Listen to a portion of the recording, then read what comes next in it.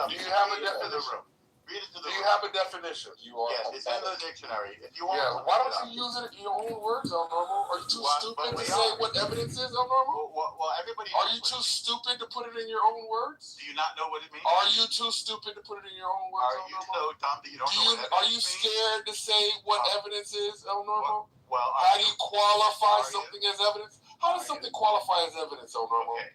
Are you too stupid to put it in your own words? Why? Why do you put it in your own words, El Normal? Why do you not articulate the concept of evidence, you stupid man? Why? Articulate the concept of evidence, you stupid man. Only got 3 syllables. Articulate the concept of evidence, you stupid spell evidence man. Concrete? Go ahead. I'm waiting. Look it up. I'm waiting. Okay. I'm waiting. So I think you're using terms that you don't know.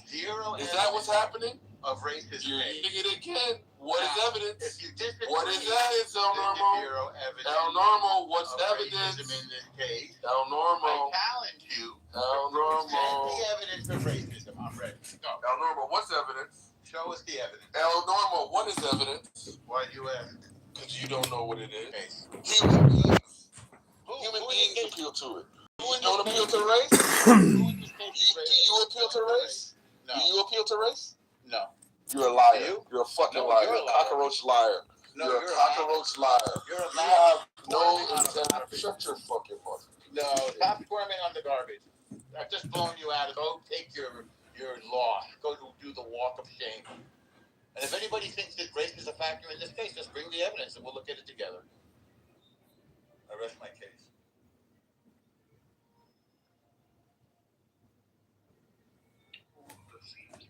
Race will be a factor in the verdict of this case.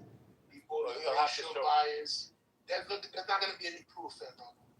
So you're making it up then? Because people, the way people interact with the world based on their experience and based on their judgment, you can't provide evidence for that. But I will put money on it that race. If you were to question these people in a deceptive manner that they would not understand why they make the decision they make, you will see that race is a factor. The fact that this kid is black and kill a white kid is going way on these white people's mind. Well, let's say the kid was white. Let's say the kid was white. You think he'd be convicted of murder? You mean if both of them were white? Yes. Yeah, he would have had a better chance. One, on this. But would he be convicted of murder? I don't think he would. I think he would. They said, "Oh, this was a mistake." I think he would. No. Once you stick a knife in somebody's, that's open and shut, man. That's the end of that. Game over. That's not ambiguous. I think to say that race is inherent. I mean, is the schools homogenous? Do they not have mixed races and ethnicities? I mean, the kid would have been around before. So to say that because of that, I think it's more so because they were maybe rivals and they escalated. Once again, back to century kids, they don't have the wherewithal to know that there's consequences because we protected them from them. But to inherently say that race is involved, I don't know if you can say. No, but hold on. Part of the reason why the entire jury, that the argument is that 97% of the population of that like come to your job whatever it's white. So even if the school isn't necessarily homogenous, the question becomes like how much exposure does the average white person have to a black person in their daily lives? The second question would be, if you're part of a minority of a town, that's like, are you more likely to be on edge to some degree? So could it be argued that Carmelo probably felt a little bit more on edge because he's a minority, right? Like, I think these are fair questions to ask in terms of like how race would intersect with this case.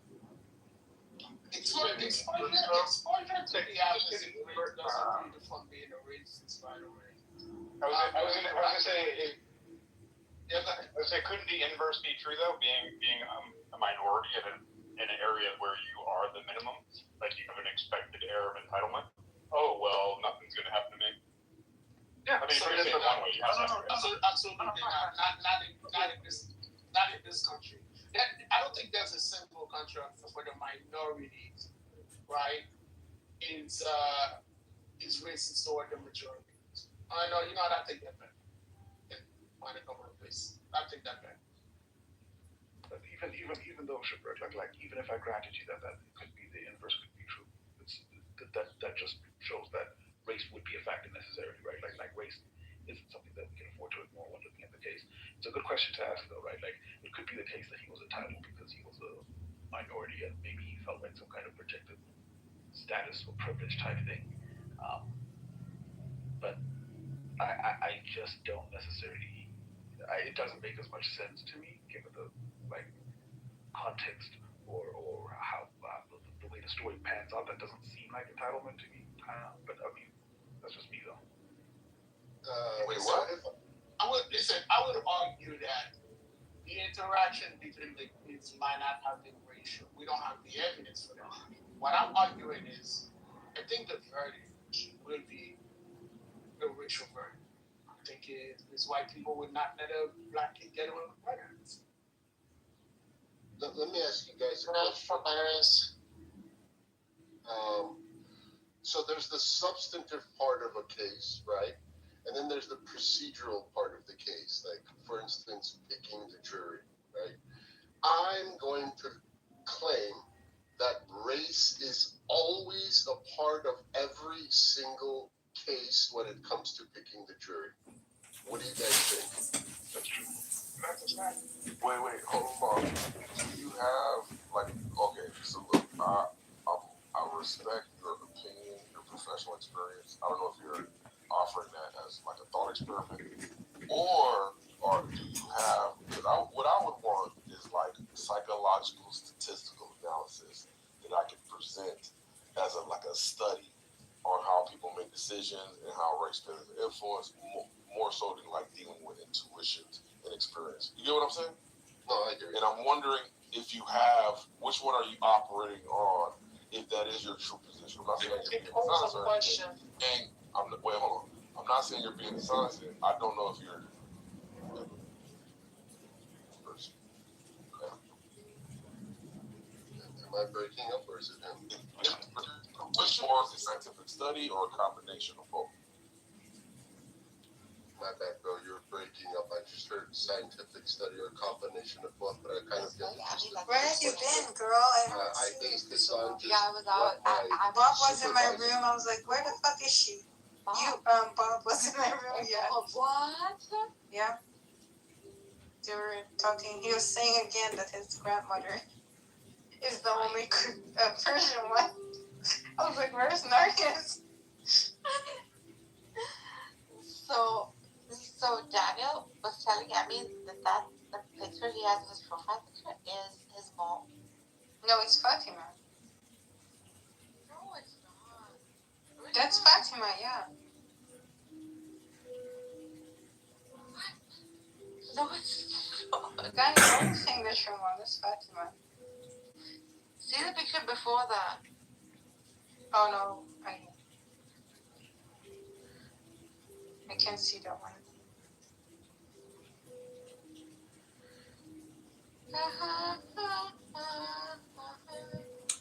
Well, I just want to welcome back everybody to Find Islam in the Bible, Megatron's favorite way to spend his day, which is with you.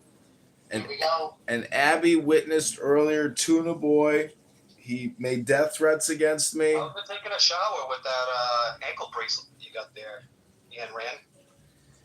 The projection alert system has been activated. Is that like, do you put soap around it and shit, dude? Like when you're in the shower with that? With what? Nothing. He has a pretty little bracelet on his ankle. Really? Again, the projection alert system has been activated.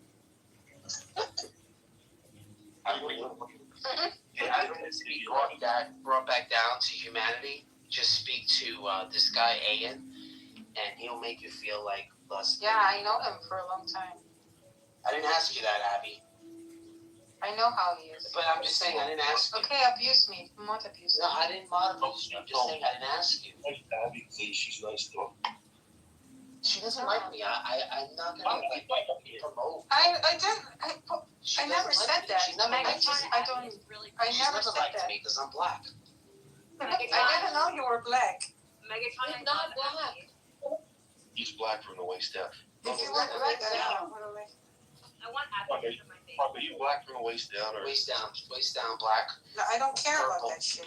purple waist down. Fuck, that's so disgusting. Yo, look at those tents. Oh my god. I've seen those. Really good. Which one? Baby, Oh, they're so good. Lord took her away. Wow. I didn't know you can sing. She's gone to heaven, so I've got to be good. So I can see my baby No, when I really need Fatima here. I'm joking. it's You could bring her I here. swear she follows me. I don't ping her. So. You could bring her in here, and I would be so nice to her. I promise. No, I don't want her to be here. Okay. Yeah. Because you don't like her anymore? Because she's gonna do something and I'm gonna get the blame. No, I would protect you. It's okay though. I don't care. But yeah. But I really like you. You went in on Thank you. I like you too. I want you to sit in my face. you went in on her smart sobs. What, Nero? What? You went in on her so hard, sobs. In Fatima? She went after Fatima so. No, it was not that bad. I can't go in on somebody who's anorexic, you know. I'm anorexic too. I was told not to do that anymore, so I won't make fun of people who are anorexic. I mean, Fatima who's anorexic. I won't make fun of her. I promise. She probably doesn't care. She literally doesn't care. Yeah. But yeah. I just don't think we should talk about food in front of her because it's probably really sensitive. And I feel like the Oh, last. maybe she'll get hungry and she'll eat more. Oh, that's true. Maybe she'll eat and do you think she's bulimic? Like she'll eat and she'll just throw it up. No, she's anorexic. I'm totally She interested. doesn't eat. She doesn't eat at all. I hate her. I don't like her. Don't fucking rob a bank with this fucking chick. Me? With me? Yeah, Abby. Don't ever fucking rob a bank with this chick. Yeah. She'll Why? spend all her money and put you in jail to take yours. She'd confess. Yeah. I feel like you would confess. No shit. I would confess. You would take the money and then say sorry. No, I would not. I would just give the money back to bank. Yeah, sure. Yes, I swear. Mm-hmm. I found so much money on so many times I found money and I will just give it back to or tell the neighbors like, hey, did you lose money? Well, no, if it's your neighbor's money, yeah. I mean, where else would I That's find different. money? I don't go somewhere else. Isn't it crazy how much vacuuming can make a difference? Oh, yeah. Why? 100%. I mean, we always vacuum every day. You vacuum every day? Yes. That's wild. So do I. You do? You have to when you I if you have can't kids. Yes. I hate But we don't even have animals, you know? Yeah, I don't have animals. Yeah, well, I even more, like once in the morning, maybe once in the evening. You guys have too much time on your hands. How many vacuum cleaners do you have? I have 3 years of them. I have 3. I have 1 for every floor. I have We have Dyson. 2. I have iRobot. Yeah, I have a robot too. I have a good one. I got it during I have Dream. It's so good. Just does it itself. I also have it cleans the windows itself too. And bathtubs and stuff. I have every kind of vacuum. I have the Dyson. I have the Shark. I have the. Yeah, even I have Shark. I have all of them. Me too. Don't have to show off. I'm not trying to show off. I'm just saying. But you can. For me, these are very important things. Yeah, they're essential because I don't have carpets. I can't have carpet Yeah, I in don't my have house. Yeah, fuck the carpet. I mean, I have, but I don't have it's not carpet. Yeah, I have carpets, but I have hardwood floor. Yeah. I can't do carpets.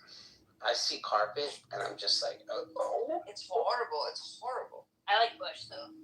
The fucking odor that comes It's out horrid. of these things. Yeah, it's horrible. You guys don't put baking soda on there and stuff? No. What? Has to shine. It has to be super shiny all the time. Well, yeah, but you put it on and it absorbs the odor. No man. I use, you know what I have, Metron? Guys, like this little green thing. You know that machine that's super high suction? Yeah. So I love carpets, and I also use it I use it sometimes on the mattresses that I have. Oh yeah. It sucks it out like so much. There's not much dirt where I live at all. It's the dust mites that build up. America Dust has a mites. certain kind of dust. You don't find, especially where I live, because there's desert on one side and there's beach on the other side. It's a kind of light white dust. Yo, I have two covers over my mattress. Yeah, The first too. one is from the bottom coming up, and then the one on the top it goes over the one on the bottom. Oh, I see. Okay. Mm-hmm. You understand what I mean? Yeah. So both are waterproof, right? No. Those are for my kid. The kids have a water. No, that's uncomfortable to sleep on. No, they're not. You don't know the newer ones they're making. What are you doing with your bed that you need a waterproof? What is? I don't even want to know. Because it should be just very immaculate. No, it's not water. It's dust-proof, waterproof. This little ticks, whatever. What are those called? Bed mites. I've never seen bed mites, but it's has dust mites. The dust mites. Yeah. What are dust mites? Oh my God! Look it up. They're like little microscopic mites. They eat skin cells. How do they look? They eat the flakes that come off your skin. Oh my God! You're bloody kidding me? This can't be real, bro. Yes. Yes. I mean, they are innocent, but like you have to change your. You have bugs all over you like that every day, all day. Oh my God! Where are they? They live on your skin. They live in your eyes. They live in your. This is not real. This can't be true. Yeah. Yes. Oh my God! I can't do this. Hello. Never do this. Hello. I can't do this anymore. I can't live. Hello. You'll be fine. You have lived so far, so. Just take your skin off. It won't be an issue. It's unbelievable. They can't be on. Many of you. They live in your eyelashes. They live in your eyelashes. Many of you are already altruistic Kat, do you know what parasites. Ethan Moose looks like? Yes. No, I'm asking Who? that. I don't. Remember Ethan, the one that was always talking in Andrew's room, the one obsessed Yeah, with Ethan. Yeah, of course. What about? Yeah. I'm going to show you what he looks like. We know. But he's on YouTube, so it's not like I'm doxing him or anything. We know what he looks like. In fact, they had put in money to get him. I think he had. Oh, is he the one? He's the one that was debating. Yeah, the very good. Yes, the one that talks about the bride. Remember the bride one? The bride thing? I think you were around for that one. This is him. That's why there is no dementia in Israel. If you're a Christian and still don't know that the reversal of memory loss is in the Bible, read the scripture. So it's kind of like clickbait age. I don't know. People, I think, are maybe justifiably really skeptical. I always thought that. So at the final apparition she had scheduled on the first visit, in 3 months, I'm going to make everyone believe. I'm going to perform a sign that will make everyone believe. So on October 13th, around midday, which is when the schedule is for all of these apparitions, at this location, which is the code button. That's what I thought. But okay, so then we keep going, and basically, look at this fucking we weirdo have that jerks what happens in off to September, Andrew's voice. and now this is when we're starting to deal with crowds in the tens of thousands have already gathered. And so the apparitions play out as they had before. Total creep mode. Oh my God. Wow, that's amazing. Did you see how many views he got? It's fucking amazing. He's at 100,000 views. Yeah. That's not on his channel, bro. 3.4 thousand likes. I know, but it's still pretty impressive. Ethan Muse. But yeah, that's what he looks That's like. crazy. I mean, honestly, with all the videos I have combined of Tom Rabbits, I probably make up like 10,000 views. Well, anyways, I mean, Is that all right? you could take this 5-hour dialogue with him and just do like a key extracts, and then you're like, wow, okay, great. We got the top 10 here. And then you're done with it. But Andrew will still keep coming here for the rest of his life until Mark Benioff decides to shut down Why are you this complaining about it? this Why? this what are you Parasite doing right app. now? What are Oh, you I'm doing about right to now? go enjoy my best life. I need information. I don't need you complaining. I need He's information from projecting. you. Yeah, stop projecting. I need information. I want to learn The something. projection I don't care alert system about has you been listening into activated. conversations you don't care about. Well, see, I believe that, essentially, you're wasting your time. I think you could confirm it if you were to be more aware of how you spend your time. But because I film all of my time, I'm well aware of how I spend my time. Bro, you look at yourself. You have a TikTok where you're just fixing your face, you're looking into the camera, and you're doing absolutely nothing. Do you understand how, like, when I see you doing this, I'm like, he must be either peaking from his, what would I say, your controlled substance, your benzos. You're peaking on your benzos, and you want to share your peak moments of ecstasy when you're jittery and you feel like you have this tickling sensation that's going up your ass, and then what you're doing is you're recording for everybody to see. That's exactly what's going on. I've been there too, Ian. I've been there. I know what the tickling sensation feels like. It's just better with a man. I'm just letting you know. So that's all you're missing is a boyfriend in your life. You should be doing this with another man. No offense. Maybe a younger man. Because you're like the old It would make a lot more sense if, like, there was a single viewer. Like, let's say there was two watching. Every time you go in, there's like nobody's watching it for hours. That's the creepy part. I'm sorry. Why would you do a live stream video with no fucking viewers? It's a little bit weird.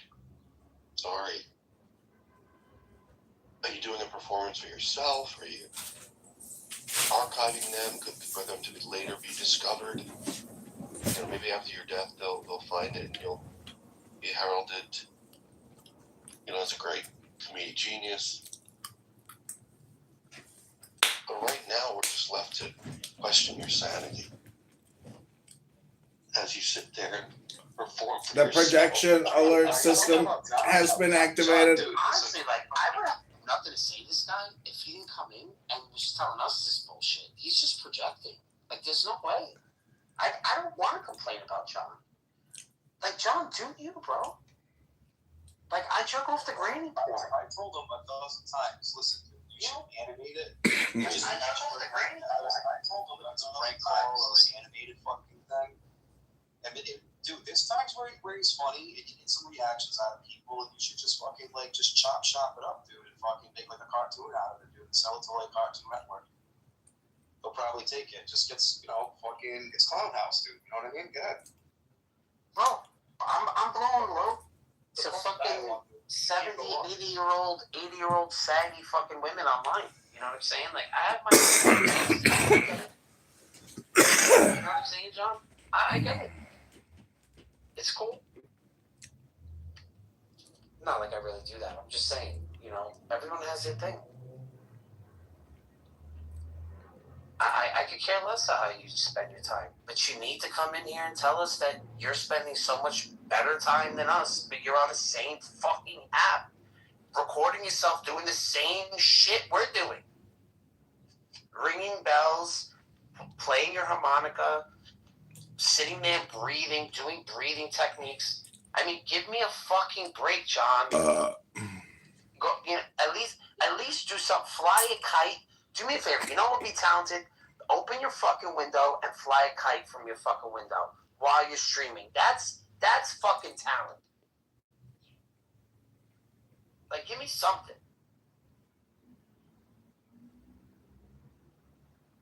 Yeah, I tend to agree with Megatron here. I do think it doesn't take much talent to plug in a cell phone and point it at yourself, you know, and just multiply that by like 10 or whatever, how many you have. But there is a liability for documenting yourself in this way, because eventually you're just going to forget that you're now videoing yourself, and who knows what you could be engaging in. And you seem like the type that, you know, wants to keep some of your behavior, you know, behind closed doors, so to say. Because I can imagine that you have a drum, 55-gallon drum somewhere in that fucking creepy house of yours. Do you need to get help, John? I just want to dedicate this song to all the losers on Clubhouse that won't shut the fuck up.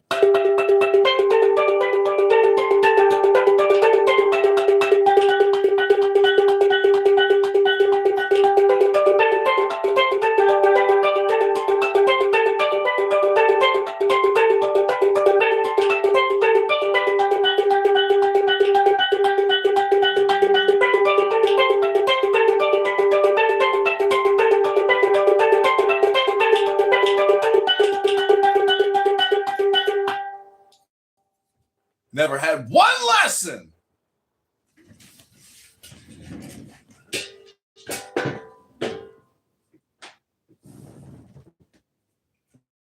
Amen.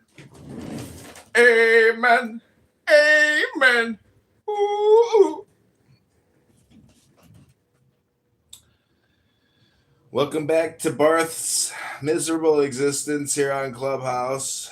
We are live streaming from the bunker, listening to Barth and Narjas and Zabu and Nero and Regal do their thing, which is patterning. Let's start the show. Take it away, Daniel.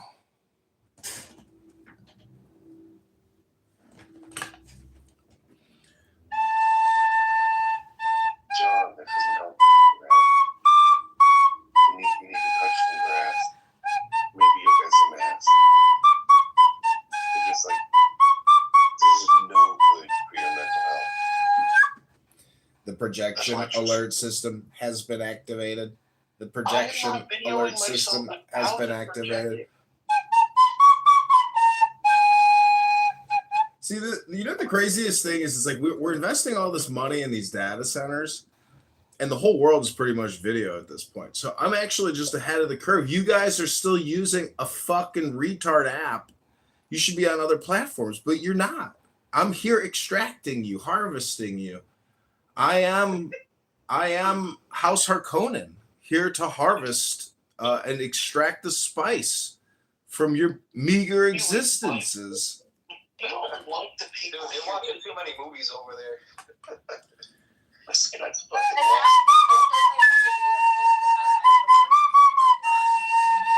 oh my god. I swear to God. I gotta see this. Can you see what he's looking at? So small. It's like he can only hold the tip because there's nothing to hold. So he's just using this like his thumb and his index. It's disgusting. Oh no. Let me see if I can find it.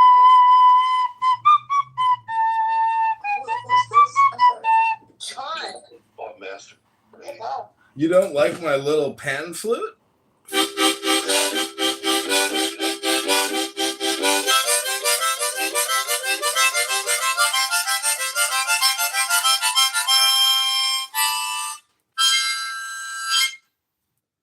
Your projection alert system has been activated.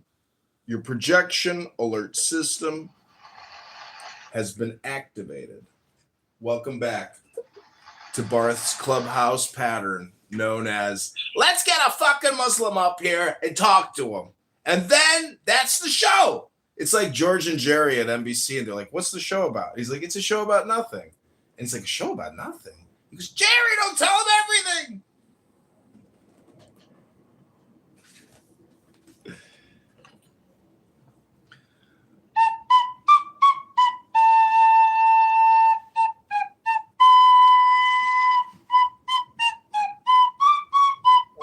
What do you think, Darrow? If you had like a proper editor and had somebody just splice all this audio together and made like a cartoon out of it?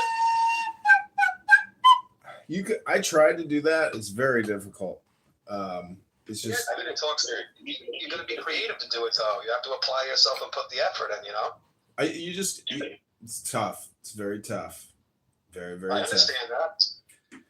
When see, the thing is, when you guys say to me, "Hey, check out this video I made," and I click the link, I'll say, "Oh, awesome! You're a creative now." But if you just create things to throw it in a mop bucket and then flush it down the toilet, which is what Clown House is, honestly, you're semi-retarded. And the truth is, you're never going to make any money doing this. Like the fucking Cheech and Chong audio record tracks, or at least they made money. The Jerky Boys. Yeah, they made money, dude. And then you have like the whole fucking, prank fucking thing going on with the fucking the mic thing, and everybody's doing this blood sport debate shit on TikTok and fucking YouTube and everything else, and it's oversaturated now that it's boring. That it would actually be a breath of fresh air to see something that you could splice together creatively. And have some sort of a representative, whatever the case may be, to put the face to the voice to, and have it a little animated and wacky. Yeah. And you can even put yourself in there too, and it would be cool, dude. You know what I mean? Like that's an angle somebody didn't go with yet. If you get what I'm saying. But well, I know people can't do do in the patience to fucking sit there and edit it yourself, or I don't know. Have the creativity for projection alert detection system has been activated. So what I'm trying to say is that when you have an inflatable, dude, is I don't really want to fucking do it, and I'm tired of Andrew and everybody else and whatever the fuck. Like, talk about something positive, dude. What the fuck? Because I'm not gonna hang out on here if it's fucking negative every day. Yeah, try reading a book, fat ass. The point is, homeless people, when you try to give them a tent, guess what? They reject it every time. And I'm like, how do you not want a free tent? You're homeless. And they go, no, I don't want it. I don't want it. I go, why don't you want a free tent? You're homeless. And they go, no, I'm good. And I'm like, well, your legs are puffy because, yikes, that's called diabetes. And, the pus flowing out of the lower bottom part of your legs onto your second chair, yikes, that's indication of a health problem. What would it be like if you just had your own bathroom or your own bed to sleep on, a place to take a shower and sleep and maybe heal a little bit? That'd be nice, right? Instead of being homeless, sitting on a chair, rejecting a tent, pus dripping out the bottom of your cankles. Hello?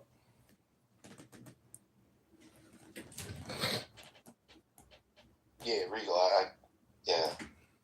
we're of one mind when it comes to like what John needs to do to improve. He needs an editor. He just needs someone to pick the good stuff. Because I don't think there are gems in there, but they're few and far between. So if you edit them into spend the time editing and you animated it, I think it will be a sensation. Absolutely. But there's so much just garbage that he dumps out there. And it's no good.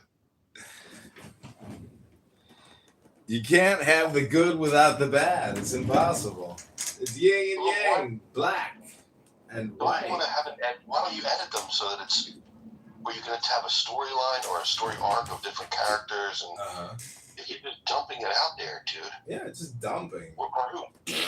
Dumping. What do you think of creating content for like Viacom or something, or news? Like, don't you understand that this is just a live stream in an office listening to conversations? And I'm sitting here wondering, why am I listening to this? But then I also ask myself, why are these people talking about this for hours on a Tuesday at 9 or 10 a.m. in the morning? Don't they have anything better to do? I guess not. Reading like too many Deadpool comics. What are you, the character in your own story here, and you're the only one allowed to break the fourth wall or something in John's world?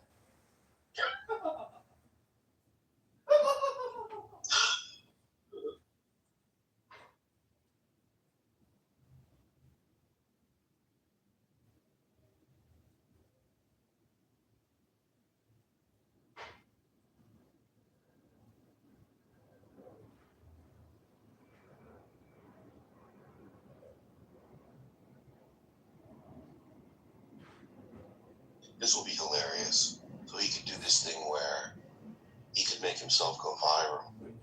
So the whole concept is man forgets that he's live streaming and he just starts doing these absurd things. Like, I think that would be a hit. You just completely forget that you're being recorded and just do what you normally do. Well, that'll get people's attention.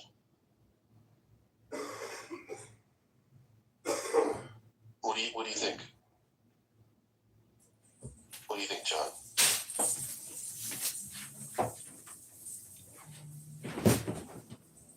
Well, I've just refreshed my beverage, and I am getting very far in Ayn Rand's Virtue of Selfishness. We're on page 84.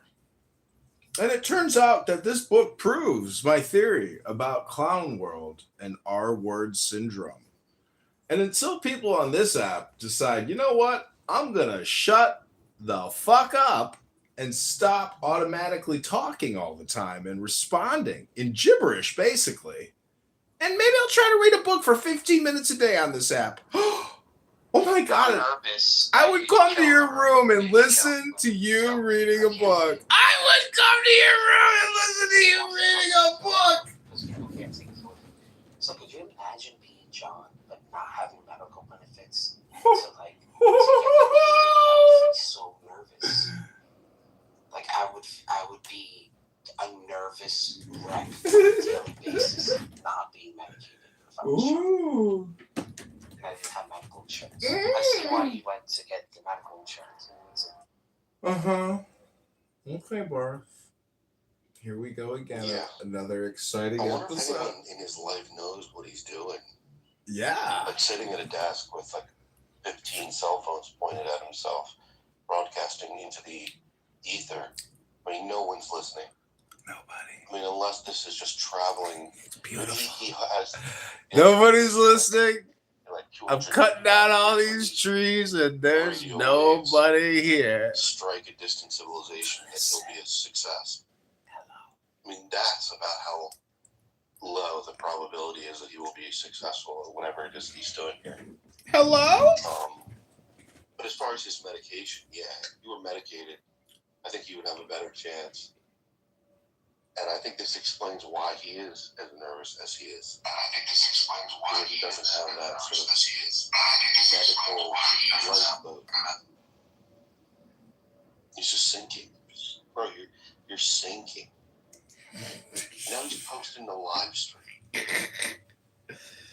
Projection alert system detected. Let's look how he does. Projection alert. Alright, let's look at some. How do I copy this? Oh, fuck. Okay, I got it. How do I copy this? Alright, I'm gonna.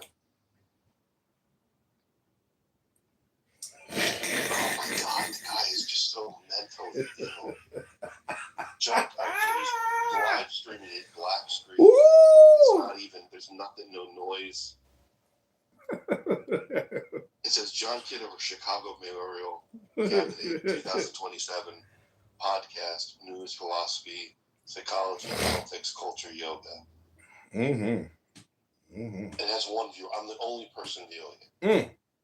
And it has links to his personalities, the mayor. And it has links to the mayor that was like that was alleged of fucking election fraud publicly. And by the way, let me pin that link up there. It's a fucking doozy. So you just type his name in. It's a doozy! Degrees tomorrow. 90. Wow. Let's talk about the weather, baby. Yo, fuck that. That's gonna be terrible.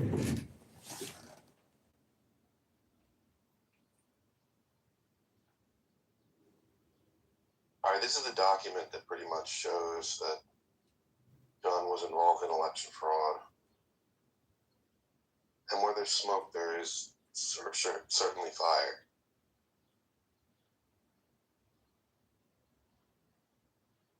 There we go.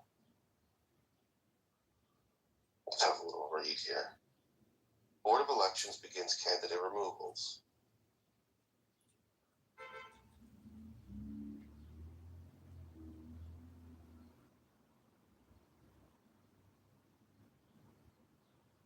Congressman Darren LaHood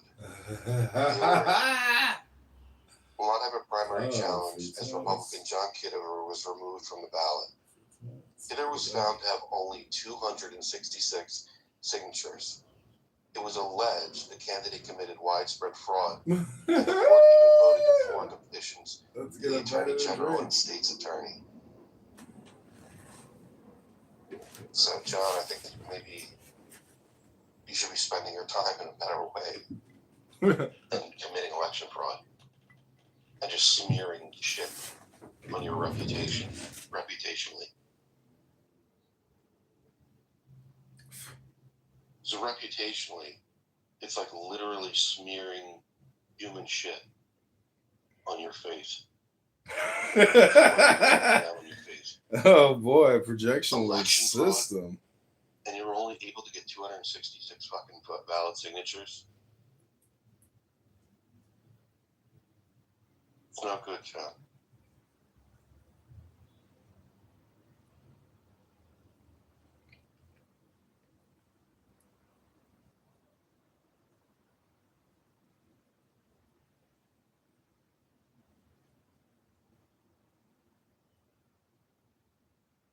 Can someone invite John up?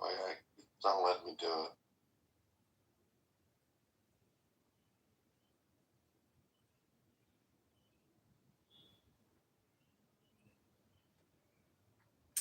Yeah, I just want to say that Illinois.com is not a credible news website. The founder of that piece of shit website, his name is Finkston.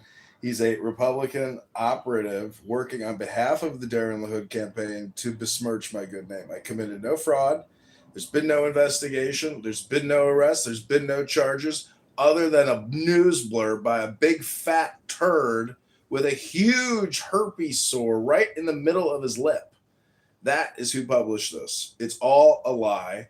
The lawyer who represented Darren LaHood is a punk who wore a Bears hat to the trial.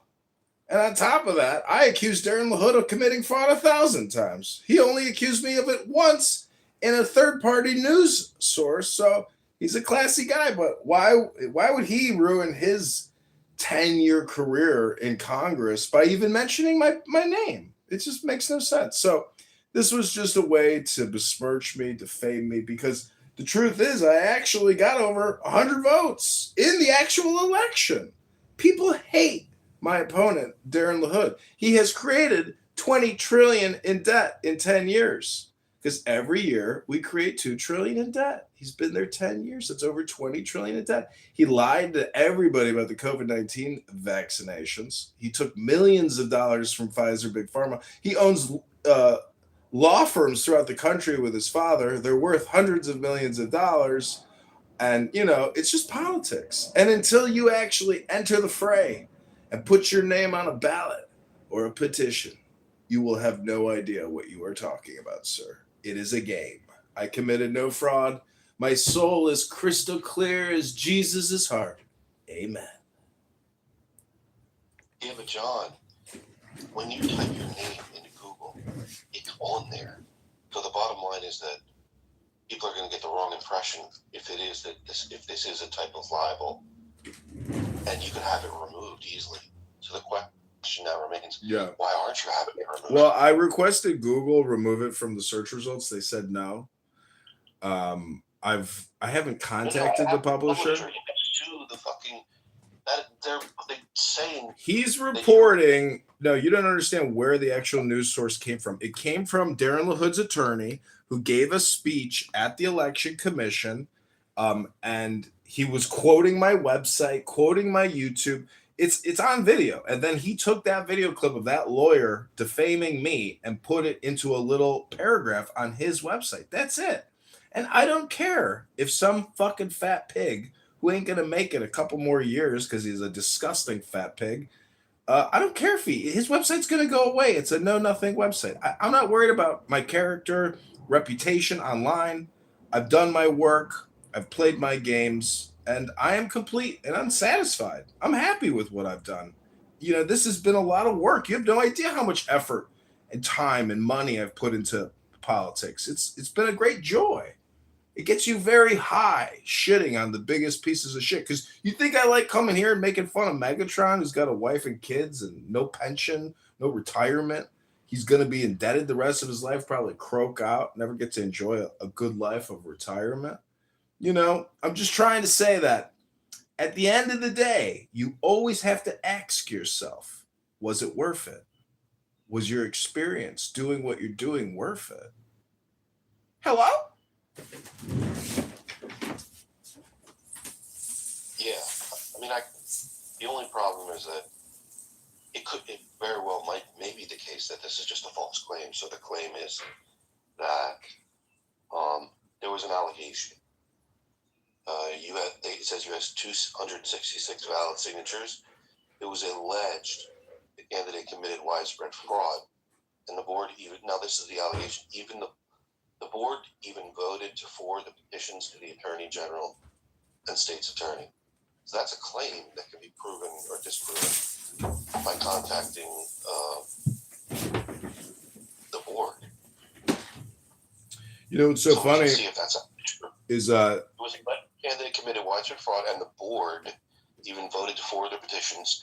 Okay, so the board did it. Under the recommendation of Darren LaHood's lawyer. John, the board decided to forward it. I know. And here I am talking to you. I guess their forward to the Attorney General here in Illinois resulted in no merit. You know, because honestly, if there was intent or there was actual operations, it's not there, my friend.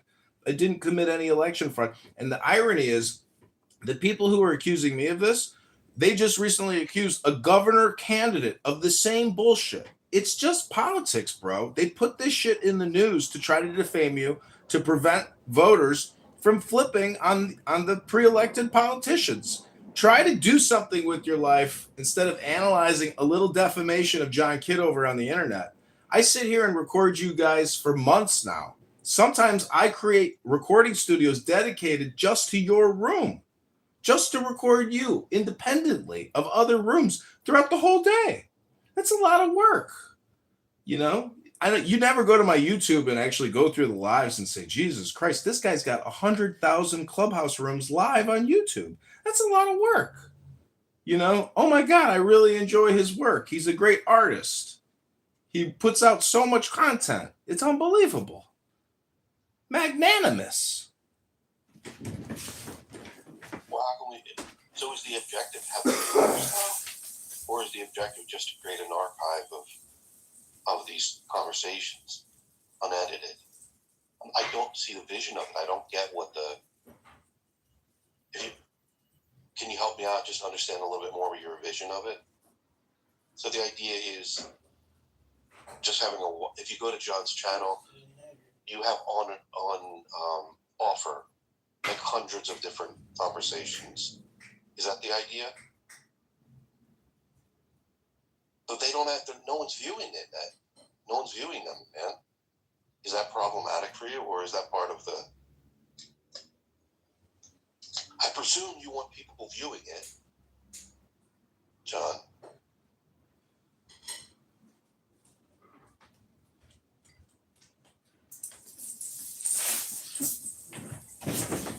No, it's not problematic because I'm actually just doing what you're doing, but I'm just filming myself doing what I do. And my opponent, Darren LaHood, He's going up against a Democrat candidate. Now, I challenged both of their petitions. They audited my petitions. You saw that I had over 200 plus confirmed signatures, but they did not audit my opponent's signatures. And he only had 1,600 plus signatures. He wasn't expecting anybody to challenge him. And guess what they did? They rejected my challenge and did not audit his petitions. And guess why? Because he probably didn't have the required number of signatures, which is 1,550, to actually get on the ballot. He was that close. And so politics is dirty. And the people at the election board, they know people. They know the candidate. He's been there 10 years. They have favored candidates. They persecute and prosecute. There's no transparency. There's no equality underneath the law in these election courts. It's strictly lawyers and judges. And until you actually get into politics, you will not realize that the vote is rigged. Your average citizen cannot get on the ballot because lawyers and judges control who goes on. And really, our democracy or our representative republic, it's a joke. And you might be a part of that joke. Hello? Hold on. We're not all doing what you're doing. We're not just sitting there watching video. Like, we're doing other things while we're here. You literally just sit there watching yourself. So you're claiming that you're doing what we're doing. No, like, I have a whole life. What are you talking about? I'm like cooking and working out. I'm doing my chores. I'm addressing emails. I'm not just sitting there fucking watching myself. What a fucking loser. Do you know anyone in here? Honestly. And also, John, so 266 of them were valid. How many did you submit? So that we can see how many of them were rejected. Did you submit at least 2,000? That means of the 2,000 submissions, only 266 were valid. No, that's not true. You've never actually reviewed the audit. I have the audit paperwork. Hundreds of signatures were determined to be out of district. This has to do with the redistricting in those towns. It's such a scam, my friend. Plus 250 confirmed signatures out of 1,600 is actually pretty good for a first run when they just automated. You submitted 1,600 signatures. Yeah, and I didn't actually get to contest their contestations. So, all right. Listen, so of the 1,600 we've litigated this. 266 were considered valid. Really? And you don't think that that's suspicious? My friend, 266 guaranteed confirmed voters signed for me. Hundreds more that lived across the street that were out of district were negated from being on my petition. The point of the matter is that I was audited. My opponent was not, despite my legal challenge. So there's a double standard. I'm exposing political corruption. Do you have any idea what the government is getting away with every single month? Every single year? You don't care. You're just a fucking car insurance salesman who sits here and talks shit to Muslims all day. Who the fuck are you? I'm a public, politician. I'm a musician and a magician. Who the fuck are you? Hello? I'm not putting myself out there like that. I'm not running for public office. That's the difference. But I think that there should be some degree of scrutiny applied in this instance. Though there's 266 valid, you say that the remaining of that 1,600 total. If you wanted to talk to the employee that I had generate the signatures, you could do that. Listen, courtroom Daniel, you've already litigated this a gazillion times against me. It's pathetic. Relax, please. I want to ask a specific question. How many?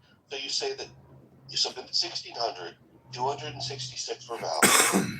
How many of them were not out of district? They were just fake signatures. It just weren't. There was no person attached to them. Well, I didn't generate any of these signatures, so that question is a great question. But you'd actually have to look at the audit paperwork, because when they audit your petitions, what they do is they scan it in, they give you a PDF, And then there's a secondary sheet, which is what you're challenging specifically on that petition. So I have the audit sheet. It's like 300 pages long. Do you want to see it? And you can actually review what they put together in the audit. Is that how you want to take this? Is that how interested you are? In the audit, how many signatures were fake? It doesn't state that. You'd have to review the paperwork and actually see what was challenged. Why is it that 1,400 were rejected? Every single signature was individually scrutinized against the database. Stop, they couldn't all be out of district. What were the other reasons why these signatures were rejected? Well, you've never actually challenged a petition. You probably don't even sign petitions, so you wouldn't know. That's why you have to ask a subject matter expert like politician John. They pay college students to collect signatures. I know exactly what you do. All right, well then great. I'm happy you know. They go to college, at least the So happy you know. They pay people $5 a signature. They go to the area and they pay people to collect signatures. That's right. You've probably done it yourself, so you can get yourself a Subway sandwich in an afternoon. Relax. I'm very relaxed. This conversation is already a redundancy, and unfortunately, yeah. Go ahead. Go ahead. I'm moving myself to the audience. I'm sick of this conversation with you. Have a great day. What the hell is your problem? What the fuck is his problem? He has 1,600 signatures. 266 were valid, and then he claims the remaining 1,300 or 1,400 signatures were out of district, which I find that very difficult to believe. What kind of a blunder would you make that you're having people sign signatures for your congressional run that aren't in your fucking district? The whole point is that they're in the district. That's just a lie. So presumably, a good deal of these are fucking just fake signatures. Not even attached to anybody. And you could get in trouble for this shit, man. It's not just a joke, and that's the whole point I'm trying to make to you. It's yucks on here, and you can have fun. But what you did was something that you crossed. You weren't using proper judgment. You crossed a line that you shouldn't have done. Being a lunatic. This is so funny. And you being called out on this is going to prevent you from fucking doing it in the future. So you don't have something on your record like this. You did something stupid. And I'll make sure that you know that so you don't do it again.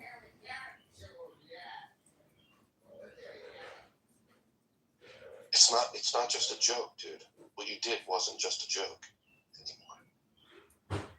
Like, you fucked up.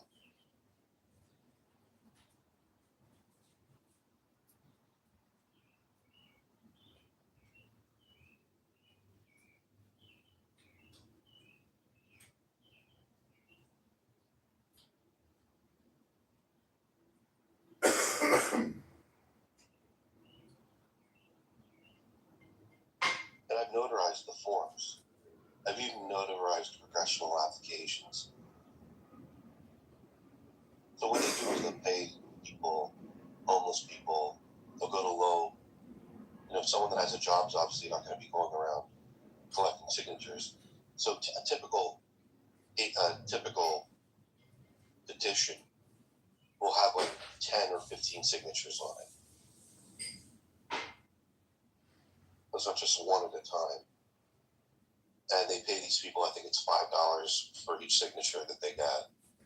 And of course, these people go in because they want the money and don't want to do the work of getting signatures. They just write in there big names and shit.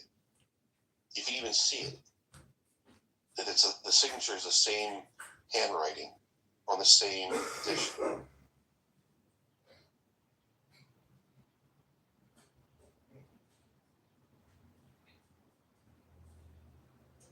And there's a lot of money involved in this, and that's why when John was fucking around in there,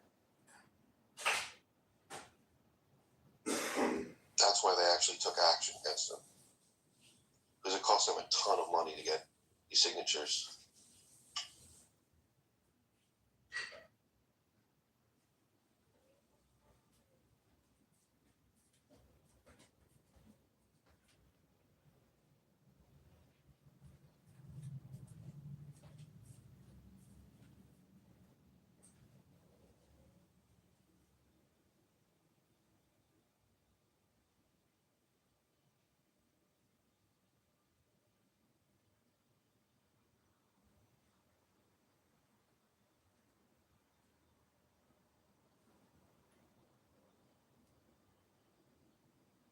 Now I'm gonna have to contact the board, the Illinois Board of Elections, and get some of the publicly available information.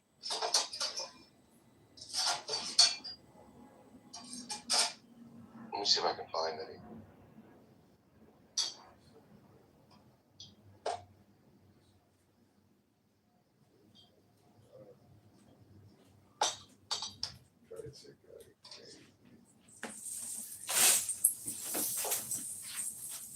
See if we can find any contact information.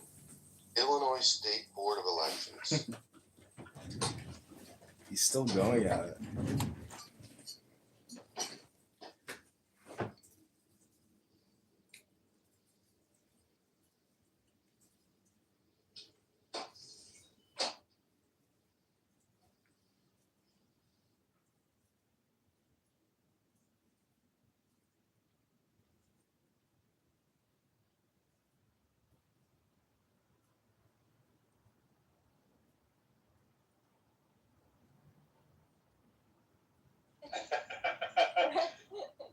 I'm just in here testing Club Deck.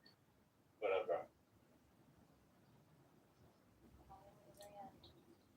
Oh, that's it. Oh, is it? Okay. Yeah, but he's just testing sound and Club Deck. I've never used it. I should try it. You would have a lot better feed. Like, it would definitely work better for what you try to do. Do you like it, Joe? I mean, I don't know. Like is subjective. Do you? Isn't it crazy though that it's not a Clubhouse product? It's like what? That is weird. Y'all don't hear anything. No, I just hear you. Your voice. Are you playing something? If you're playing something, I can't hear it. Yeah, I'm playing off YouTube. I wonder I gotta figure out how they get the YouTube clips. Well, how did you play it before? What was playing? Oh, that was just on the soundboard. Yeah, they just have those already built in. Yeah.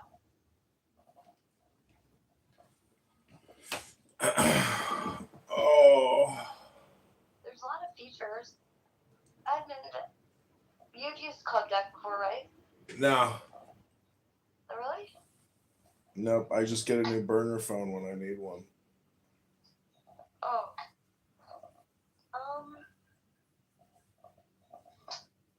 Gosh, I only used it like a few times for my laptop.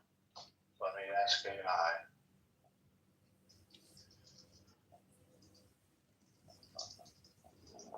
What should be the room title tonight? Is Carmelo Anthony a murderer, or is he innocent of self-defense by sticking a knife in somebody's chest? Hello? Yeah, no.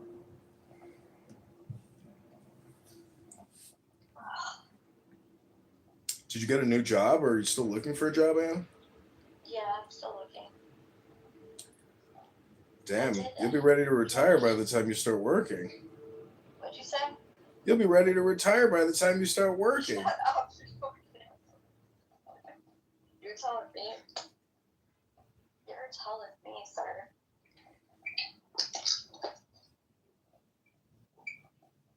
Why don't you just come on Clubhouse and do tarot cards or psychic readings or natal charts? Come on. Do you know who you're talking to? Or prayer circle. I don't know. There's so many ways to make money on the internet. You just have to be, you have to have fun with it and be creative. But even Kalshi, I mean, you could do Kalshi analysis. You need to get people to buy you a cup of coffee and find value in what you're creating.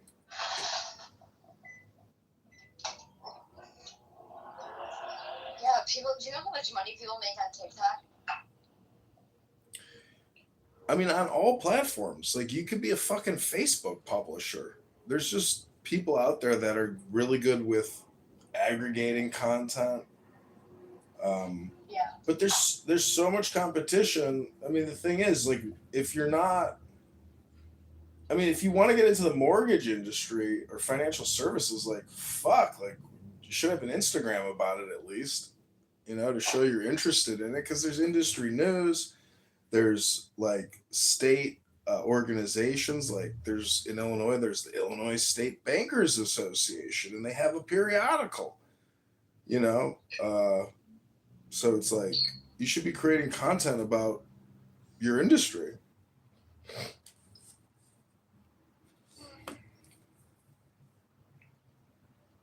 Like Jonathan Bing. Basically, I mean, I hate that guy, but I mean, I don't hate him. I'm just saying, like, at least he's fucking creating content about what he does. He has a license. He puts his NLMS whatever number in his bullshit, so he can actually get you a mortgage. Yeah, he wanted me to sign up for one of his classes. Oh God. And then when you are, yeah, it's $10,000. And oh then my God. when you're done, you get like all these leads and stuff like that. Yeah, right. It's very difficult business, but it is a business. Yeah, for sure. Why don't you just like look for a state, or federal job, or I mean, how's your career search going? Are you experimenting, or are you just like specific? No, I'm like, I essentially have like gotten to the point where, I've been applying for like everything now because I'm not like too good for any job now. Like I need income. Do you have a casino by your house? What? Is like there 30 minutes?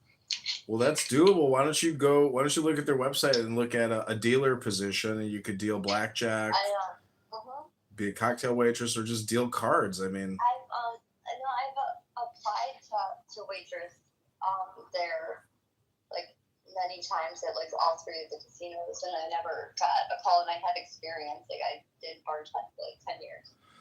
And then, we'll try to follow them because they post the days when they do interviews, and then they'll send you to their like casino operations school, and they'll actually like teach you how to be a dealer.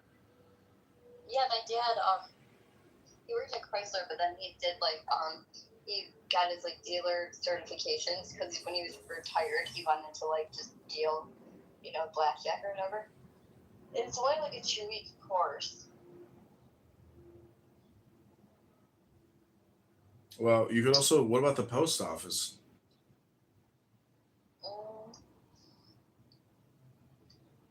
Yeah, I can try that. It's really hard to get in there, but I can try. It doesn't hurt to try.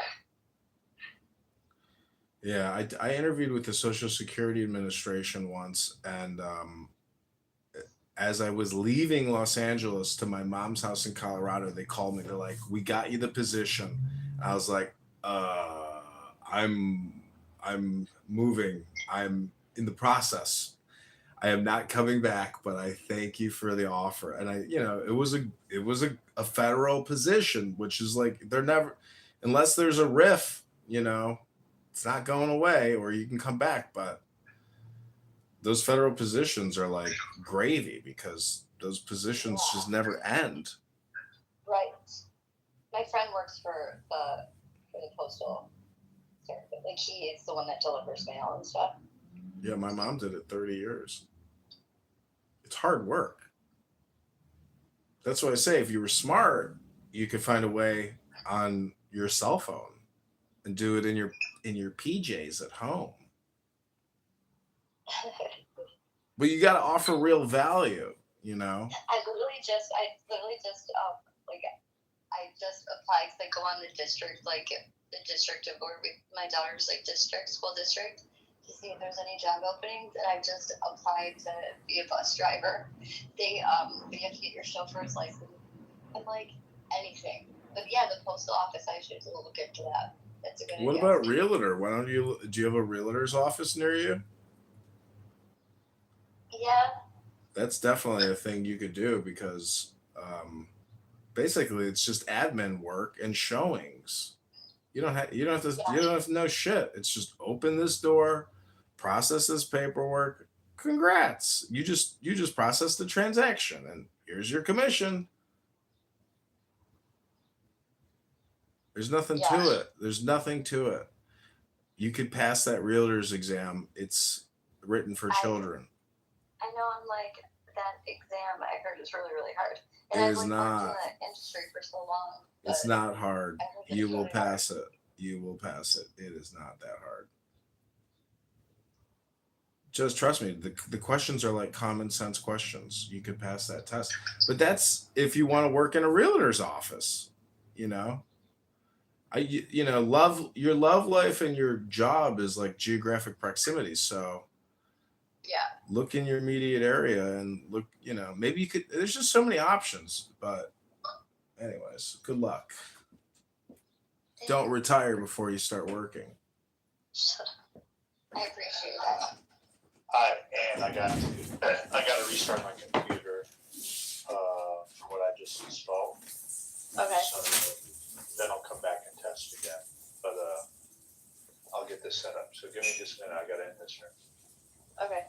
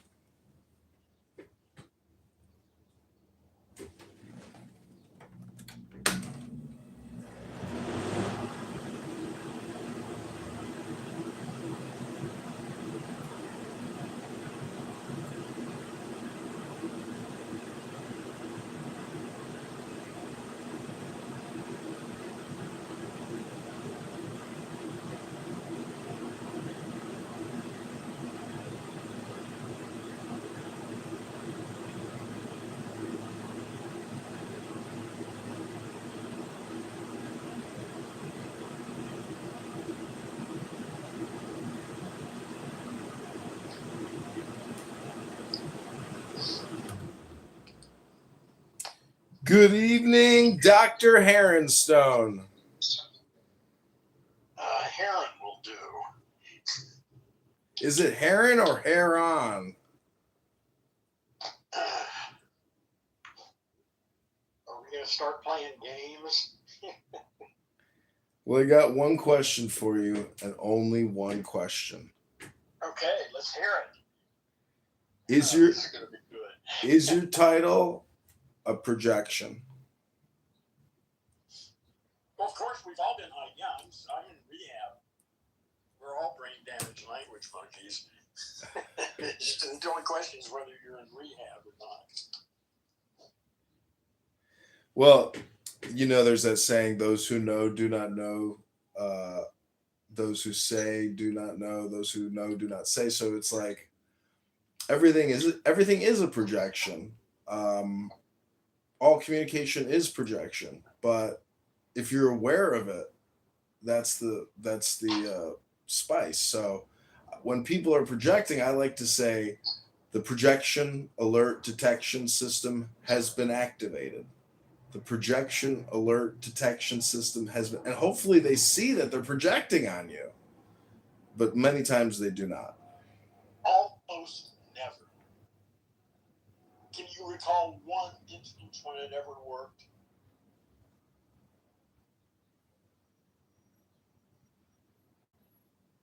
Yeah, I mean, I guess with myself, but not with other people. Yeah, it does work with yourself. It works great with yourself.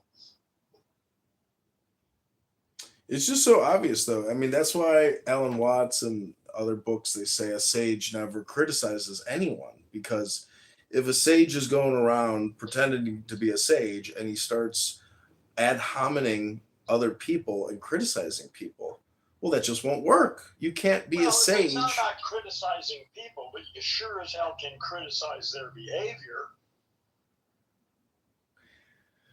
Yes and no. I mean, Ayn Rand and objective ethics would say yes, make moral pronouncements, but a sage flying in the sky isn't going to bother criticizing this or that. That's the point. Well, who cares about a sage flying in the sky? Well, Fuck. I mean, Alan Watts and D.T. Suzuki, they say enlightenment is just like ordinary life, except 2 inches off the ground. And so, well, you got these retards that say they're doing yogic flying. And maybe they're right. Maybe they really are.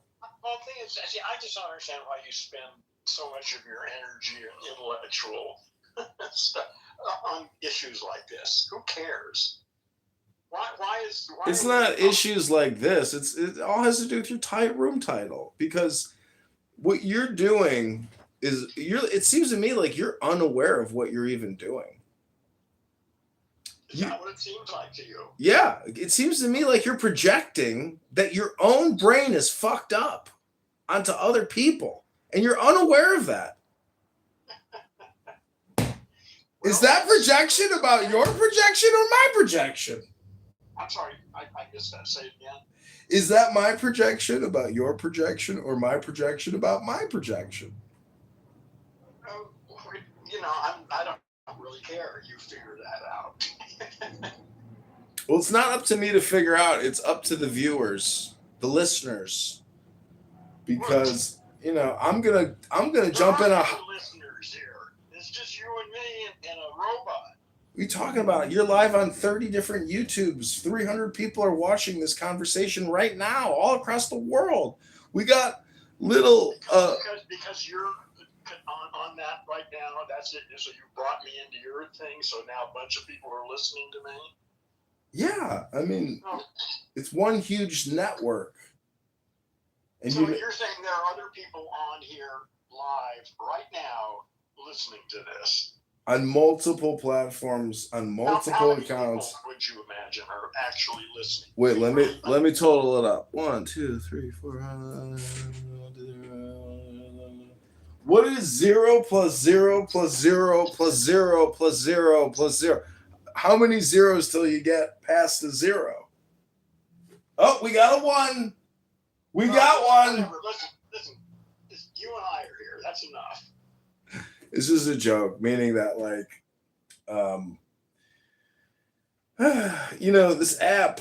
I think this app will shut down personally, because of course it'll shut down. It's just a matter of when. Yeah, exactly. But I went to the town hall, and they had a town hall here 2 days ago, and the people running this app are just so clueless. Listen, I don't want to even hear about it. I know that. I've been here for, 5-6 years, whatever. I've been around since the beginning. I don't want to hear about how lame they are. I know they are. I'm disconnected from that bullshit. I come here and start my room, and that's my interaction. Well, what's great is it really won't matter if the app shuts down, because there's just other replacements out there for what you're doing. Well, I haven't found a better one yet, but you're not using X Spaces?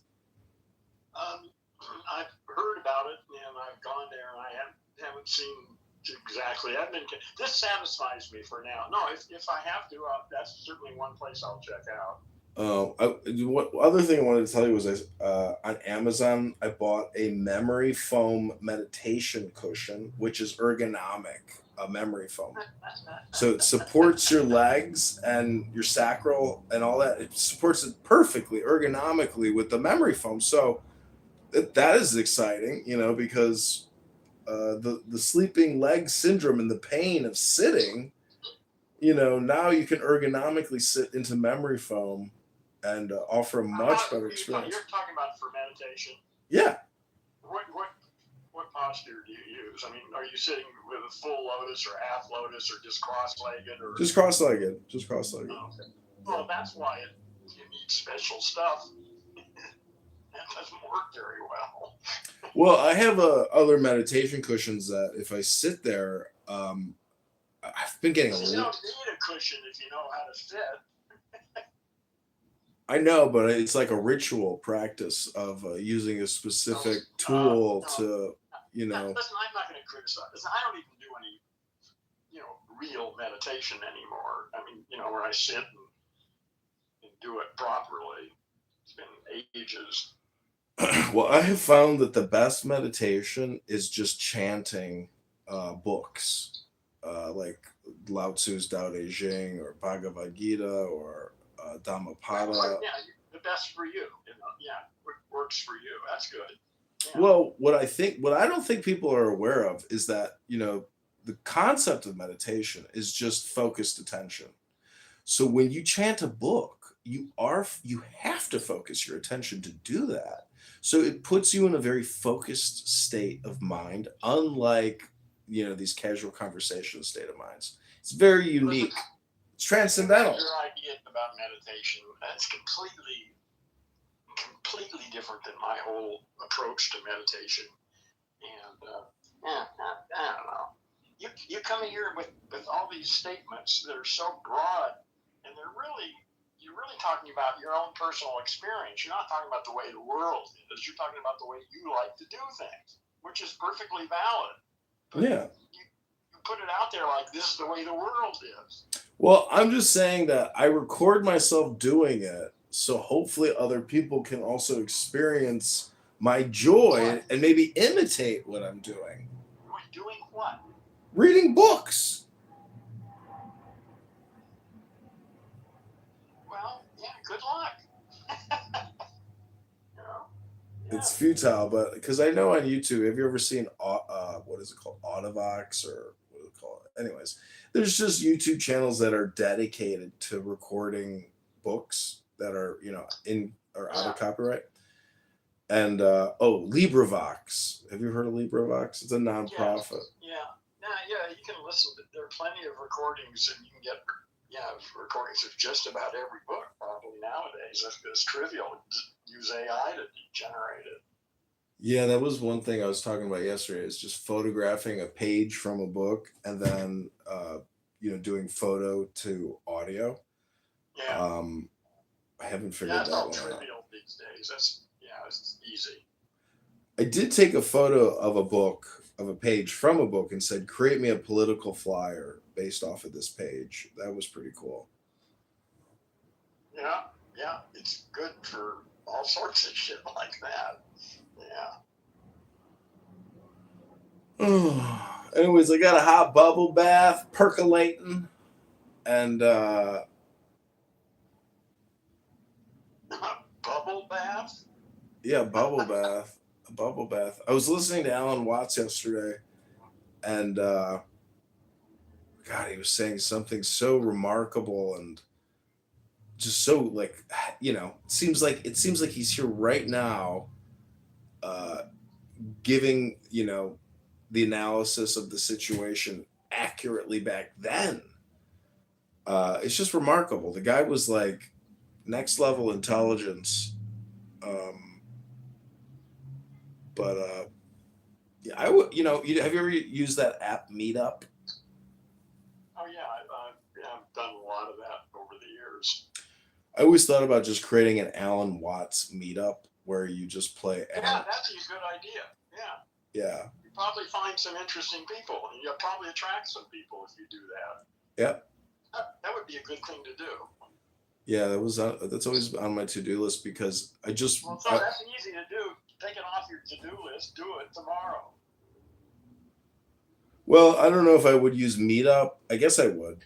I guess I could. If you want to have physical meetups, that's the place that's there to set that kind of shit up. That's what it's for. I actually wouldn't do a meetup. I would organize it, but make it a virtual event where people can come to the Zoom and listen to an Alan Watts lecture. Do it that way too. Yeah, that's right. Yeah, a friend of mine does that. I like meetups for actual meetups, though. The best. But no, it works good online. Yeah. The other meetup group idea I had was just an SEO meetup group to meet with other creatives in your city because if you can network with other web publishers and you're trying to optimize your business for keywords, networking with those webmasters to give you juice, in a reciprocal way would be beneficial for your business too. Well, it's always good to know people who have skills that are valuable. But I was on eBay and I type in, like Alan Watts antique book, Alan Watts recordings, Alan Watts tapes. And so I just recently bought a lecture for $60, 4 tape part series. And that's kind of a cool artistic idea, is to like buy old kind of antique Enlightenment material like that. It's not really antique, but then just republishing it, using AI, creating a new image of the book, of the tapes, and then republishing it. It's a lot of fun. And yeah, and it's good if you can get out, if you can find people to buy it and put it in their hands so they can read it or listen to it or whatever. Yeah, that would be great. Well, I'm not trying to sell it because I don't think I would have that right. It's probably underneath the copyright of his son, but well, Alan Watts stuff is, sure. Yeah. So then what can you do with it? It's just for social media. What do they call that? Self-promotion. Okay, well, whatever. Yeah, it's like clout chasing, basically. You're trying to get likes and subscribers by republishing content. But anyways, it's all off of tapes. Like I'm going on eBay and I'm buying tape collections, like actual cassette tapes of classical music, classic rock, jazz, and then you're doing what with these things? You're actually going out and buying this stuff? Yeah, I'm buying it. Your garage or something? No, I'm just storing it in my house. What do you intend to do with it? To clone it, to rebrand it, to republish it. But electronically, you're not going to actually sell the cassette. Correct. That's into MP3s or something, right? Yeah, YouTube videos. Well, okay, okay. No, these are video cassettes, you mean, or what? Audio cassette tapes. Okay, yeah. So they're MP3s or whatever you want to make out of them. So yeah. Mm-hmm. Yeah, it's just the publishing business to try to make money, hopefully within the, terms of service and guidelines, and not violate copyright law. Because YouTube lets you publish stuff up to 15 seconds or up to 1 minute of copyrighted material. You have 59 seconds. Good. So you can monetize copyrighted material, but only up to 59 seconds.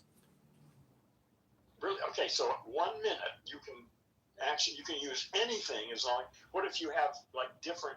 Is that just for one clip? But what if you had 10 1-minute segments and they were published? Yeah, it works. Anything over 60 seconds is a violation, and they automatically delete it. If you have multiple things under 60 seconds, you can do that. Correct. Okay. Yeah. Oh, that's good news. That's a challenge. What can you do with 1 minute of copyrighted material? It's not a challenge because the average attention span is 0.03 seconds. Well, nobody gives a shit about the average attention span. They're not worth talking to. Fuck them. No, it's not about talking to them. It's really called, I have a book on film and picture theory. And so I've published over 100,000 videos on YouTube. And so the game is, how do I create content that the algorithm and thus users are hypnotized by and don't click away? And then the algorithm keeps showing it more and more because it's looking at the data and saying, okay, this is engaging content. So really it's just the theory of how to create engagement. Well, I'm more interested in how to wake people up. But it's the same. That's helpful. That's for sure. It's just that most people don't have enough attention that it's worth getting it. Well, like, Jordan Gruber on here, he owns enlightenment.com. There's nothing on that website.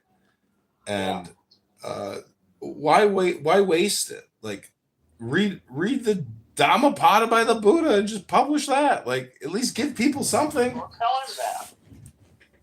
He's too busy talking about his lower back pain. So write him a message. I told him the other day, I was like, part of your problem is that you're talking too much. Going back to. I bet that went over real well. Well, no, he agreed with me. I said the solution is to just read a book for 15 minutes on this stupid app and stop engaging with people. Because it's basically they're hypnotizing you, and then your emotional response system is being activated by the conversation, and it gives you more inflammation. You have to try to control your environment to control your body, and what you're listening to is it actually has medical ramifications in your biological central nervous system. So, you are your own worst enemy if you are suffering with pain. But coming here and engaging in vigorous political debate with people that, you don't like talking about this shit. You like talking more about what's interesting or what's enlightening or anything to do with maybe those types of topics, so to speak, linguistics, language, communication. But this app is ideologically polarized, and it causes people, in my opinion, to be neurotic, psychotic. They wouldn't subject themselves to this bullshit here if they weren't neurotic to begin with. Yeah, but I think it just amplifies. Any normal person would get in most of these rooms, and in 5 seconds they'd realize it's a madhouse, and they'd leave. I will. Stay in one of those rooms is either stay because they want to study the people there, or they're just as crazy as the other asshole.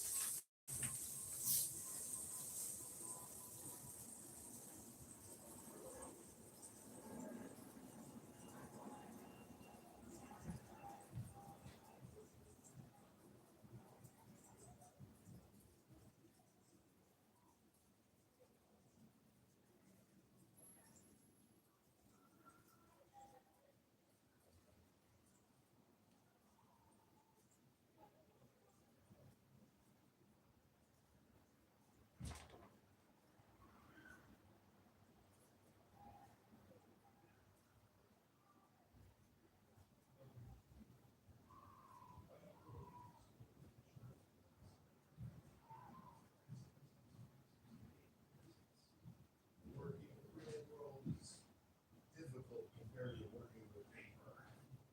So I'm wondering, what businesses have you found to be rewarding and not taxing on, activity? I'm not interested in business. I don't give a shit about business.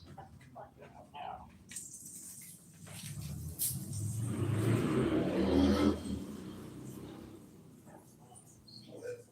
That's a business. The transformation of the planet here. That's what I'm interested in. I'm interested in participating in the transformation of this planet. Well, you might not call it business, but it is still a little.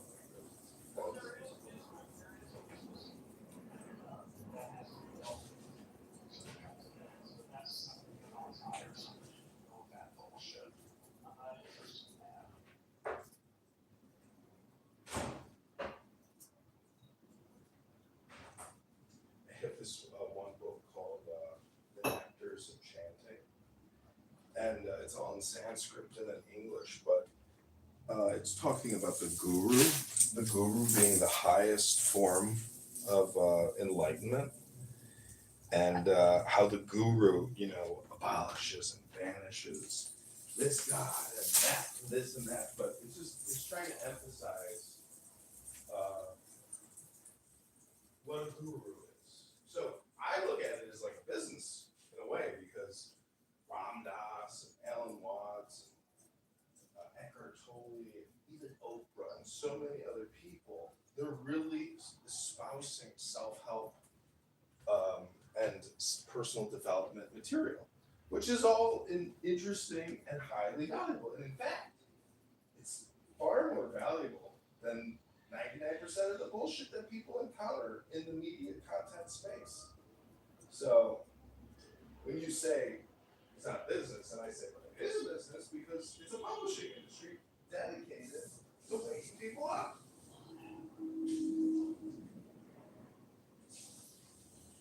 But the question is, how do you go about, how do you get people to pay you to wake them up?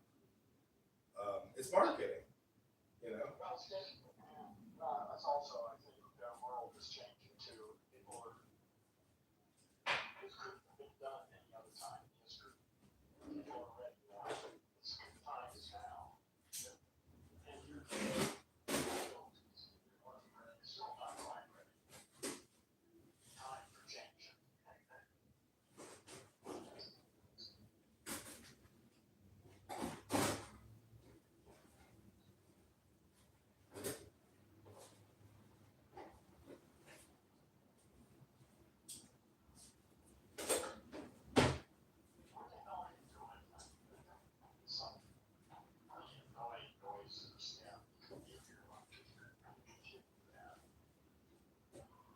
Sorry about that.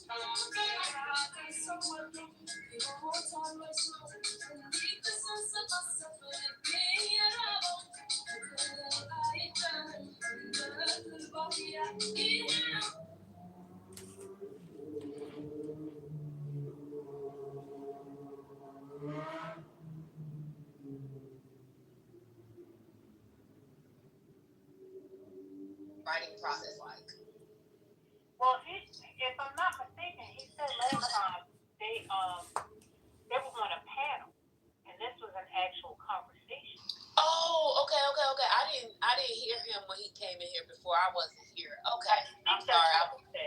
Okay. So they had, much like Dahida, when he did his famous speech at the Johns Hopkins conference in, I believe it was 73 or 76, in signature event context, a very important essay, that much like Dahida, they published proceedings from the conference. That's wonderful. That was wonderful. I have a question from like the analogy of the book. If someone has a great quality of taste but can only afford McDonald's, what do you do then? Oh, that's a good question, Miss Lisa. Well, I mean, I'm not the author. It's a book club. Where I know Exactly. but I mean,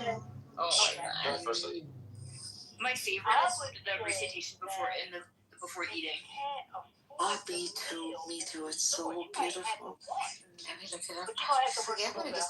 When I was in Tibet, they would take about a couple of hours. You got the appetite for it, then work for it.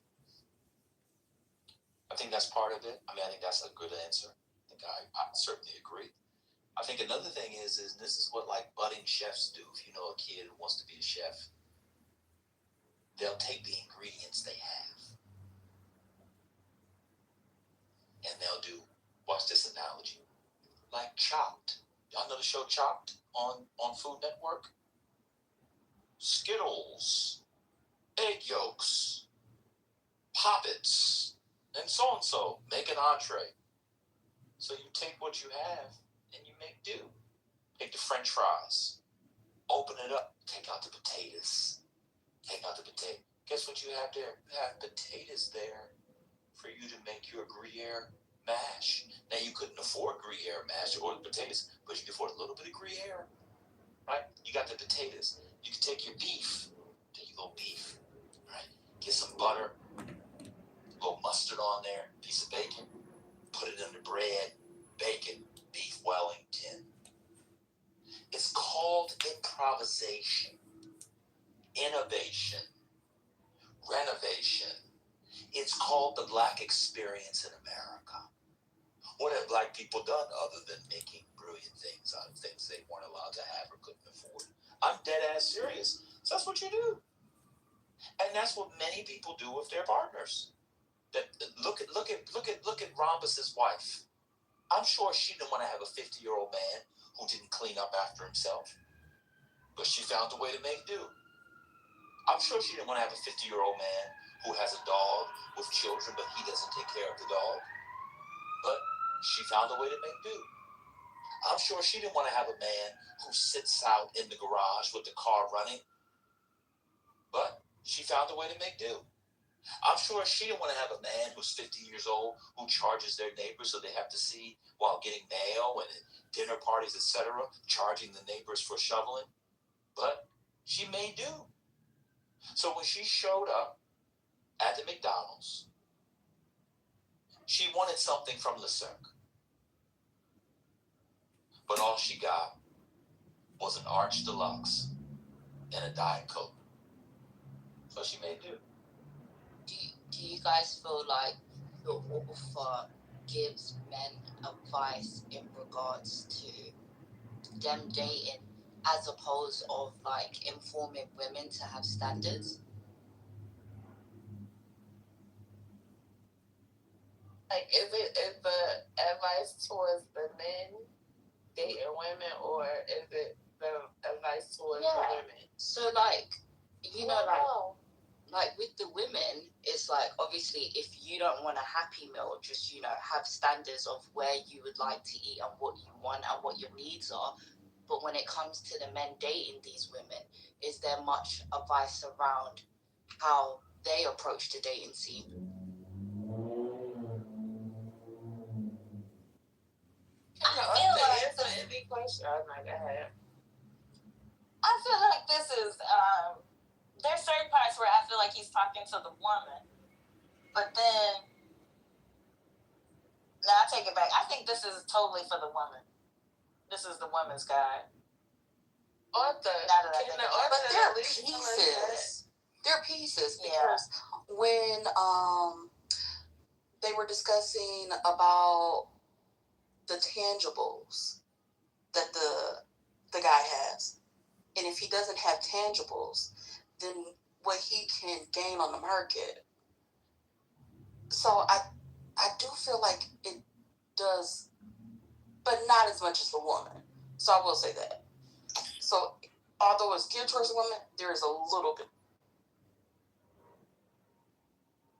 I would say, I would imagine that, I mean, I'm not a man, but I imagine that a man would be able to glean a lot from this book about dating, because it's also pinpointing the type of woman that he's dealing with. So if he knows that this woman is not setting any standards, he gonna be doing, what do you call the flop? He gonna be doing that flop. The Salisbury flop? Yeah, he gonna be doing that flop. But if he sets the bar high, he understands that he is dealing with someone who is serious and takes and is taking their engagement and the dating serious, and that will give him a sense of the type of woman he's choosing. But then wouldn't that be contradicting in the sense of a man could have the quality but not have the finances to match at that point? But then as a woman, the book informing you to have standards, you could overlook someone's quality because they just don't have the money to give you. But what does the money have to do with it? That was only one part. The money is not the central part. And in fact, he started off by saying, and correct me, Johnny, if I'm misreading this or just listening to you, but I thought there was one part where he talks about, someone may be in need, and it said that the man's finances may not be at the place. Like I'm not sure. I'm not understanding why we're focused on the. But what about the menu though? Because the menu highlights finances in terms of its analogy. Not all the way. That was one part of it. That wasn't the central part. Am I misunderstanding? I thought that the analogy, even of the restaurants, McDonald's and Ruth's Chris, was not to say about necessarily the money part, but the quality of the meal. You're not gonna get a filet mignon, medium rare, from McDonald's. I thought that's what it was about. I didn't think it was just about the money. I'm just that I'm not centered on the money, but maybe other people were. I'm listening because I wasn't here.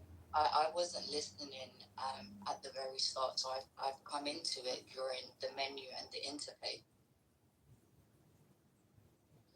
Can we go back to that part, Johnny, if you don't mind? To the finances? You want me to read that again? Yes, because was that a short part? No, it's only like a page and a half. Yeah, I can read it. Y'all ready? Yes, thank you so much. No problem. Jamal says, finances are always a funny thing. Finances could come first for some people. You place finances. Jamal the AI. Have you used the black AI, Jamal? In a need situation, then the last thing they may be thinking about is the finances. The more stable a male or female is, the more valuable they become in the dating scene. It then transfers from a need to a want. Many daters may be happy that the person has his or her own place, which could actually be the benchmark for some people. The guy who is going in from a want may not give a damn about the finances, whereas the guy who is in need, the finances are going to be according to where he is at in his own life.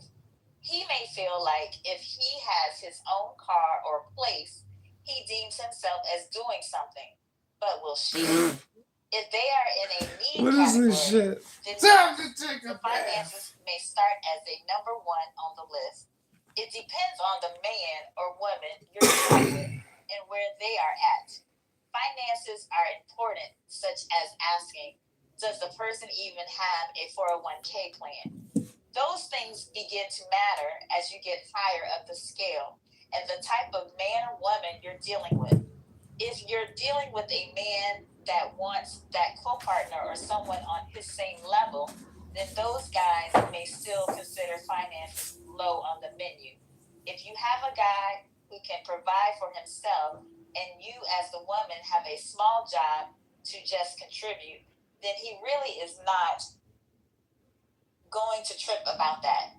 Sometimes when the man has money, there are women who feel like a job is not necessary for them because he is bringing in the money. She feels like her only job is to give him a blowjob. If the man is able to handle the finances, then that's just what it is. So in case such as this, finances just become less of an issue. That rich guy really wouldn't care about whether or not that chick has a PhD or making 70 grand a year. He has loot. Now, the average man will be the one that wants someone on his level, but even the average guy will decide that the pussy is more important to him.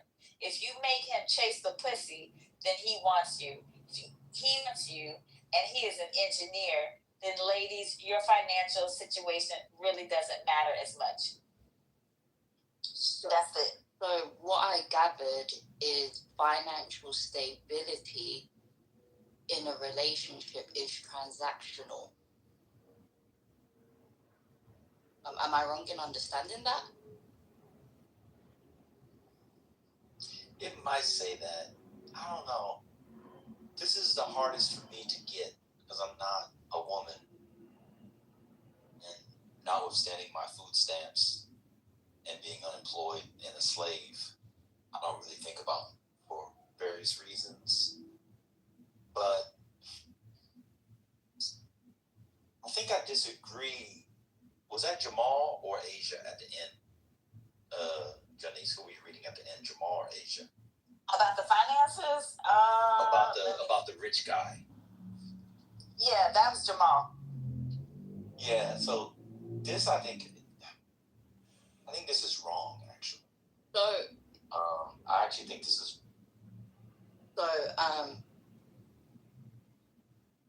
not to be political, right?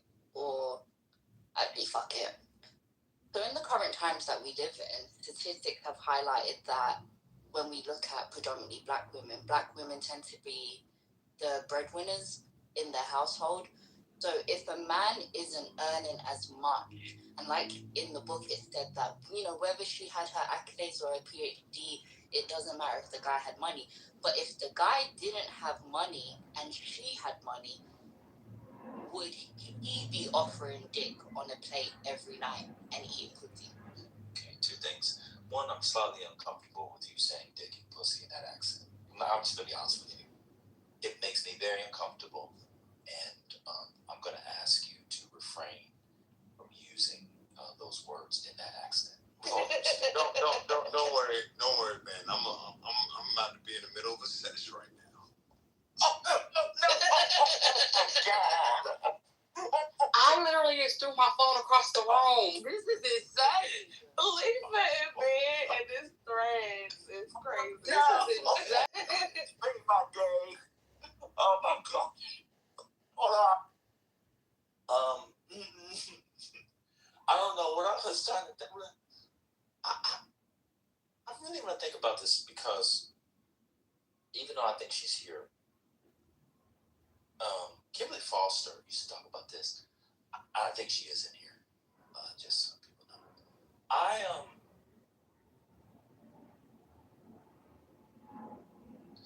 Let me. I mean, it's all due respect. I know everybody on Clubhouse is rich, but nobody, no black people. There's like 10 of us that have money, and I'm not one of them. Nobody has any money. There's no bread. Black lady making $75,000, $80,000, and her husband has odd jobs or boyfriend has odd jobs making $30,000. There's no money. That's not money. And sometimes I feel like the money conversation is covering up something else and I don't know what it is. I was watching clips from a show called Tonight's Conversation. And I don't know if you all know, that's a group of people who go around giving dating and marriage advice, even though none of them are dating and none of them are married. And just because they look very good and can buck and jive, people go, and they're young and attractive and black, people will go and spend anywhere, as I look today, from $65 a seat to $600 a seat. And they had people come and ask questions, sort of like Clubhouse in person. No, not Clubhouse in person. And some of the stories there suggest to me that the money thing is not the actual thing. Let me give an example. Sorry for being long-winded, but I just watched it today. There was a woman who said that, I've seen this on the show, this is just anecdotes, but this is dating, so. There's a woman who said and I've seen this at least 7 times, watching these clips in the past couple of weeks. Their husband pays for everything. They don't know how much the bill costs. They don't know how much the rent or mortgage costs. They don't know where the Wi-Fi, they don't know anything. And it's not enough. It's not enough. One lady said her husband pays for everything and she makes more money than he does. And it's not enough. And so sometimes I feel like the conversations around finance is a pretext or a screen for something else. And I have ideas about what it is. And I can go there. But that's why, so that's one thing. I want to say why I disagree with Jamal, not Jamal here, but Jamal in the book. Wealthy men, unless they're psychopaths like Elon Musk, they're not looking for a woman to match them financially. And I think a lot of times sociologically, when people think class, they think finance. That's not what class is. It's about a set of shared beliefs, creeds, sentiments, etc. So you may be worth, I know somebody that's very, very, very rich. You know who his wife is? She was a concert pianist. She didn't make no money playing piano. She made no money playing piano. He wasn't going to find a woman, the odds of him finding anybody as rich as he ended up being was 0%. But he cared that she was a concert pianist. That has all kinds of meanings culturally, socially, educationally. And I actually think that's where I disagree with the author. They want educated women, smart women. That's not, this whole thing about men not caring, like high achieving men not caring about the woman they marry is not true. It's just not true. That was what I was saying. It's not true. Anyway, you guys can do that. So, but if financial stability is transactional, would it still be the same for a woman that is a high earner then? I don't know what you mean. What do you mean? Meaning that, like, financial stability is transactional. He was talking, I could be wrong in how I'm paraphrasing, I'll put that out there, but it was something about, if he was earning a lot, then her only thing would be to give a blowjob, right? That's what was stated. So if she was the one that was earning and had the financial stability for both of them, would he be the one that's eating? In the author's analogy. Oh, I think I kind of know what you mean. Probably so, but that's where I disagree with the author. I don't think that if the man has the financial wherewithal, her only job is the blowjob. I think maybe when they're young, that's probably true for like athletes, but that's a very small, that's a kind of selection bias. It's a very small subset. But I think, quote unquote, what did Kevin Samuels on high value men? I think Kevin Samuels was using him as an example, and I'm cheating, he's going to call me nuts, he'll call me misogynist for citing him. I think he was totally wrong. It was totally wrong. One of the first crashes I had on this app, that lady they called Miss Nicole and her crew before they broke up were trying to tell people about what high value blacks did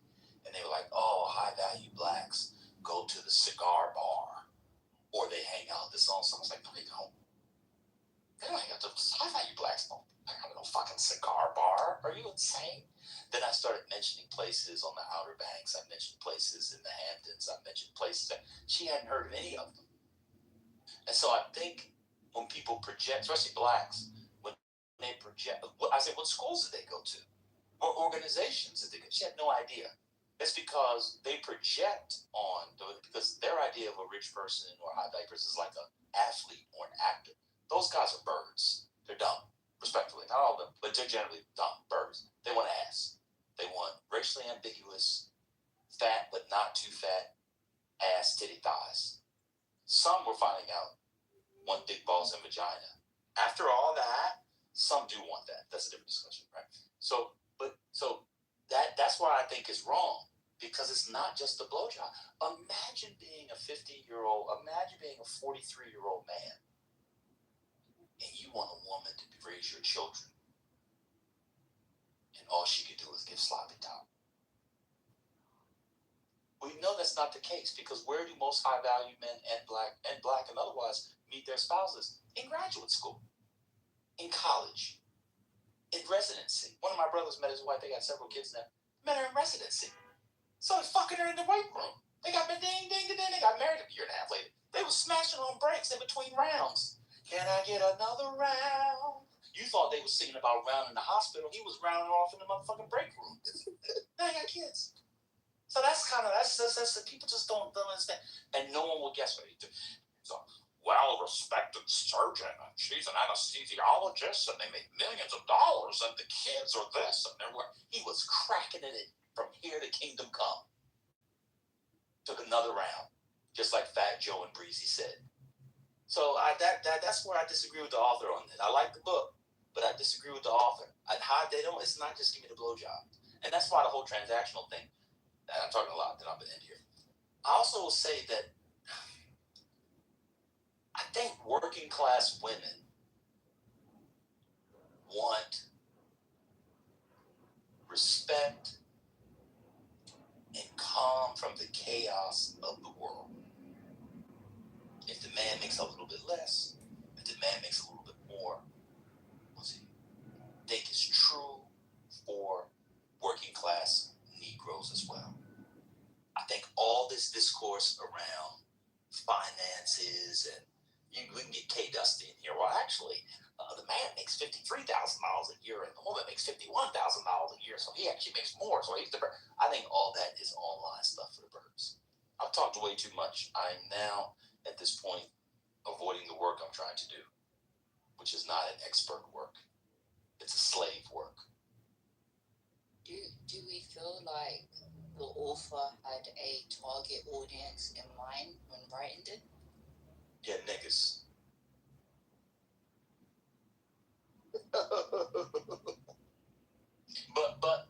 but actually, let me refine that. But of a certain age, though, I don't think it's for 23, 24. I think it's for early 30s through 50. I think that's the main demographic. Like older single men that are online dating still. Yeah. Or maybe for the first time. Yeah. That's what I think. Yeah, that's what I think.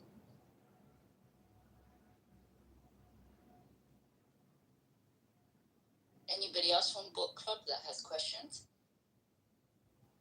I missed most of the reading, Auntie. You didn't ping me, but... Oh, I'm sorry. It didn't sound like this had anything on chapter.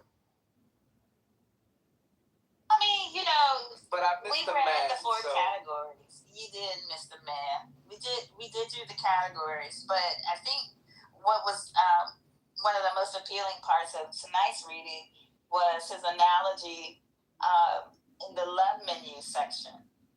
We got to the love menu section, and he good examples of how women should value themselves and compare it to the different types of restaurants and whether you're an appetizer, an entree, a dessert. So I can really appreciate that. I'm sorry you missed it. Ironically enough, I think my favorite section was the love score part. Even though, the silly moment of it being 40, I do think that having the categories that you value, being able to rate how you value them and evaluate how you value them, and then in looking at a potential partner, especially for a long-term partnership, being able to evaluate where they sit with that and see if there's alignment there. I think that is very important. So that was a very nice section.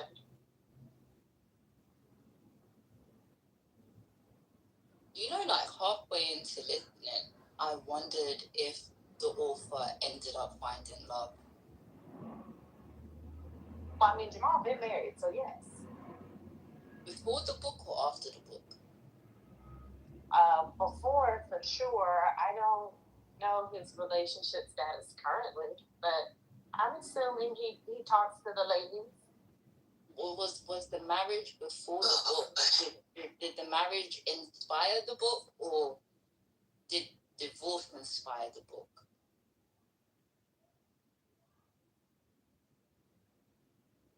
That's a good question. Don't know. Can I please come off mute? I love the discussion is man, you don't know how. I've never had this experience with the book. It was published 2018, and I've never had a group read the book like this. And it is very insightful in a lot of ways on how the ladies have taken it. It is for women. It's for Black women. And Ben, you have been right on point with a lot of things that you've said. I think that the love number for me, the personal grading system, and that's why I was saying that you really have to be honest with yourself, because you're really kind of assessing self first. So if you're just a 25, and then because of it being 40, the 40 really doesn't matter, because if you're a 25 or a 30 or whatever you are, you're not going to be all 10s, or you're not being honest with yourself. But whatever your number works out to be, you want to find somebody that goes out to about that number. We're not all 40s across the board. I think I was like a 25 or 27. I don't know. It wasn't 10 straight across the board. And then when you evaluate yourself, then it's a fun time for you, or you could do it secretly. Evaluate your partner, because your potential partner you want them to be kind of equal. That's where you're getting to the equally yoked part of it, because you're using the actual formula to figure out if you're equally yoked. Somebody said something about spirituality. The spirituality, there again, it's all based on you. And then when you give it to your potential partner, see where they rank and the importance of it for themselves. And then you start to line it up that way. That works. I've ever heard a group assess it, and it really makes me feel really good. I'm so happy that you all are enjoying it the way that you are, because We've been doing it for about a week or so. It's nice. I've enjoyed it. Spinoza put a thing in the chat. It'd be interesting if you Miss Asia. Is she still living, Miss Asia? She is living. I was thinking about calling her. Yes. It'd be interesting. Asia's married. I think she might be married now. She got married? Oh, that'd be nice. It'd be interesting if you guys updated it, because post-pandemic, post-manosphere, a lot of it feels ancient. But because it feels ancient, but watch this, because it feels ancient, it feels new. So it'd be kind of and nice. It feels real. Yeah, well, definitely, because the manosphere stuff is so not real. But it's nice. It's in that post Steve Harvey 80s, pre-COVID. It's nice. I just think that a lot of the day, whether it's the manosphere stuff, that tonight's conversation and everything else, I think a lot of it is anywhere from a bad cultural moment to something that has fueled people in the Negro division of the CIA and like. Because I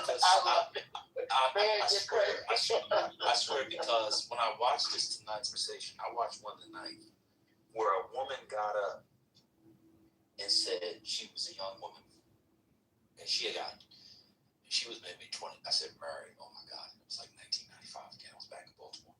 She had gotten married, and she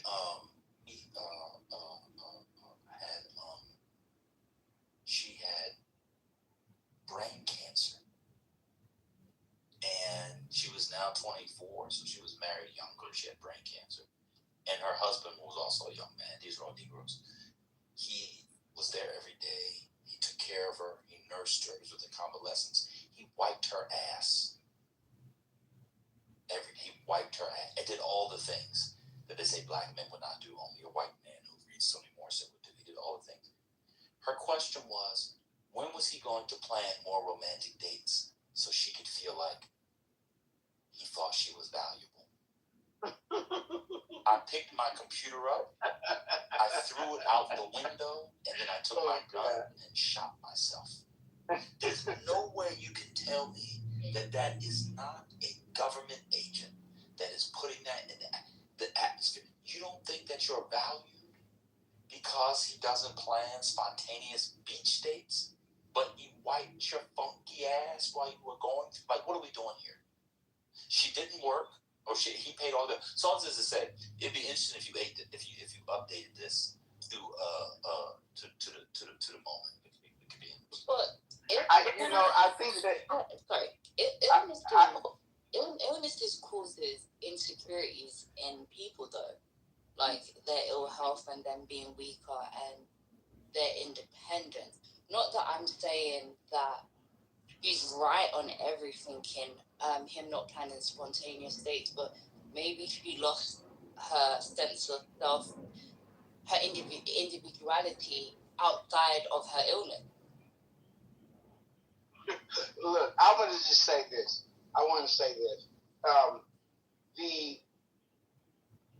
The mindset of the book in 2018, I think the times have actually caught up with where the mindset was, and the feeling of it being a little bit old is actually good because it does validate it. This is not AI generated. This is not something that someone just created from AI.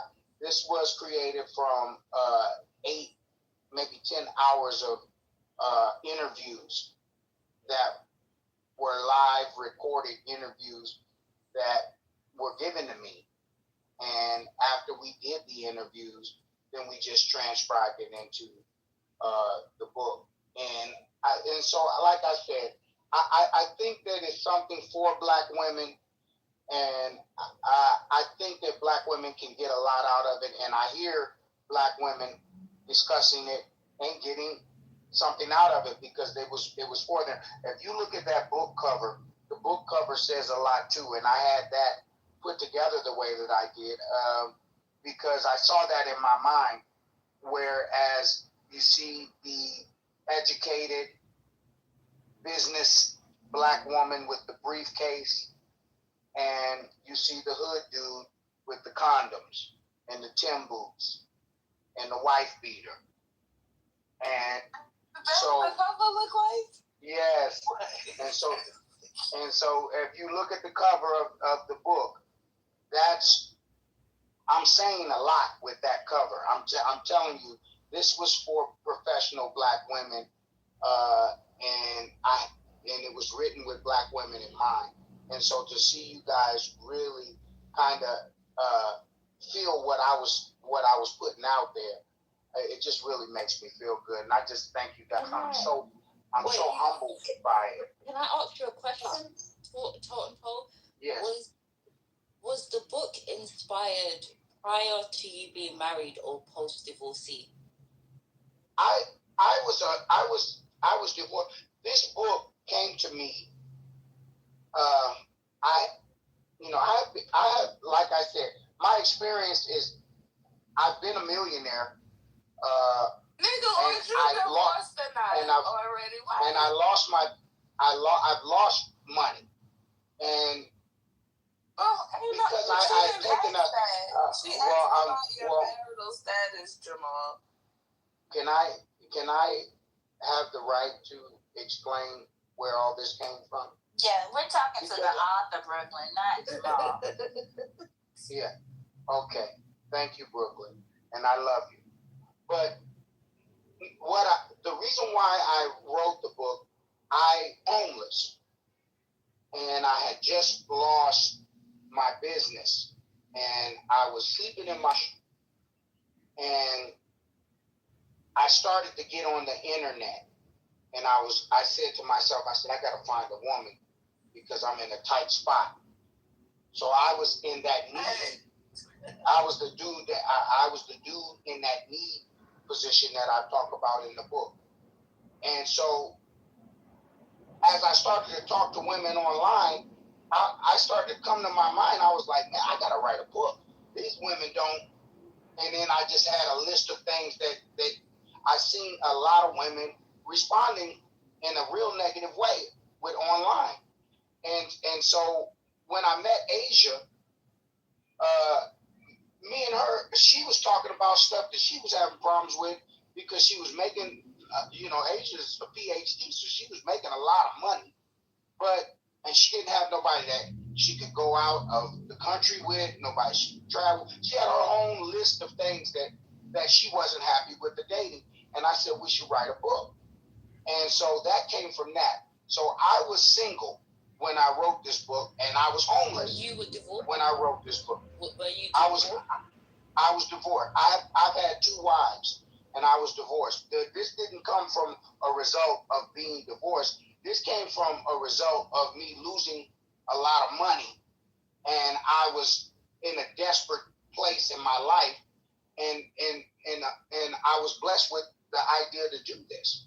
And when it came to me, it just came to me, and 9 months later, after I met her, we were finished with this book, and we worked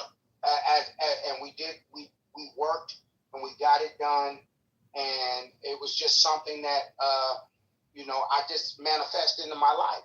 And so once I manifested it, I've got other stuff working as far as this book is concerned, and that's why I can't share it all with you right now. But the truck driving, all that is based around this book. I've been driving this truck for 2 years. I haven't been home, and my house is still where it's at. My car, I haven't even driven my car or nothing. I'm just it's all there, and I'm just paying my bills and stacking my money and working on what I'm doing next with this book. And I'm really excited to share it with you guys, but I'm not, I'm not there yet.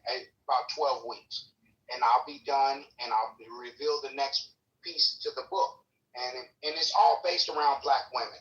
And so, it's just a really exciting experience, but it had nothing to do with me being married at all. Would you say it's a sorry, your mama, go for it, because I know it's okay.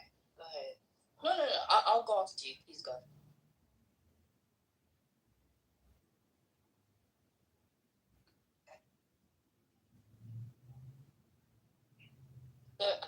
I was going to say, sorry, I'm stuttering. It seems like a paradox, right? Because the book is very inspirational in encouraging women to have standards. But when, men are not in a place and having it all, where does that leave them in the dating world? Well, the woman, I think a lot of women don't understand that they are the actual barometer for the way men act. And that's why I think the book was so important, because it's important for when you set your value, and that's where you keep seeing that trend all throughout the book about value, understanding your value in your vagina, value in your pussy. This is all throughout the book. And the reason why it's like that is because women can make men do right. Because a man is like driven off of, that men are driven off of this vagina, this pussy. They're driven off of it. And now you get guys in here to lie. They might say, "Oh no, I'm a player." You hear them in here on Clubhouse all the time. But the truth is, when you start to place a higher value on the vagina, men will act right. You can force them to act right. But the problem right now in this day and age is women have basically taken the bar, and you don't even have to Salisbury flop anymore. Like in the book, you're not meant to jump at all. There's no jump. It's just lay down. You know what I mean? And so that value, if you place, I don't know. I'm sorry. I don't understand what that means. Can you explain the lay down part, please? Yeah, they just lay down. When I say lay down, I'm just saying there's no obstacle there. If you ever seen the Olympics, are you saying the men are easy or the women easy? Which one? The women are easy. Oh, okay. And there's no obstacle there. If you don't put an obstacle, like think about in the Olympics, you see how they do the high jump and they run and they jump as high as they can without touching the bar and try to get onto the other side, right? And that should be the effort that a man gets to be able to get to you. You follow me? And if you don't make that man jump, you don't make them work for it. You're just a Happy Meal.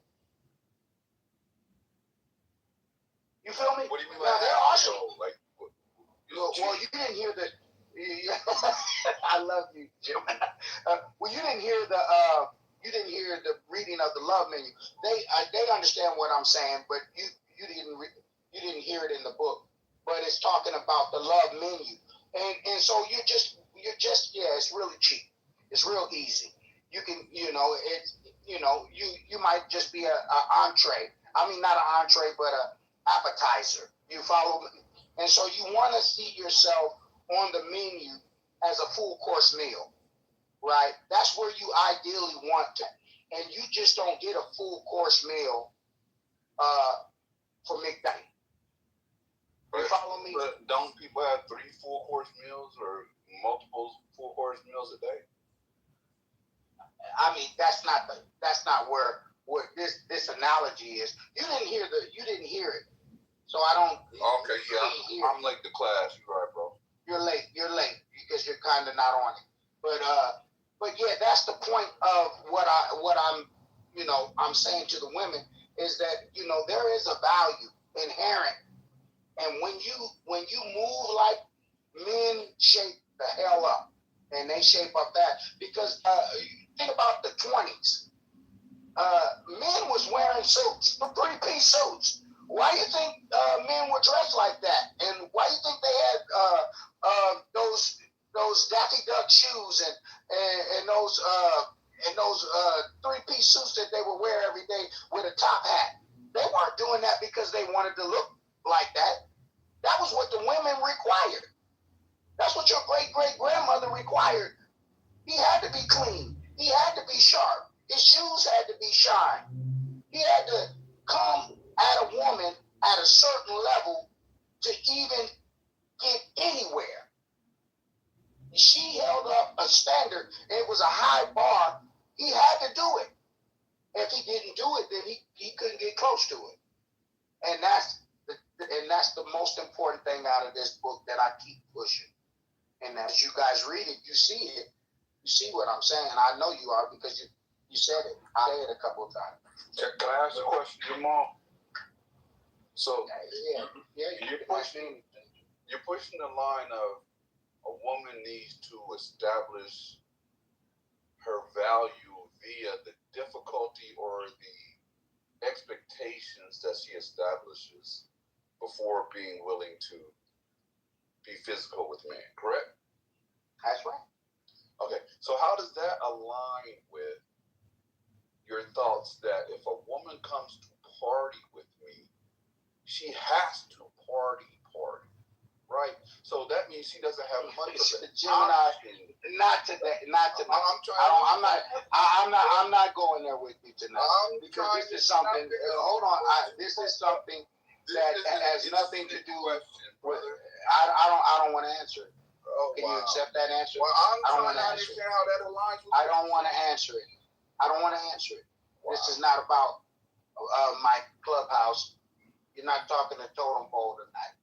Oh, okay. All right. So separate set of virtues, separate set of morals. That's right.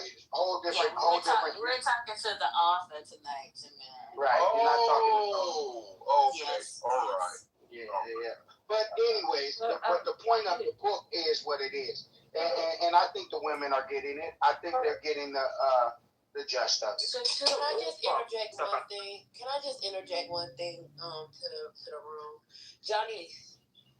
When I did my rooms and we read books, people who were not there for the reading did not get to engage in the Q&A. That's a fact. That's true. That should be right because you don't know what you're talking about. Yeah. You don't know what we're talking about. But see, let me explain where that doesn't apply. That's a valid attempt. It wasn't just you. It wasn't just you. It wasn't just me. I get it. You're not the only one. There's a few of them that haven't. You didn't hear the book. You didn't hear the reading. Jamal. You didn't hear the reading. Jamal. Have you been drinking? Please remember, sir. We heard a great portion of the book in the woods, so I am familiar with the book. You forgot? I don't know what you heard. So I am familiar with it. I wasn't present. I don't think I was present. We heard the love menu. We heard about the bro. When did you guys read it? I know. You were there. Ask me. You were there. I don't think I was. Out of my mind. I was never there. I never heard who was reading it. I forget who was reading. I think Penny. Okay, so even if it was there, the angle and lens that we are evaluating and processing this book is probably different from what y'all did in the wood. We were having a very good conversation. I really hate this. I'm sorry. I really hate it. Jamal, I don't really know you like that. I don't really engage, but it takes a lot to. I write all the time, and the fact that you were able to do this, no matter what the content and people think the content is, and they could disagree with the content, I am really impressed that you were able to do this. Thank you. And I hope that when you do the second part of it, that you actually think about the whole process, not just the writing of the book and publishing it, but you think about how to really get it in front of the right people and have these conversations with people who are actually reading the book in the wild. Right. Well, I really appreciate you saying that, and I appreciate all of you ladies tonight, and the listeners too that have listened, because it means a lot to me. And this is not just me from a house perspective speaking to you, but this is me from I have a persona on Clubhouse, and Gemini knows me from my persona, and a lot of you know me from my persona, but who I am as a real person, that's in this book, and I'm really a serious businessman too, and like I said, I've suffered my losses, and as you know me, you're seeing me, you're witnessing me rebuild myself. And, I have that within myself, that moxie, and I'm able to do that. And so you guys are pleasure of knowing me from different angles and seeing me from different angles. This is really me. And that the Jamal in that book is really who I am, and I did this for black women, and because I love black women, and because I love black love, and I want black people to be at their best, you know, and that's really what it's all about. And so, yeah, any questions that you have on anything that you read, I'm willing to answer if you have a question. If not, I really appreciate you, and I just thank you. I'm so humbled. You don't know how humble. First Lady. Yes, sir. Patty. I'm here. Janice, I love you. Wow, you have made this sound like gold. And I just want to thank you so much, Janice, because you have read this thing and made it sound so beautiful in the way that you read it. And First Lady, and Ben, they told me that you came up with the idea to do it. And I just want to say thank you to Ben, Ambassador. Ambassador, you have been pushing this book more than anybody on the app. And I just want to thank you.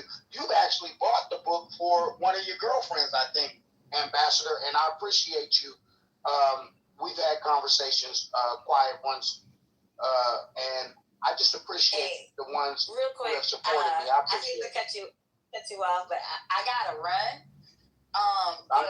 First, let me know what time you want to do it. I know tomorrow's game night, and I got something to go to as well. But maybe Saturday or Sunday we do another pages. Just let me know. Sounds good. Okay. Thank you. Good night. Okay, you going. Okay. All right. Good night. Well, yeah, this has just been very real, and I love you guys. I really appreciate you. I can't wait to introduce y'all to what my next level that I take this to, because it's going to be really big. And so, you know, I've invested money for 2 years into what I'm doing, and I'm weeks away from being done with it and bringing everything to the public. And it's all built around the book.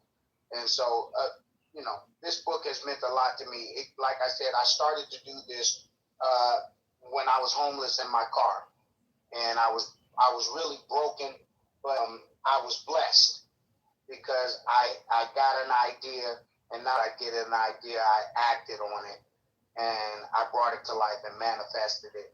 And I'm doing the same thing as we speak now. And so I just thank you. I really thank you so much. I really do. Thank you, guys. I guess I can save my question for later this week. Or on a weekend, Saturday or Sunday.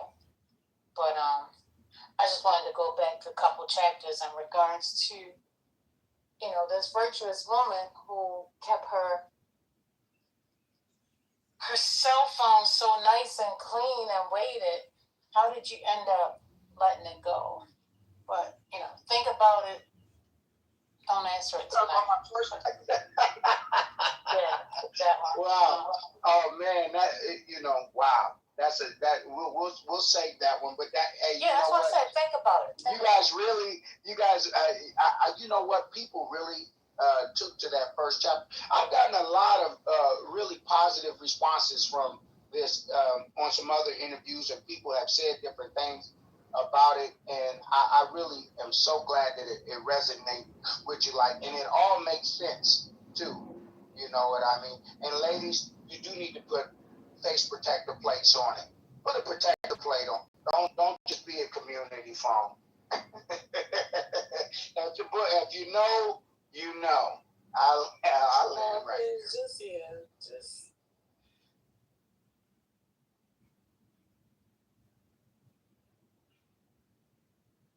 First Lady, is a book club over? Yes, sir. Okay. So, and this follows up, but it comes up with a bit. So, you know, it's 8:45 my time.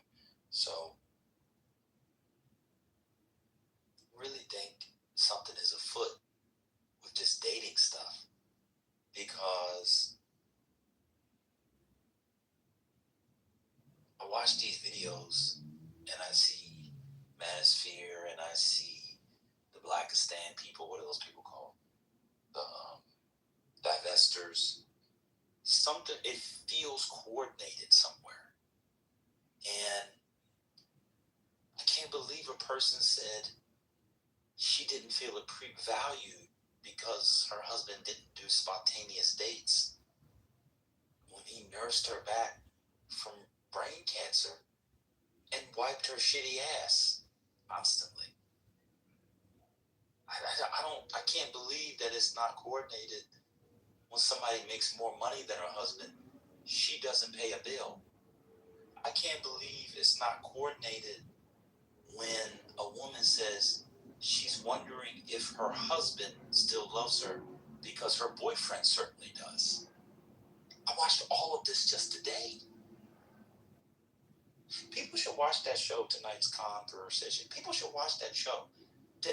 I just can't believe it. Somebody, the CIA is paying for the extra tickets. I now believe that these movements are, in fact, part of some sort of coordinated effort with the weed stores, a kind of MK Ultra for the 21st century.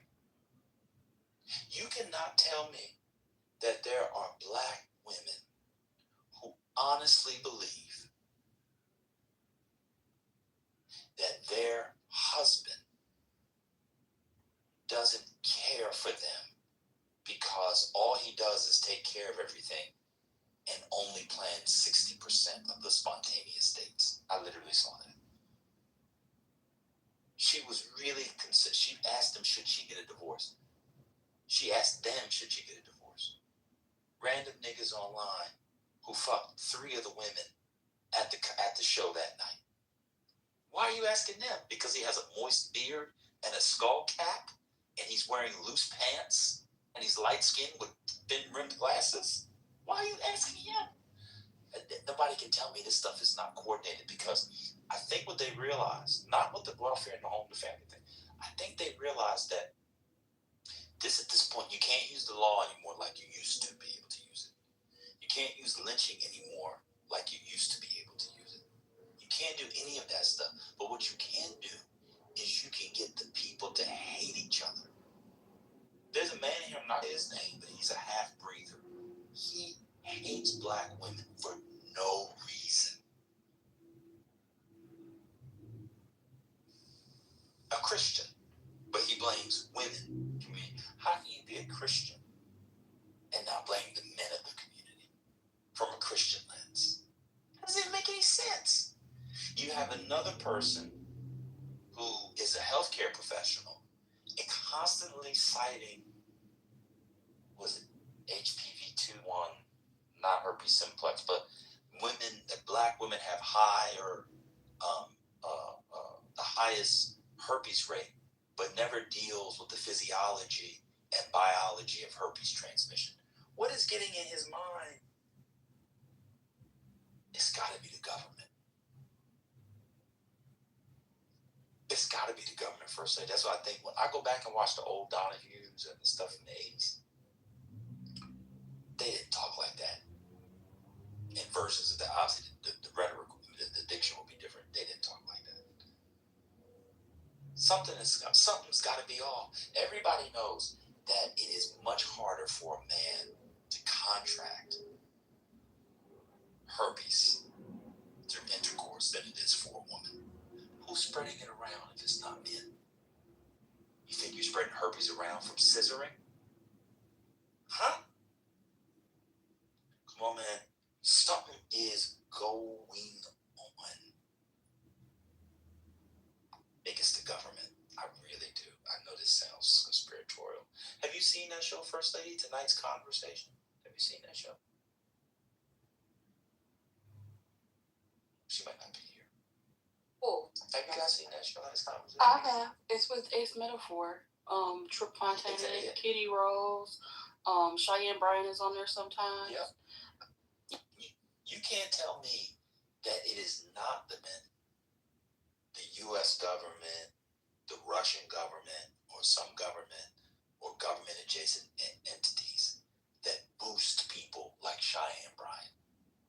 Now all of a sudden we're supposed to care about Cheyenne Bryant with them plump titties and peanut butter skin? Oh, sorry, that's Joy Taylor. I apologize. All of a sudden she comes out of nowhere. All of a sudden her fight with Tor from 5 years ago is trending again. Maybe there's a coincidence. It's just an algorithm. And I should play some of these clips. The tickets for tonight's conversation, I said it before. They range. Anybody can interrupt me at this point. They range from $64 to $599. Who is paying $600 to listen to a bunch of single, attractive blacks give advice to people who've been married for 10 years? And the closest they got to marriage is when they stumbled upon a ceremony while they were trying to get to the bar at a hotel they were staying in.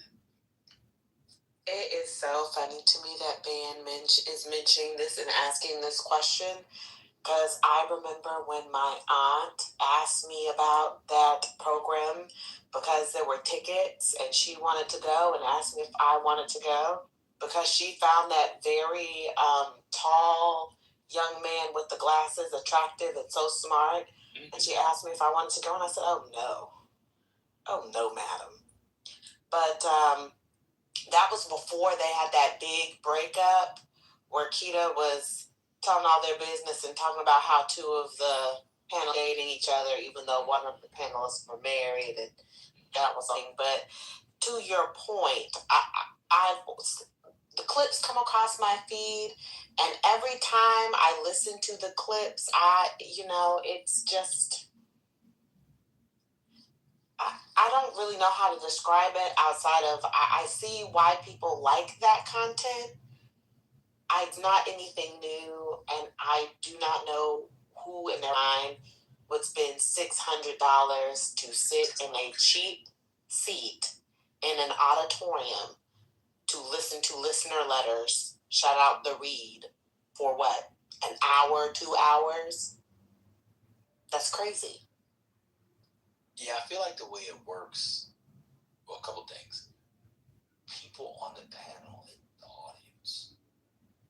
Let me say this. If you want to have sex and you want the person to be really attractive, you go there. I've never seen anybody in there not attractive. Like super duper attractive. They are all there, everybody. Like it is a real meat market. I'll give it that. But it seems to me that what happens is now, instead of the CIA or FBI implanting people and carrying on the psyops, it's like they started and get it going, and Negroes and Negresses do the work. They're like, thanks, I got it from here. That's what it feels like. This all feels very intentional.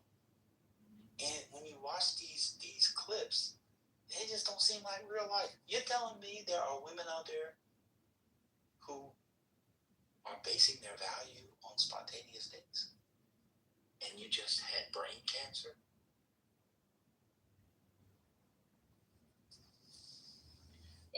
Is it just that clip, or like in general, like a patient and their spouse? Because it is quite common for people with chronic illnesses to have like severe depression and lost sense of identity, to where it causes a strain in their relationship.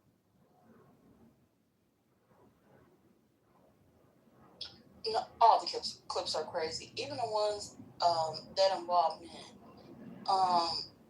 There was one where the guy had literally cheated on a girl like a bunch of times, and he was like, she was the perfect woman, she had a great career, this and that, blah blah blah, da da da da da. So then they said, well, is she here? She was like, they were like, yeah. She came up, and then somebody else came up to date her. So it's like literally all the clips. Let me find one.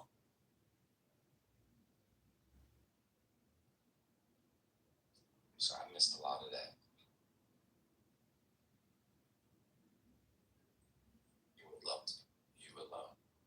we still talking about the show, TT? Yes. Oh, She was telling it was a you guy. another version. Oh, there was a guy who was cheating on the woman he was dating. She had a great career, made a lot of money, was faithful, and just kind of kept taking him back. Well, in the middle of all this, she ended up getting a date and leaving with a whole different relationship. So it is a consistent theme. Like, either people complain about good relationships or have bad relationships and then get into new relationships within the span of the show.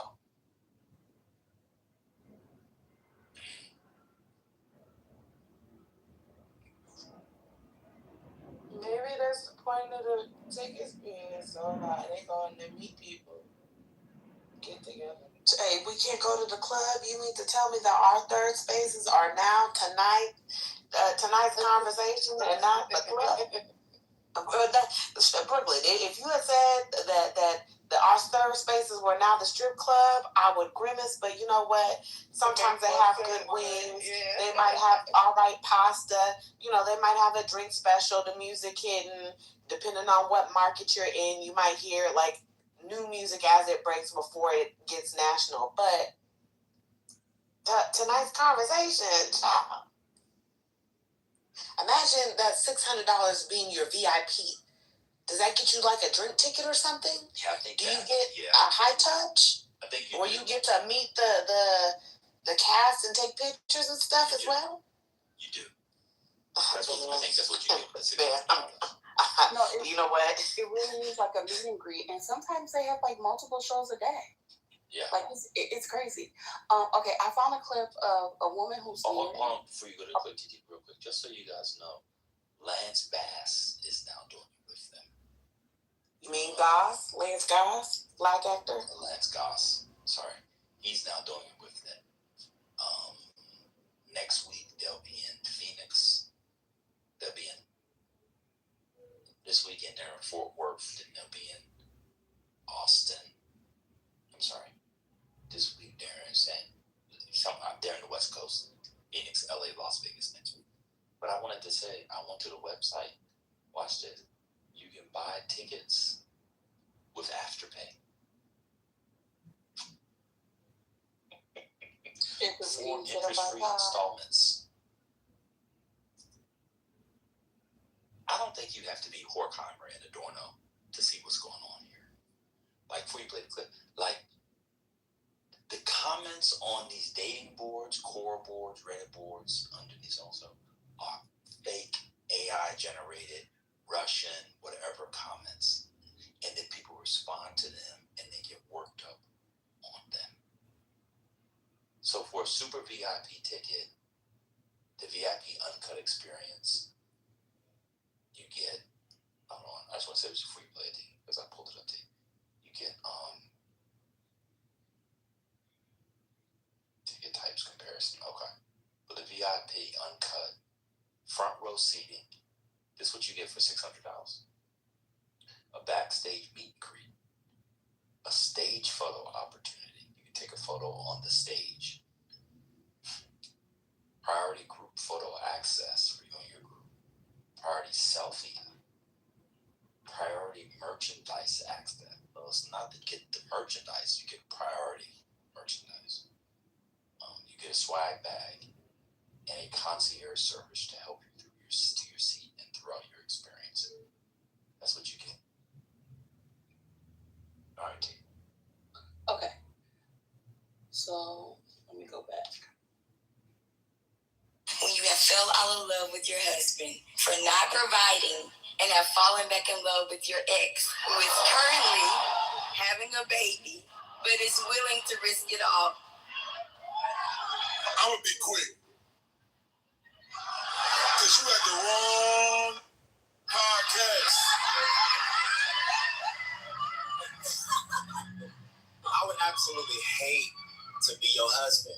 That's just wild work to me. Like, you're willing to leave your husband for another that got a baby on the way. That is crazy work. No, let me correct it. That is not why I'm leaving my husband. What I left him for was because he was not able to provide for me. This was something that has been going on for a year and a half. Was he ever able to provide him because he was able to provide. He was there to secure. He was able to. Out of here. Okay. You said a year and a half. That's a season. You ain't even giving him a chance to overcome whatever he was going through. You supposed to help him through that. You know what I'm saying? So how long? Okay, I understand that. Till death do you part. Till death do you part. Till death do you part. Okay. Okay. I think you would be doing him a huge service by leaving him because you're horrible to have even married him.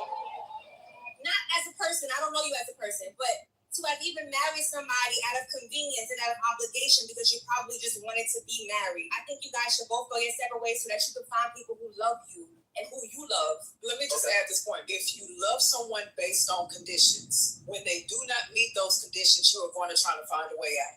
If God loved us based on conditions, Talk about it. you have to make a decision to love someone. You may have moments to where you fall out of love, but you gotta make that decision every day. We talking about it may be some situational stuff. What if she go through menopause and then he just say, I don't love her no more, and I'm gonna deal with my ex and stuff like that? We'll be beating him down. So before people choose to get married, make sure that you're not a conditional lover because it is doomed to fail. That's the wrong foundation to create to begin with. My biggest concern is not necessarily her, but it's that ripple effect that a relationship can make happen. Because if she decides to go back to the ex, she's affecting her husband, she's affecting her ex, she's affecting her ex's baby mom who was pregnant with this guy's kid, and she's affecting that child. So your poor decision making is going to affect 5 other lives. Okay, that was the end of the clip.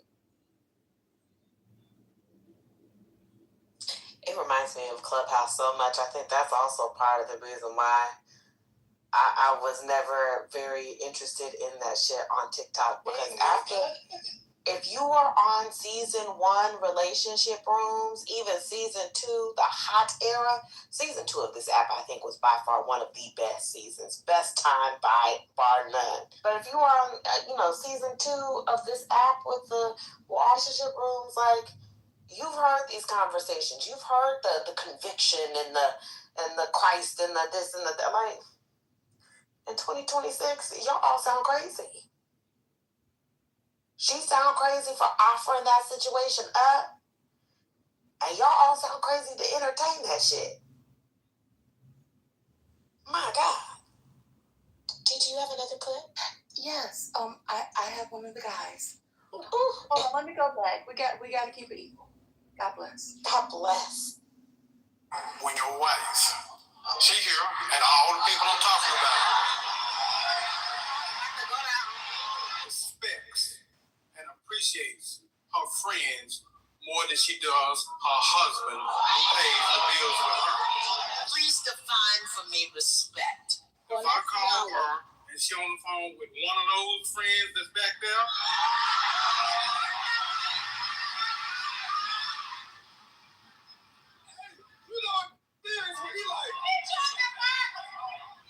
my point is, she don't respect my energy and effort to stay in our relationship, stay in our marriage, and stay with our children, stay with her. She respects their opinions, their thoughts, their...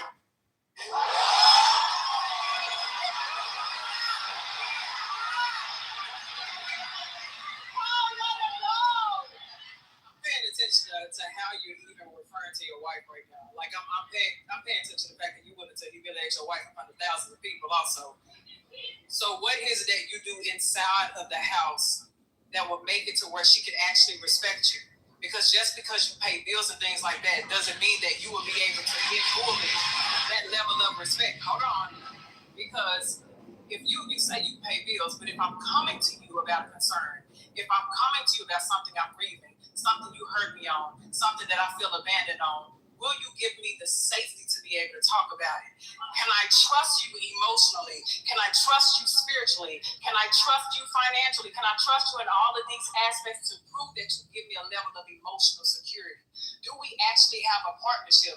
Because just because you married does not mean that you have entered into an actual partnership. Are we truly aligned? Because I hear you and I understand that a wife is supposed to respect you, but a husband is supposed to love a wife as well. So how are you loving your wife? Because a lot of times her lack of respect of you is a reflection of your lack of love for her, your broken love. So that's my question to you. What are you actually doing that will allow her to come up to that level to where she can respect you as the head of household? And this is to the men in the room. We got to stop reducing ourselves to a paycheck and paying a bill. You added that as if that replaces you being a person. She pays most of the bills. I manage the bills.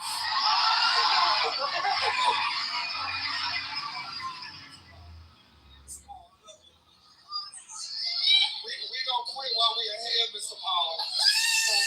So can we talk after the show, Mr. Paul? All right, let's talk after the show. That was insane. That was literally insanity. I cannot. What?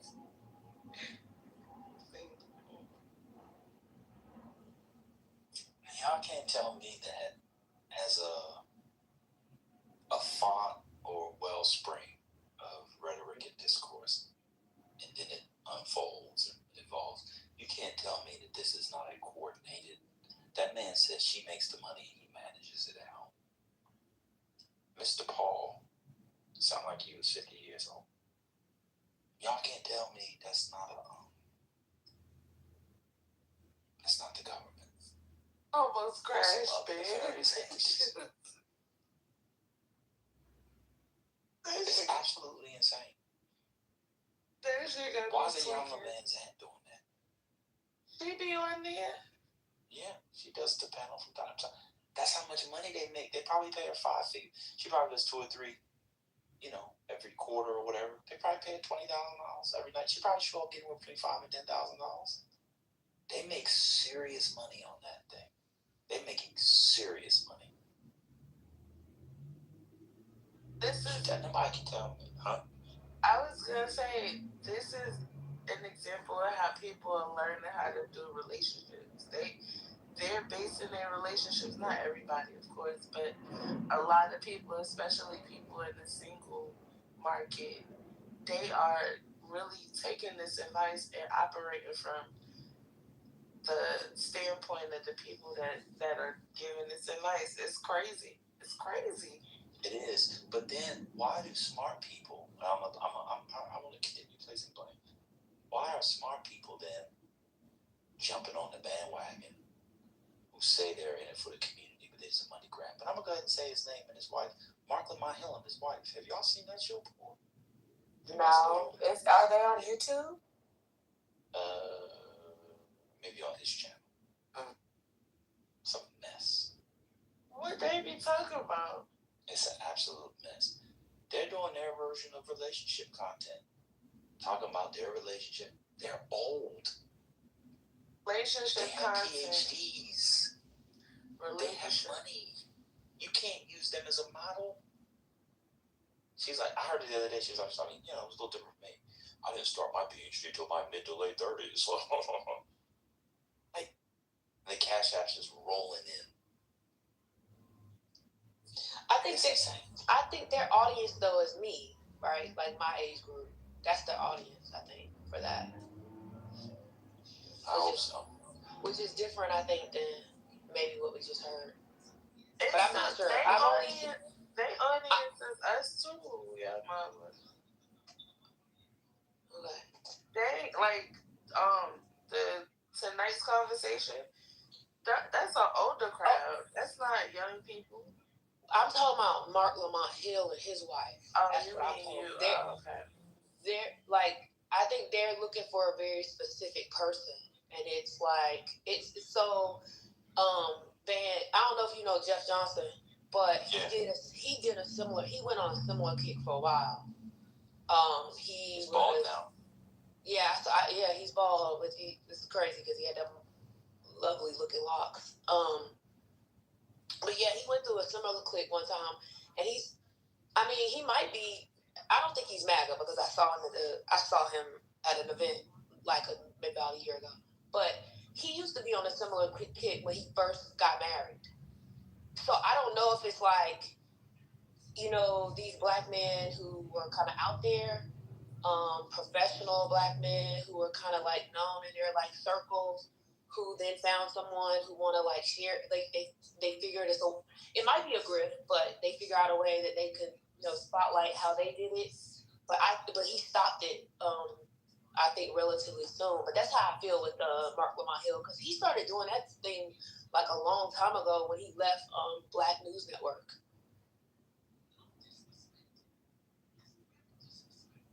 Seen the one with the wife. He did the new version with her. I forget her name. I forget when he started. Oh, I'm watching one now. This is a nice conversation. She wants advice because her partner gets upset when she asks her baby daddy for help and not with the kids for her personally. This can't be real life. Relationship. What do I do? She said, what do I do? Hold on, I'll tell you what she said. She said, my partner gets upset. I would say my current partner gets upset when I call my kids help with certain things. And they said just for the kids. And she said no.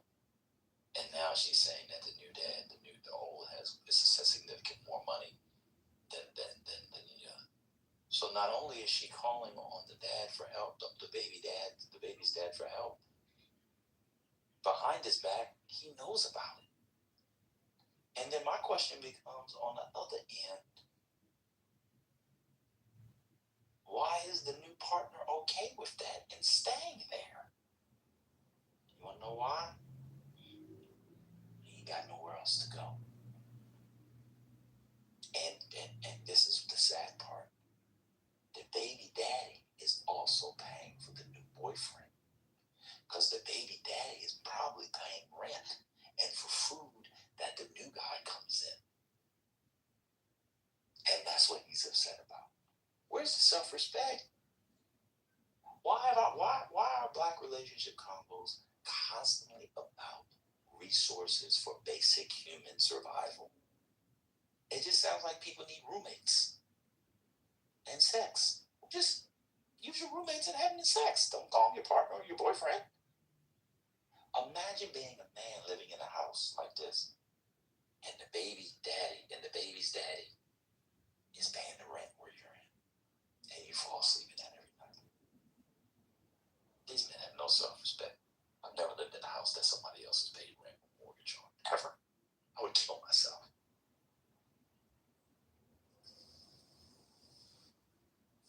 Oh no. Hurricane message the other day. I'm gonna tell y'all a message on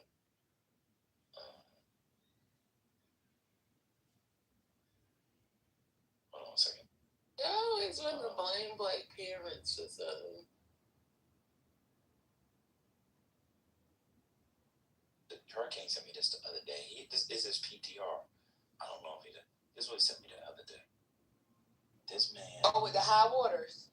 Yeah. He said he worked at a plant and he was a personal trainer. 5 of the 8 women popped right after. He also shared that he doesn't want a lady who doesn't smoke weed and is fitness minded. Was that pop the balloon? Yeah. I mean that's a silly one, but it's part of the same thought out. I'm sorry, what?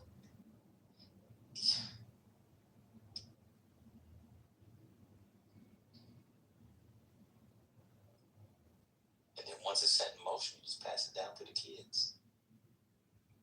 And then we get grown-ass men in here saying, well, I don't take care of my kids because I didn't see that growing up, so I don't know what to do. You don't know you're supposed to take care of your kids? You need to see a model of parenting to be a parent?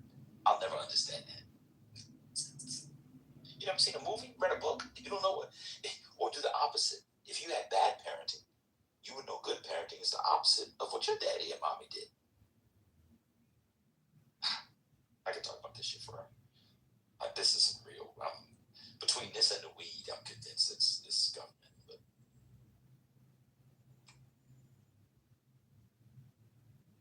But Wait, what about the weed? oh, I think that Black people who, for 300 and some years, British North America turned United States believe that all of a sudden the government is allowing them to smoke weed through their regulations, and they're doing it and not realizing that the government is putting something in that fucking weed is insane to me. So one day I'm getting arrested. I'll tell you a story. I was in Denver. I went to a dispensary. There was a brother in there from New York. In the middle of this transaction, he flipped out. He flipped out because he thought it was entrapment. He couldn't believe that he was being treated like it was Starbucks, because he'd been jacked up for so long for having a little bit of weed. Now there was a white boy in skinny jeans and a Hawaiian shirt with a man bun and wire rim glasses asking him if he wanted the sativa indica blend. That's actually a real person in Denver selling weed. True. Yeah. The guy, all of a sudden he was like, what? Who's in here? What's going on? Like, he flipped out, and his lady had to, like, he couldn't believe it. He was like, what's going on? What's going on? So we stopped going to the weed dealer where Mr. Rick was growing in the basement. Now you go to the government-regulated weed place. So you moved into conspiracy theories. Oof. I mean, we know of MK Ultra. That's been declassified, where they poisoned, LSD, tortured, kidnapped, raped others for 20 years. CIA. Paul Robeson's family believed they did it to him. Why? All of a sudden, the U.S. government got benevolent toward the Negro after the 1970s. Reagan came in and said, you know what? We've been too hard. Nancy and I have been talking, and we believe that the Negro's been treated poorly, and Nancy and I believe in fairness, and even though we're going to have Ben Vereen do a minstrel show for my second inaugural, we'll treat the Negroes well. Oh, that's right. He actually had them put crack in the communities.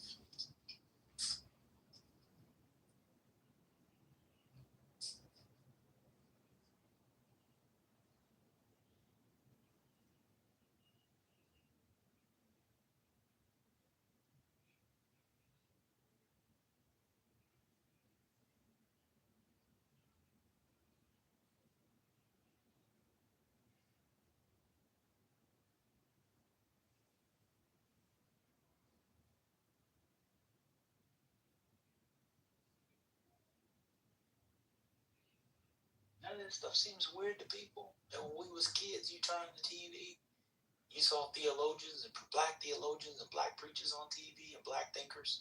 And now you turn on the TV and you see Carlos King interviewing Lisa Ray. Nobody thinks that's people think that's just normal.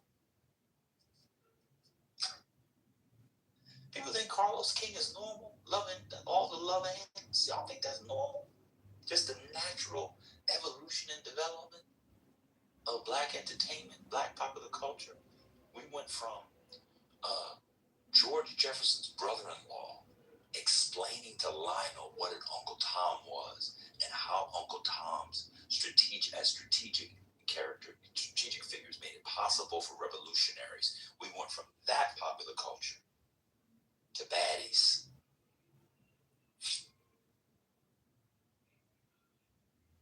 That don't seem peculiar to nobody. It seems like the natural evolution, the natural development of popular cultural productions.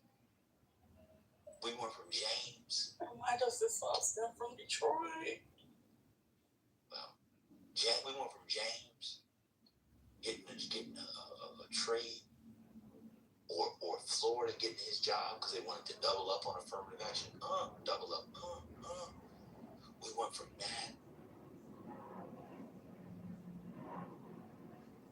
to popular cultural productions now, which include Rashida and Kurt, people in their mid-50s, on a reality show. Although he dressed like he's 22, but looked like he's ready to get Social Security. That seemed normal to people. I mean, I think it was a progression in how we got here. Break it down.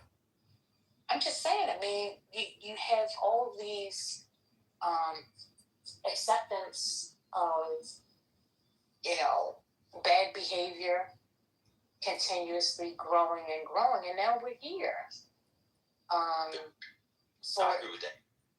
For instance, when it came down to the whole cheating thing, people started making songs about it. And then in the message, what was the message? The message is, okay, I'm leaving. Remember Lemonade? We had that. But then if we go back, we had Jodeci. It's been a continuous progression that God is here. And then when it comes down to how many people want to be popular, how social media has developed, everybody wants to be seen. So all of that is a part of that. You know what I mean? I mean, at least that's how I 100% agree. But don't you believe that there are actors somewhere, government, U.S. government, Russian government, Turkish government, whatever? We found out the other day they're not racist in Turkey. Wherever.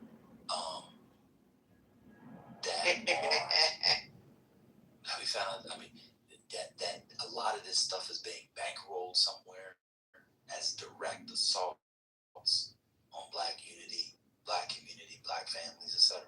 It seems, let me give you an example. It seems to me that Carlos King somewhere has a set of funders that he either knows about or doesn't know about, whose intent is to destroy black brains. Remember when we were growing up, the United Negro College Fund? They had that United Negro College Fund. It was a brain is a terrible thing. This is your brain. This is your brain on drugs. I replaced drugs and just put popular culture in it. Have you ever seen Zeus Network? Yeah, no, I have not. But I've heard about that. That man is terrible. That man is terrible. He could allegedly be engaged himself personally in sex trafficking. Yeah, I heard that. Yeah, or I read it somewhere. Yeah.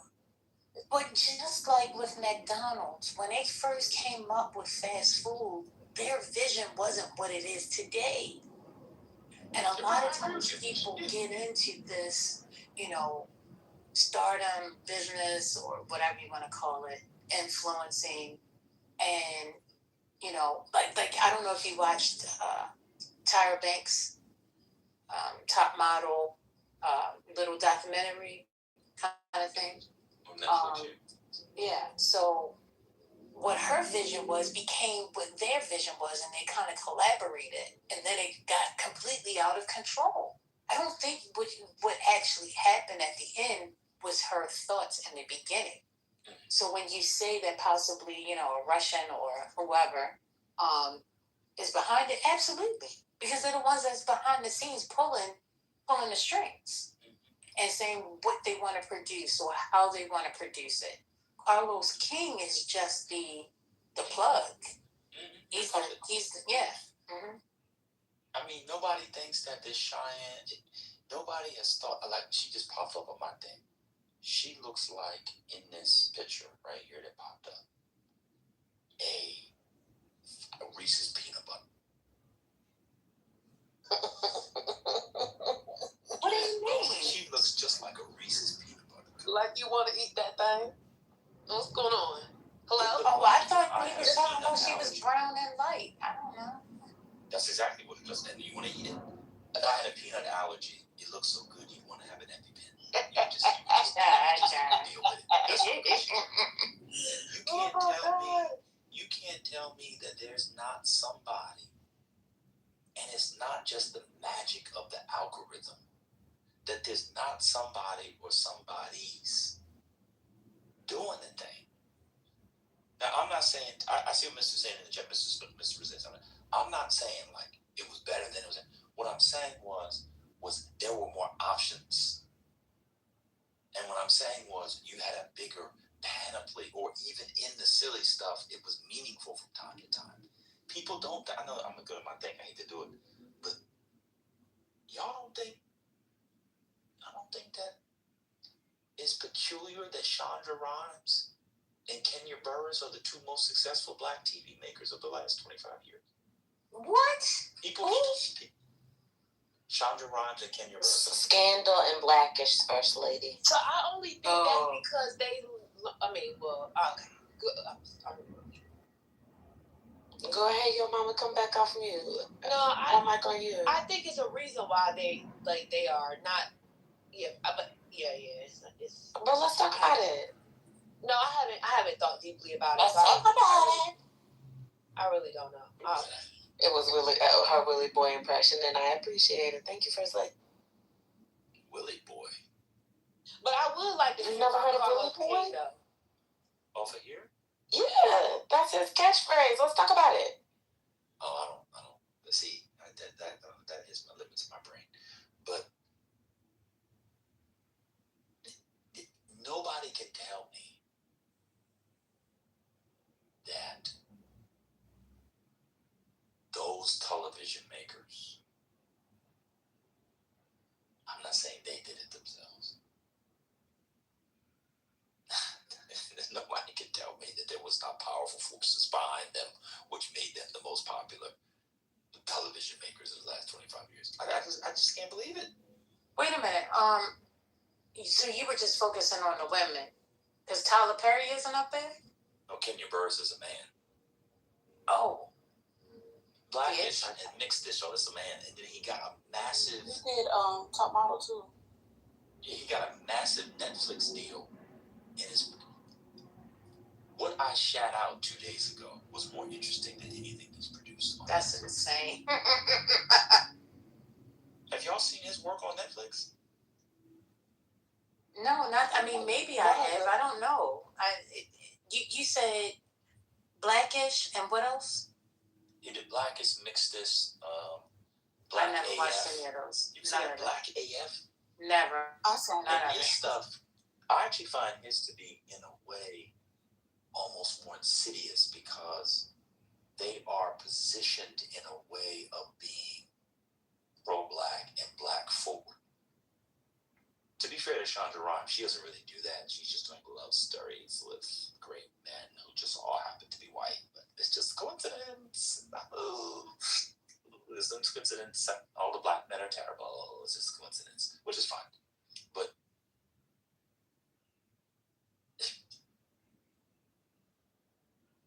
I don't know, man.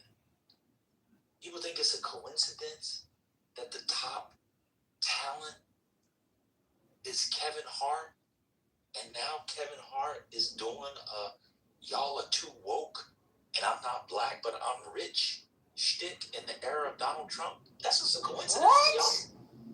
That's what he said in that. Seen his responses to the roast. First Lady played for us. I don't remember him saying that in the clip. Oh no, he didn't say that. No. That's the tenor. That's the. He did. That's basically the argument he's making. Yeah. I get that. Yeah, you remember on the part where he talked about this kind of not directly, but he kind of hinted at it at first. Yeah. Oh, what y'all don't want people to speak? Who says that people shouldn't be allowed to speak? He's been hanging out with Republicans now, conservatives? Kevin Hart's going to turn into the Bill Maher of Negroes? Well, the funny part was he said he went and handpicked the people, the racists. Yeah. Hey, boy. Hey, what's going on down there? Hey, come here, man. They about to lynch so-and-so. Don't worry about it, y'all.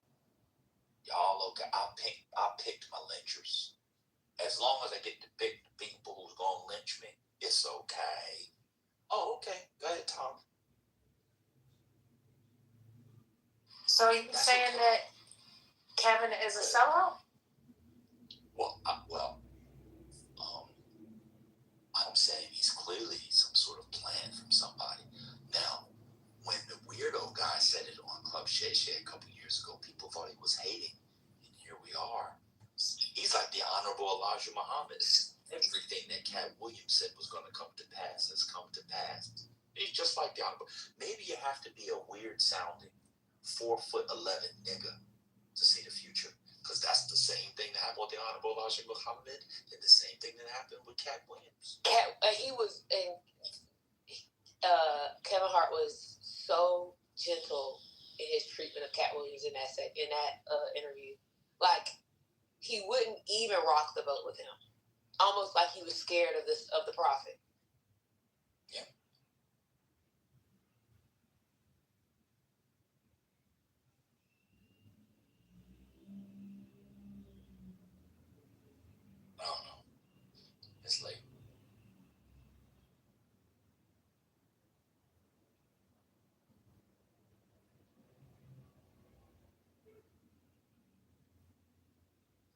point, but It gave me something to think about. I have a question about Carlos King. So what else does he do? Because I only know him from like the Huntsville. You know, what's that show? Look. Yeah, he does Love and Marriage, Huntsville. But he also does Detroit. And I knew he did I know he was on the original producing staff for Real Housewives of Atlanta. But like, okay, so Huntsville, Atlanta, what else? Yeah, he's got a few cities, but he also does like just like content, like messy content. So people will come on and he'll interview them. That's kind of his thing. But his main shows are the Love and Marriage. He had Detroit. He had Huntsville. Okay.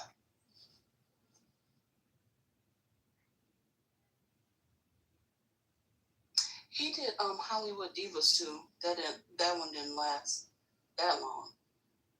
Oh, okay. I didn't know who did that. Who does the Zeus Network? Who did the Pastors of LA? Well, the Zeus Network is Lemmy. Yeah, but who produced that show? Do you know? The Pastors of LA. You know, with Noel Jones and you know the dude that had the Glock. It came back. What was his name? The one with the fro. Yeah. I know exactly who you're talking about too. Yeah, because they were doing the whole marriage thing. Because Noel Jones, they dragged him because he wasn't married. Remember? And what's his name? The singer. Start with a D. In the hair. Yeah, Dietrich Haddon. Yeah, remember they used to dog him and Noel because Bishop Jones because I don't know that man, so I don't know why I said Noel. Bishop Jones because Bishop Jones was not married, and he had a girlfriend, Loretta, but he wouldn't marry her. They dragged him for filth on the show, the little man with the afro, and then they did the same thing to Dietrich Haddon because he was like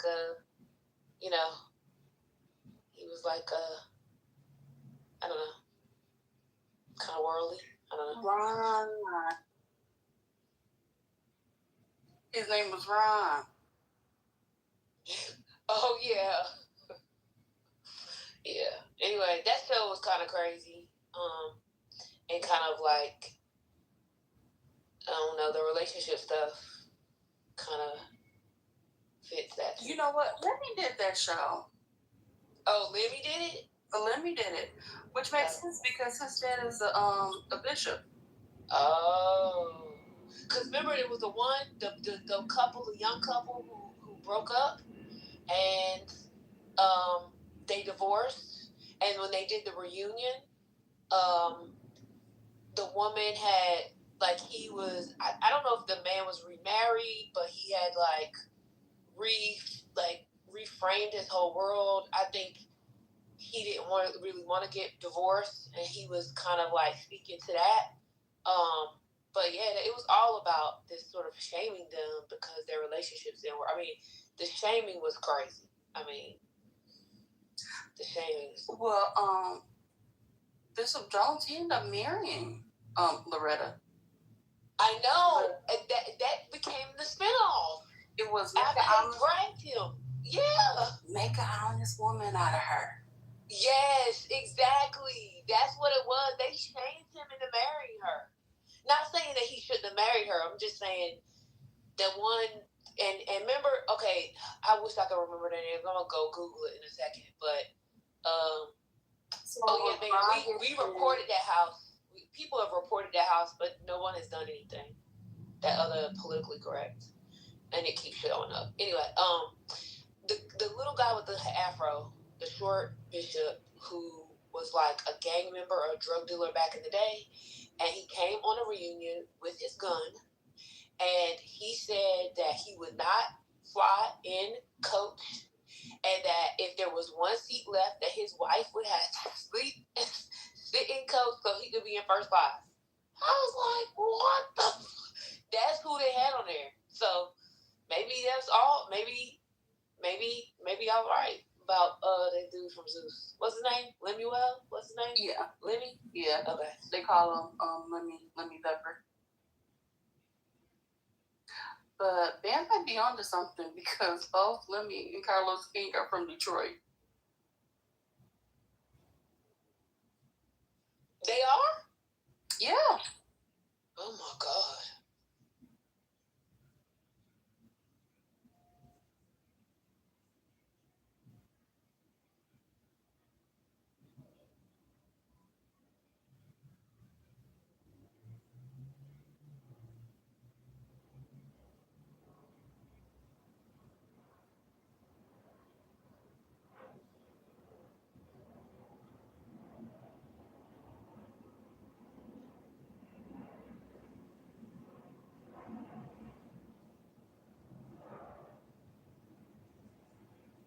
What's the solution? Hello?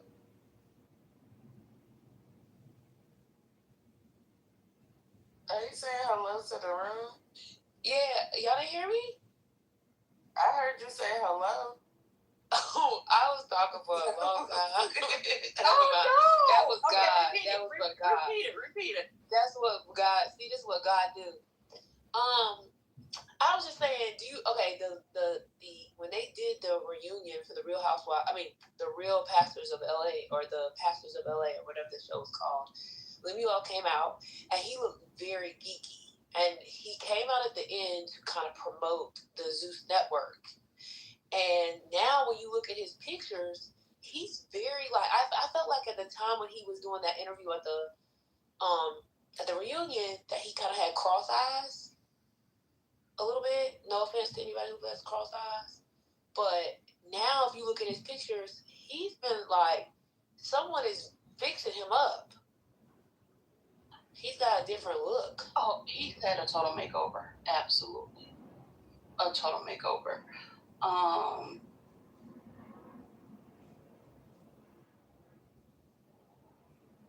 Maybe a few surgeries, truth be told. Yeah, I was about to say that money is fixing them up.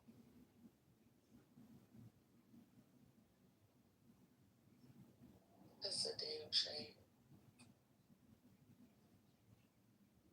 Y'all can see the whole reunion episode of what I'm talking about on the Pastors of LA online. Let me look up to see what that man's name was. Did they do that other church? Because it was another church reality show that came on for like a season, and they were out of Detroit. You know what I'm talking about, TC?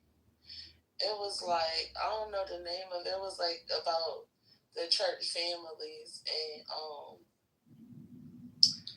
is it the murder? One of the girls come from like the church family that be singing with the Singing Sisters. Oh, the Cheers. They had their own. Yeah, the shit. No, it wasn't with. No, because I remember this distinctly because I actually watched this reality show. Her they mother. said Real Pastors of Detroit. They said that's what it was. Was that it? That might have been it. Cause I remember one of the girls, she come from the family with the sisters sing together, but she was married to a nigga in jail. I remember that distinctly. That's what made me watch it. This was a series that was focused on it's called Preachers of Detroit. Preachers of Detroit. And it's with Charles H. Ellis III, Bishop Ellis. Y'all know him. That's where what's her name funeral was. Rosa Parks' funeral was at his church, I think. Oh no, but it wasn't about the actual people, the actual like pastors. It was about the kids. Oh, Rita funeral was there too. He had got caught. Oh, that's what I thought. Yeah. Because remember how he touched Ariana's breast in the church, but he just got caught up in a scandal not too long ago. Bishop Ellis? Yes. Oh my God, girl. Oh, it was real bad, and he had to admit it. At first, people were like, "Oh no," they didn't believe it, but then when he admitted it, it was like, "Oh." Let me see what I can find on the internet.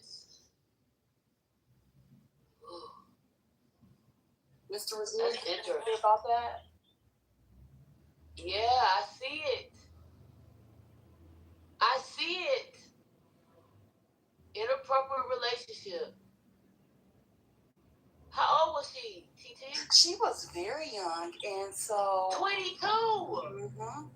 And so, one of the things that she had posted was a video at his like birthday celebration where he invited her to come here. And like a lot of the times, like you have to pay for very expensive tickets to go to those things. So that's when it was like, oh, maybe there's some truth to what she's saying here. Oh, I remember. So when you Google it, right, it also talks about the Ariana Grande, or what's her name? Ariana Grande? What's her name? Grande? What is it?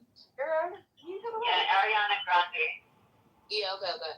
So it's a picture of, it's an article in NBC News that I found, and the picture is of him holding her, and Bill Clinton is behind him with his mouth wide open. That dress was short. I was like, oh my God, Ariana, did nobody take you to the protocol? They did. And he had her wrapped up like with his arm right around her breast, like you said. But yeah, it's true. The other story, I see it. Oh my God, I see it. TT. Yeah, and he actually, his uncle had some issues. He's out of Chicago. Ugh. Yeah, he had a lot going on. But Mr. Resilience, I actually went to high school with the music director at that church. One more thing. It was his name is Ron Gibson, the pastor in LA that I was thinking about. Ron Gibson. Yeah.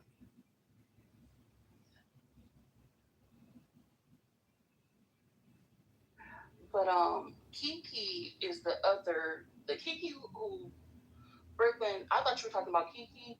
That was one of Dorinda's daughters, who you were talking about. No, so I'm thinking because it was like the show, it was based around just the kids of the pastors and the gospel singers. And it was like this one flamboyant boy that was one of the preacher's kids. He used to wear his hair like blonde and shit. He dressed real, crazy or whatever.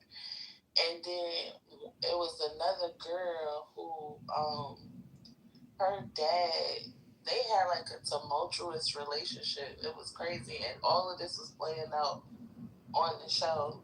And then I distinctly remember that the specific girl that I'm talking about, she came from like a famous like gospel singing family with all the sisters. I don't know if this is the Clark sisters or something like that. I don't know. Yeah, so those are the Clark sisters. So Dorinda Clark Cole. So I thought right. So one of her daughters, was married to a man that was in jail. And it was all on the show. Like, he was in jail while she was on the show. She was like the outcast of the family. But she was living back with her mom. It was crazy. But I remember that show. It was good. It was good and juicy. But it was like one season.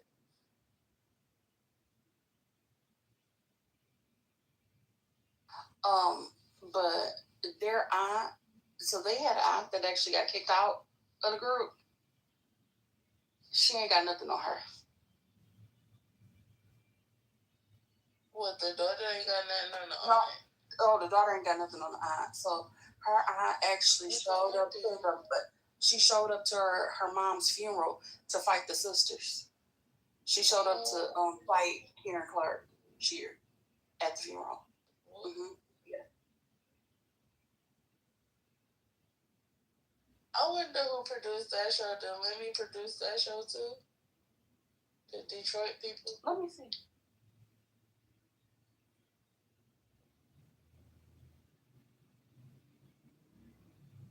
I thought that Lemmy just came out of nowhere. I didn't know he started off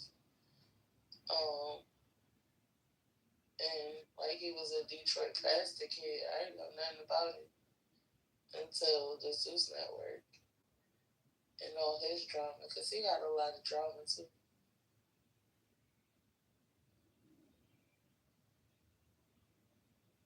So they basically gave his dad like the title of Bishop of Israel. It really makes no sense. I don't understand it. But that's his dad's title. Bishop of Israel? Yes. But within Church of God in Christ. That's interesting. Well, Lisa, what did you learn tonight about through the book? Lisa Wife, whichever one of y'all is on the phone. No, we're both here. Okay. What did you learn, Spend that Lisa Wife? Spend that shit. Spend that shit. Spend that shit, right? That's what I'm saying. You know what? What is the word that you came up with, Lifa? You have been? Oh, it's Desh. Huh? Assess. Assess. Yeah. When I tell you I literally threw my phone across the room, I went to go grab it. I flipped it, tumbled it upside down. It was gone. I had to go pick it up. I said, I can't believe that man just said that. I said that's like your thread that him and Ben got is good. It's the craziest thing in the world, but that's the funniest inside joke on Clubhouse right now. I swear it is.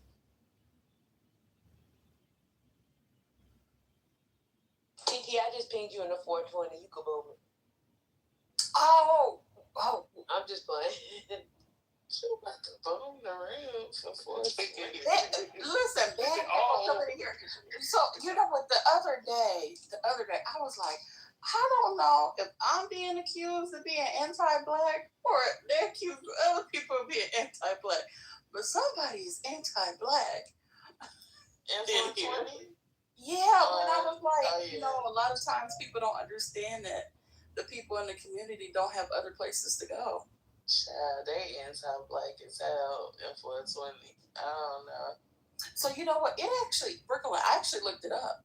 So from the point that my parents' store used to be to the nearest store for the people in that neighborhood, it would take them 40 minutes if they didn't have a car to walk.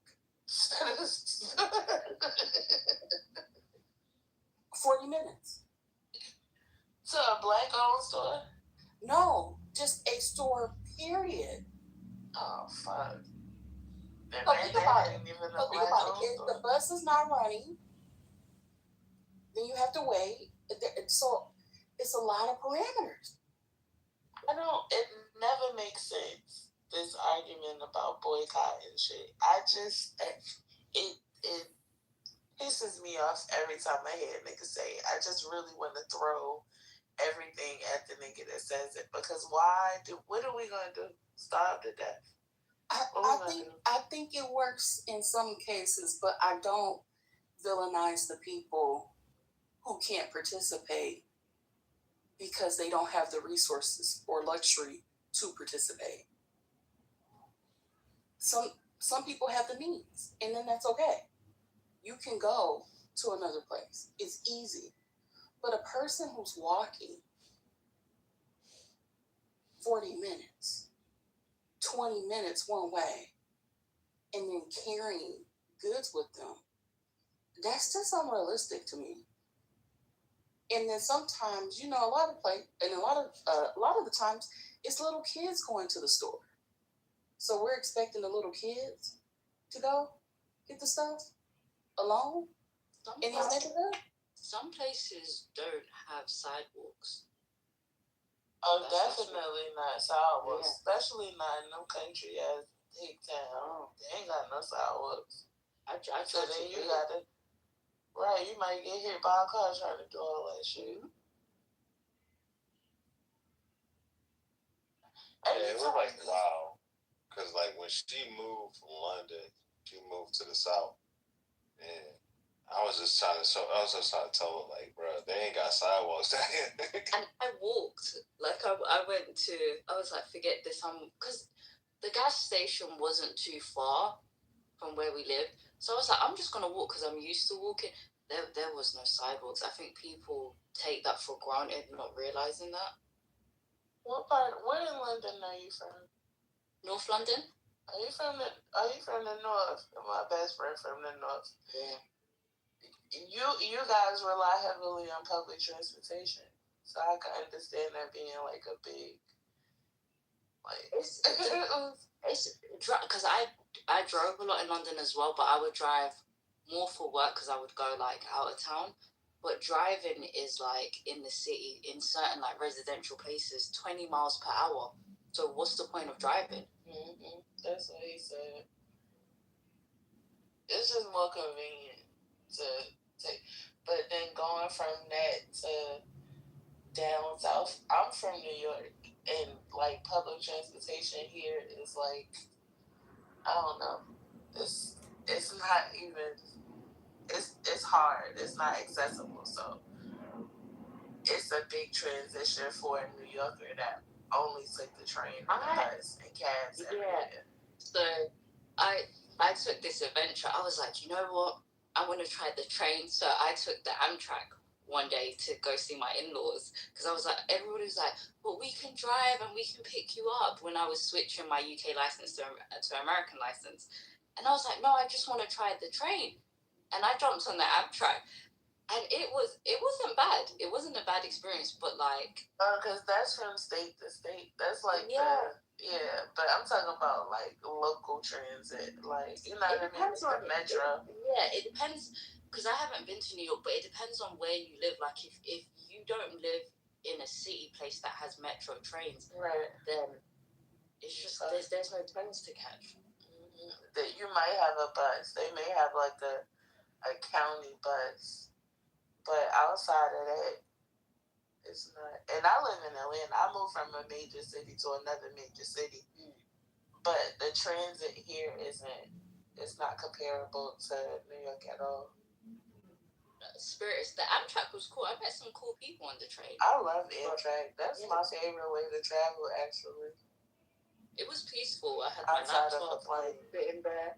I had my snacks. It was like a 5-hour train ride. I was looking out the window. It was scary at night, though.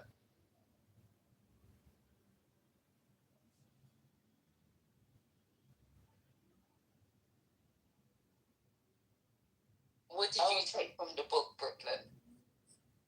Child, I was being nice because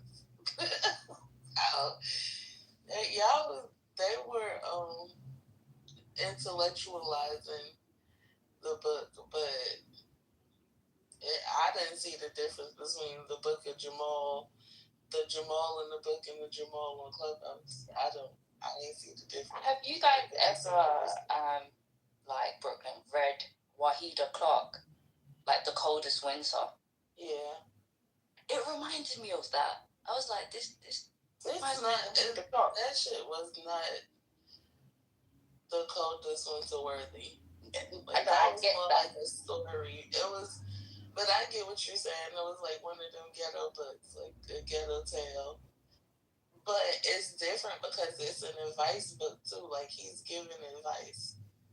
So it's just terrible advice. That's just that. Listen, if that's how men think that women should operate, I don't think that we fuck. Well, we fucked anyway, but that's why we fuck, because that's what they think we should do. But like Wahida Clark, like The Coldest Winter, she kind of like going after people that had money? Like it had similar themes, whereas his was more of a self-help tale. It's just like The Coldest Winter was about street life. Like it was about hustling and fucking with hustlers. Like I identified with that, but I can't identify with what the fuck Jamal was talking about. Like especially him telling us after all of that while he made the book he was homeless and met a girl, and that threw me off altogether. You're giving all of this advice as a poor man, like, and your way to success was through a woman. That's crazy as fuck. But maybe it's me. You know, I'm still old school. Jamal has had many lives, many careers. Trucker, pundit, author, salon owner, weavologist.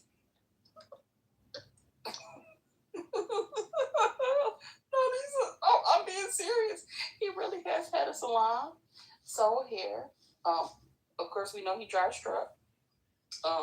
Likes to talk about everything, and apparently an author. I mean, he has a skill to pivot. Like, he's, pivoted, I guess, in his times of being down. So he went from one business idea or job to the next. That's a good survival skill. However, I'm not sure the way that he's giving advice, it may have been better maybe for him to give it from a standpoint of, this is what I went through, and you don't have to go through this. Why the fuck in this state would you be giving advice to women? In any state, to be honest with you. Why? I mean, it's entertainment and entertaining, and it's good to hear that perspective, because you see what old freaky niggas be thinking about. But he had a co-writer as well, which was a female perspective that shared similar views. Yeah, we see that every day. His book, and the fact that it was written in 2018, also speaks to how we ended up where we are, like the begin, because that was like the beginning of the gender war era. All of that, like that time was when all of the shit started like coming about. It wasn't Kevin Samuels, it was Tommy Sotomayor, whatever that man's name is. So these people were like making a way, and they were giving advice on women and how to be married, and how women should be married and what they should do. And old freaky ass niggas giving advice. And we are in 2016, almost 10 years later, it's worse. It ain't getting no better with all the advice we done got so far. It's not changed anything. It's made everything even worse than it started off as. It'll be interesting to see what the next project will be.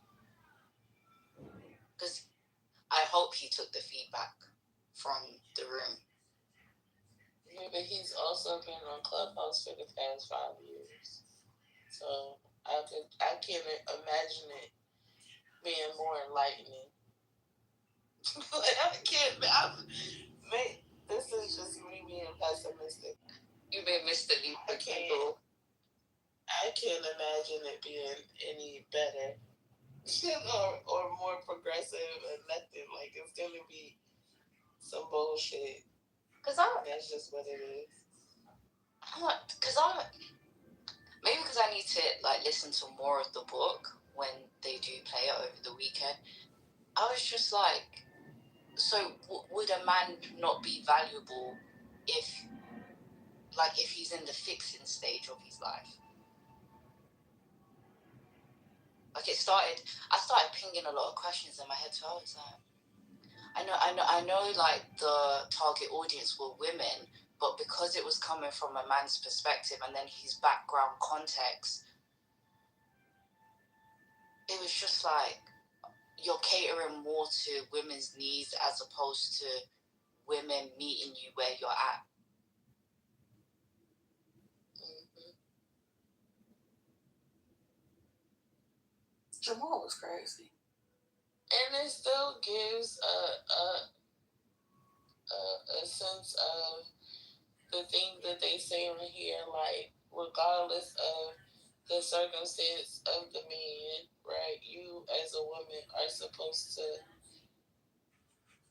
bend over backwards while still also being submissive and being obedient. Like, I can't wrap my mind around that. I think I'm too modern day woman.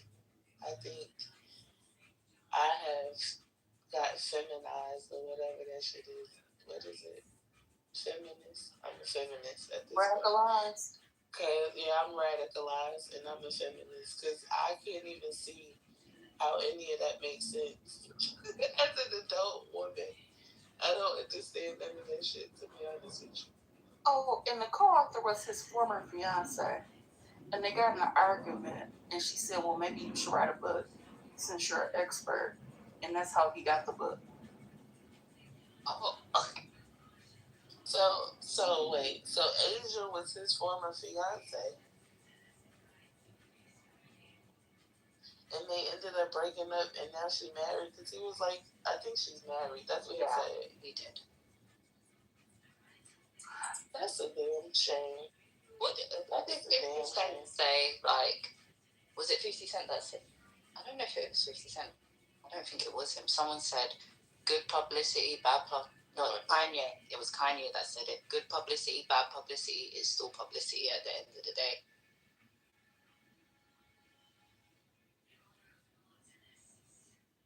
I do not think bending over backwards is being nice to men. I think bending over backwards is a woman going out working 8 hours a day, 8 to 12 hours a day, coming home, cooking, cleaning, and paying the bills, and the nigga managing the money. That's what the fuck I think bending over backwards is.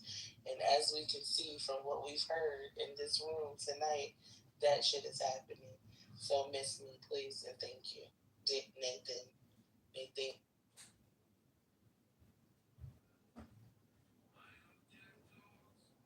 Sorry, I missed it. Did you say Asia was his ex-wife? Ex-fiance. Ex-fiance. Oh, okay. Oh my gosh. Yeah, I missed that. I wonder if Asia wrote a book. She needed to. Like, look at what the fuck I missed out on. Thank God I moved the fuck on.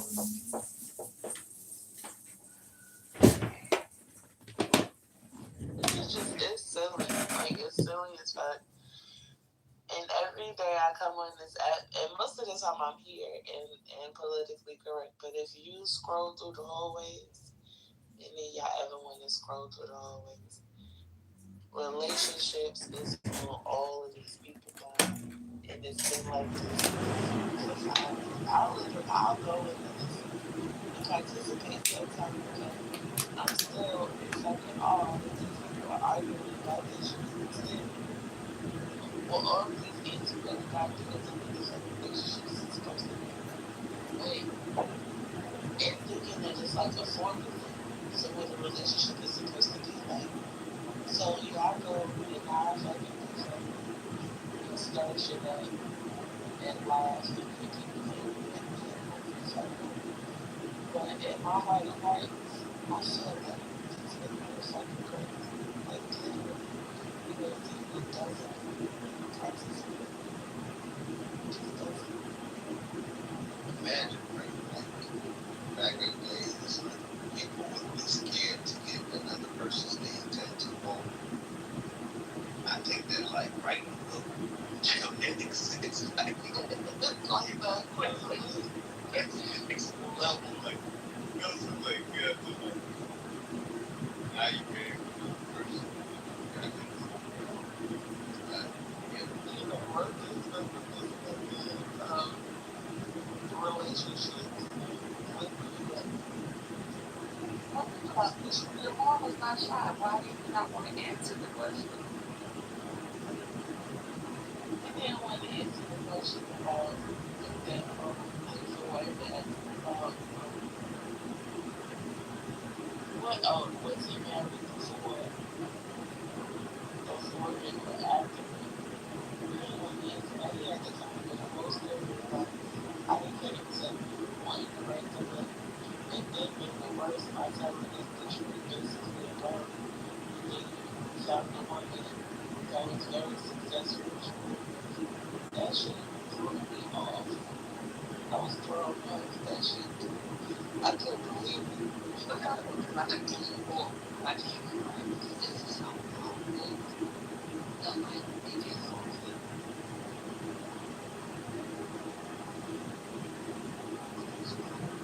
It's basically, I feel like what he told us about how the book came about. I feel like there is instructions you got to for your that's what I think it is. Now I'm completely thrown off of February. Look now, you made it worse. But you just let us talk about it because let me tell you that he came to this fight. We broke this way during the time when it was down and out and finally becoming and finessing the fuck out of it. That just made it worse. Was it just me? Did it just make it worse for me? It was just whatever. Yes, I guess it was anger because that's how you describe it. It was like I was hoping I came up with an idea and I met and she was successful. She managed it. I was all okay. So you know basically gave her one and got her perspective and put it in the mud. And bring you a little point. Get y'all relationship as a success. And we're just literally that's fucking crazy. My favorite part. We're happy for her. I'm all for her too. My favorite part was when he said, I was homeless in Porsche. Not homeless on the streets, I'm homeless in a broke car, I'm homeless in Porsche.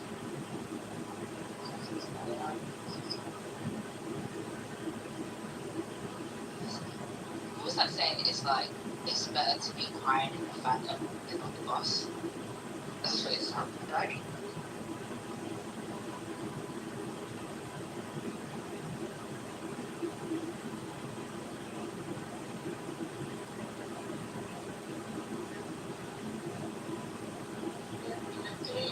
That's basically what I said. And it's bad.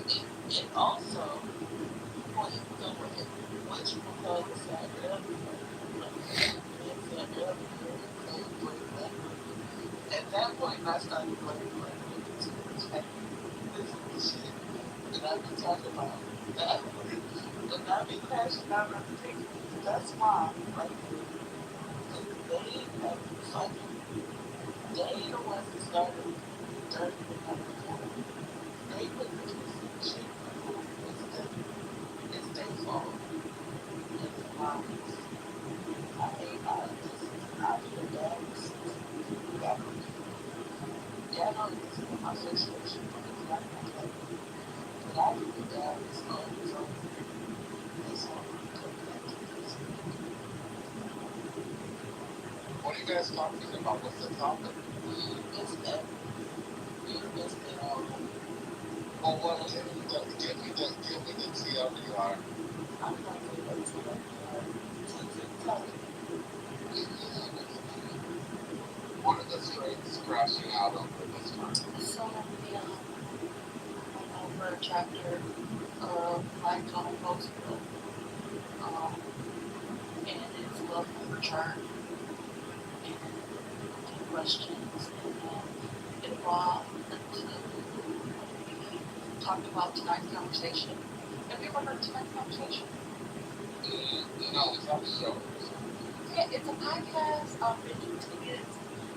It's a rotating panel. People go, they ask relationship questions. And some of them are like like this kind of wild, almost unbelievable. And we had an idea that it was really set up by the government because they're really popping up out of nowhere. Oh wait, see, before that happened, it was a part of the discussion that I took. They say that he was hurricane difficult with that. Do you agree with that?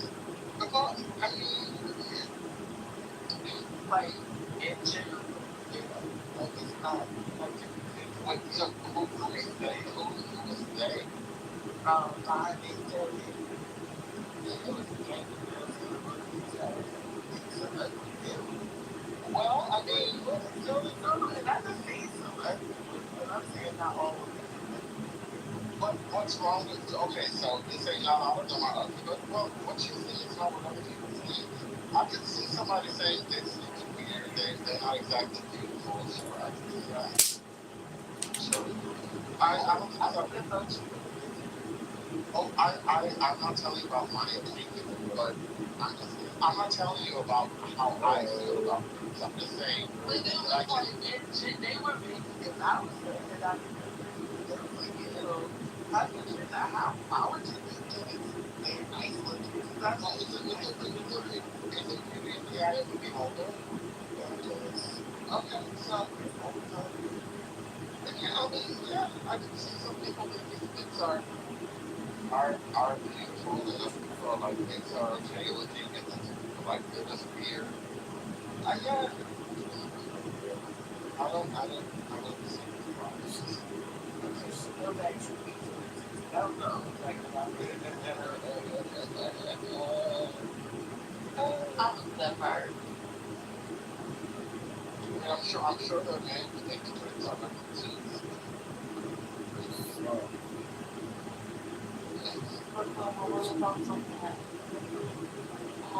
Thoughts on what? I mean, I'm saying ugly people nice, so I say ugly people. I mean, but in general, like, I say the good for the ones that are pretty. Yeah, but yeah, I'm sorry. We're really big. We're really too much on it. It wasn't you. But you know, Yes. Well, why are they supposed to be so excited about it? Why does every woman have to be so excited about things? Why? They don't have to.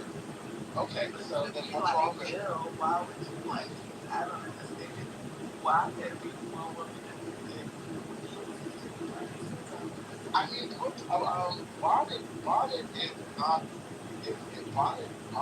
Bonnet is attracted to men. So, I mean, Bonnet is attracted to men, and I'm assuming she got sense. Yeah, so you know. She said that people think all pieces are ugly. And who said, one of them said, was it TLC? TLC said coochies can't be ugly. I was like, what's that? I didn't understand that. What? And, oh my God, bro. Not everybody has a cookie mind. So God got a different mind. But how could all people just know coochies? Well, but that's TLC. TLC is a girl. Alex. TLC is a lesbian. So I'm not surprised that she thinks that pussies can't be ugly. Who's is Maximus? I get it. I mean, yeah, I'm gonna say, to me, stuff like that is just, that's just a conversation we have. Also,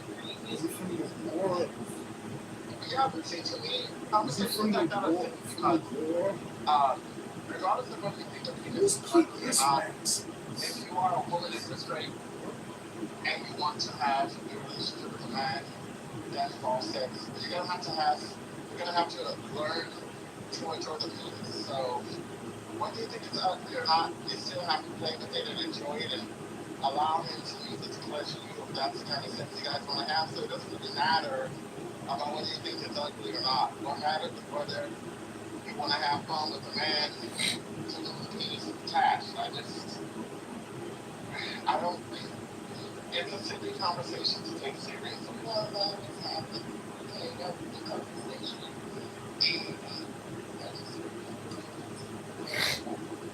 I get it, you know, let the women think that penis is not that cute. I mean, I've seen them ugly penises, but you know what? If I chose to be with a man whose penis was not the most beautiful penis I've ever seen, I'd get over that really quickly. You know, at the end of the day. So like think about the men who are in relationships with women, they're having sex, and then they go into the delivery room and then watch that baby come out of that vagina And those men are scarred for life because the vagina looks different, you know, when the baby's coming out of it. And they're like, ew, you can't go there no more. It's ugly. You know, I mean, have you heard of that? I ain't never heard of this that way before. Oh, I have. Like, they got traumatized. They were scared, yeah. I know. No. These are men who's great. They just, I've heard you say about that. I've heard you say I have friends who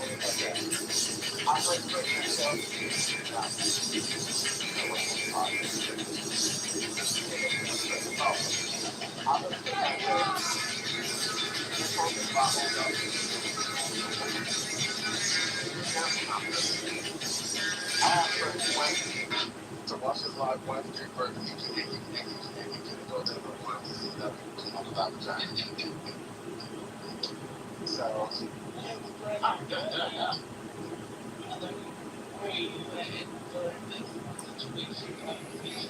If you have over $1 million in assets, not participate in this type of conversation. When the mom came out, so yeah. It was so funny.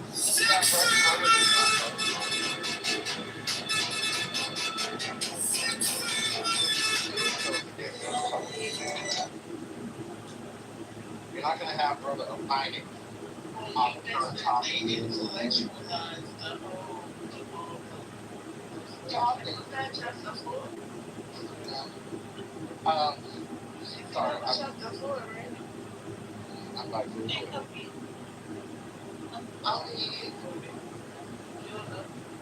it's for Jamal. Is Jamal married right now? Okay, I'm not surprised because any man who yells that much definitely can't keep on that yelling and drive any sane person crazy. Yeah, Jamal. The review of the episode chapter. That would have been interesting if every review listened to the review of the chapter. I was conflicted, so I didn't see the little shit that I put in the chat, it was like, y'all some pages, so I said, let me find my business. And then Jamal got on the mic and explained how he feel about making a book.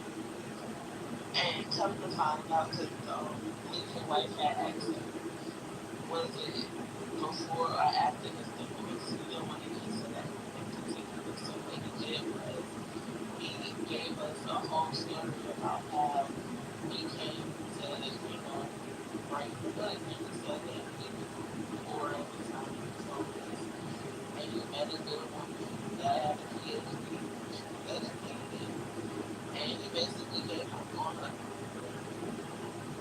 But the book is telling, the way that the book is written, the way that the book is written, and the advice that is given, it's probably off the book number for making that was to be fair to the theater comments in terms of white, because she was asking questions, and she was asking all the questions I was asking.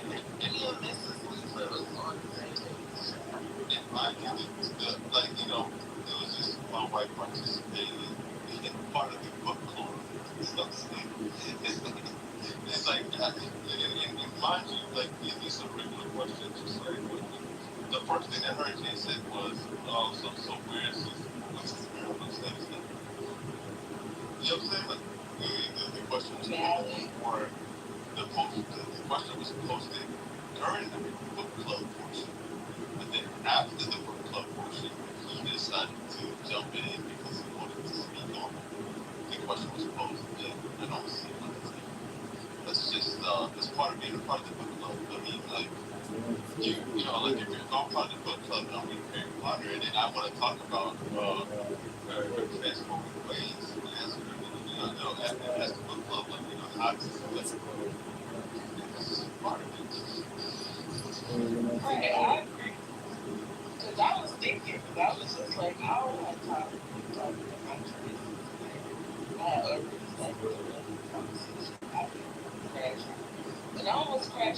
it was close. And I held myself close. Wait a minute, y'all was gonna crash on Jerome? Almost crashed out.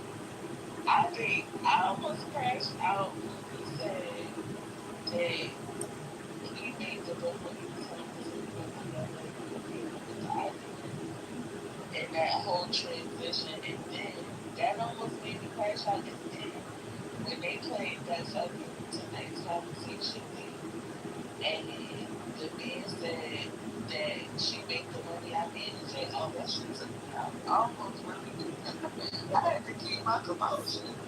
I don't know how hard I worked to not lose because I almost lost it. Oh, you're talking about the clip. The clip and Jamal, both of them simultaneously. I was just like back to back.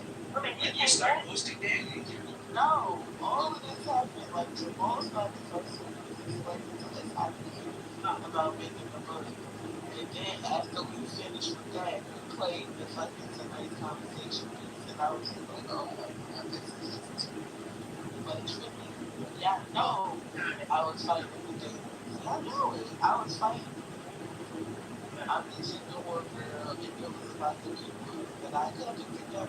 I didn't crash out.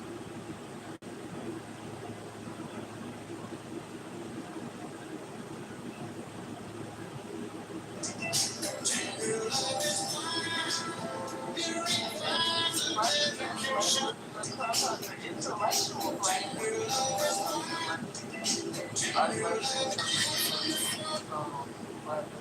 It ain't just black women. I don't love it. Just want you to make sure that y'all understand. So you made a song. Pro-black.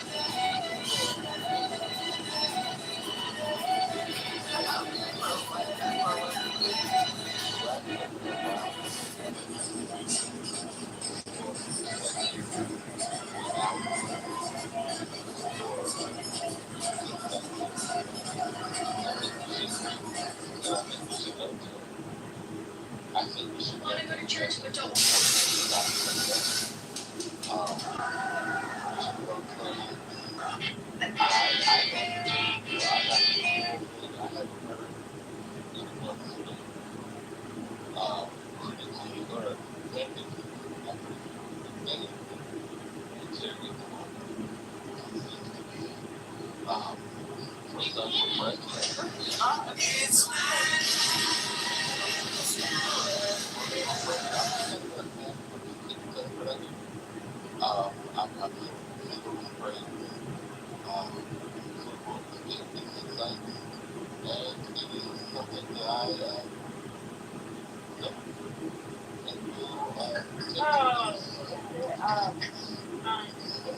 Praise for the book or praise that a black man can become much further.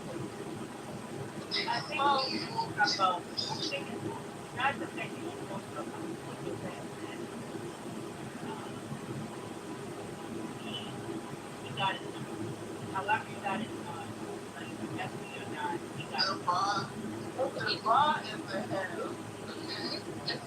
done. If he wasn't from Clubhouse with the book he read, like how? I mean, I think it's important. No, go ahead. Because I'm not reading it, so I know it's important. I'm not reading it, that's important. Ma'am, the people who are reading it, listening, I think it's important for y'all to be such a so I will say that. So, wait a minute, so are you protesting and not listening? let me bring it up. I think that those that can receive it will receive it, right? But also, a lot of times what happens is the judge don't give it a try. Had it not been for Johnny, had it not been for Dan, I probably would know what check was 1, 2, 3, and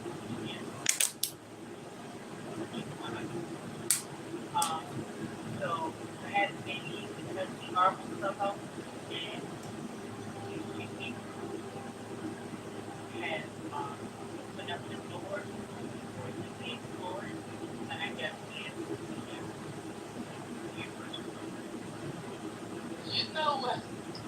know what was so silly? The funny part was when Jim and I had got involved, and Jamal was like, "This is the real man, Jim and I.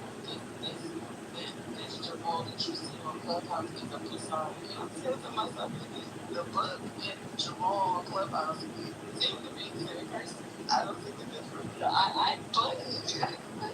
I'm different. I didn't say anything. I was just like, let me just mind my fucking ass business today. I swear to God. I heard that too. You know when like Barnes and Noble, when a author has a book signing and they do the meet and greet, he was taking that in terms of offending. Yes, he was. It was so funny.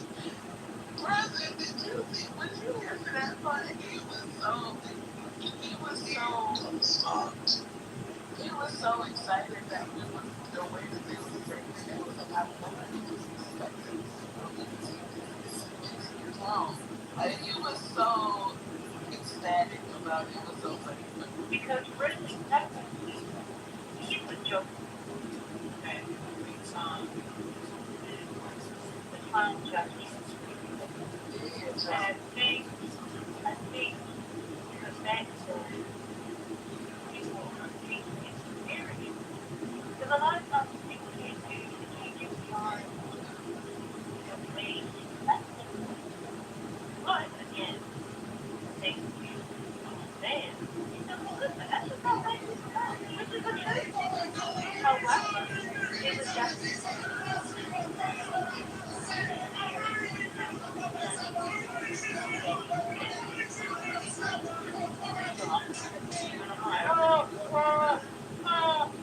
and you know, I should not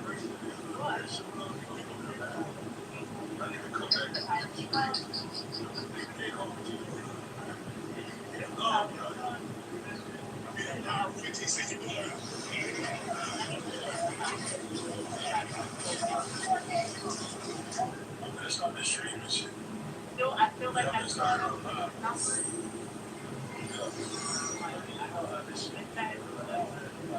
It's fine. Y'all send a galaxy. Y'all send a galaxy in the chat. Same shit. The same shit. I hear the fucking thing. I don't believe it.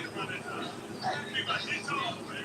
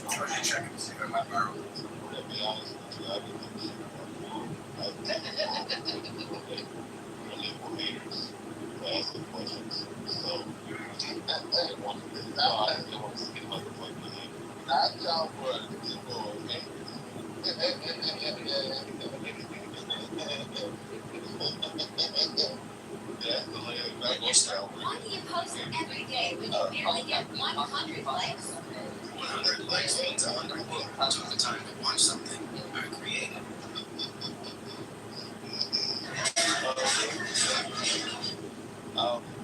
So to answer am I protesting? No, I think that, no longer stay for book readings. And I have made a conscious decision not to be a part of that. I don't want to, everybody else is sort of doing the thing, and I want to respect that.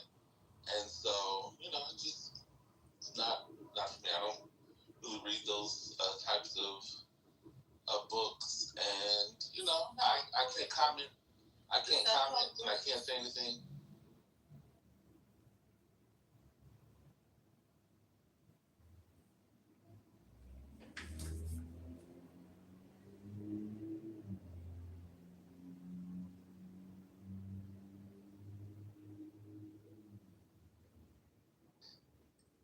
There's so much happening, so much of this LGBTQ that's getting pushed on society instead of society pushing family values. There's a huge war on gender right now. There's a huge war. Well, they're trying to deconstruct everything.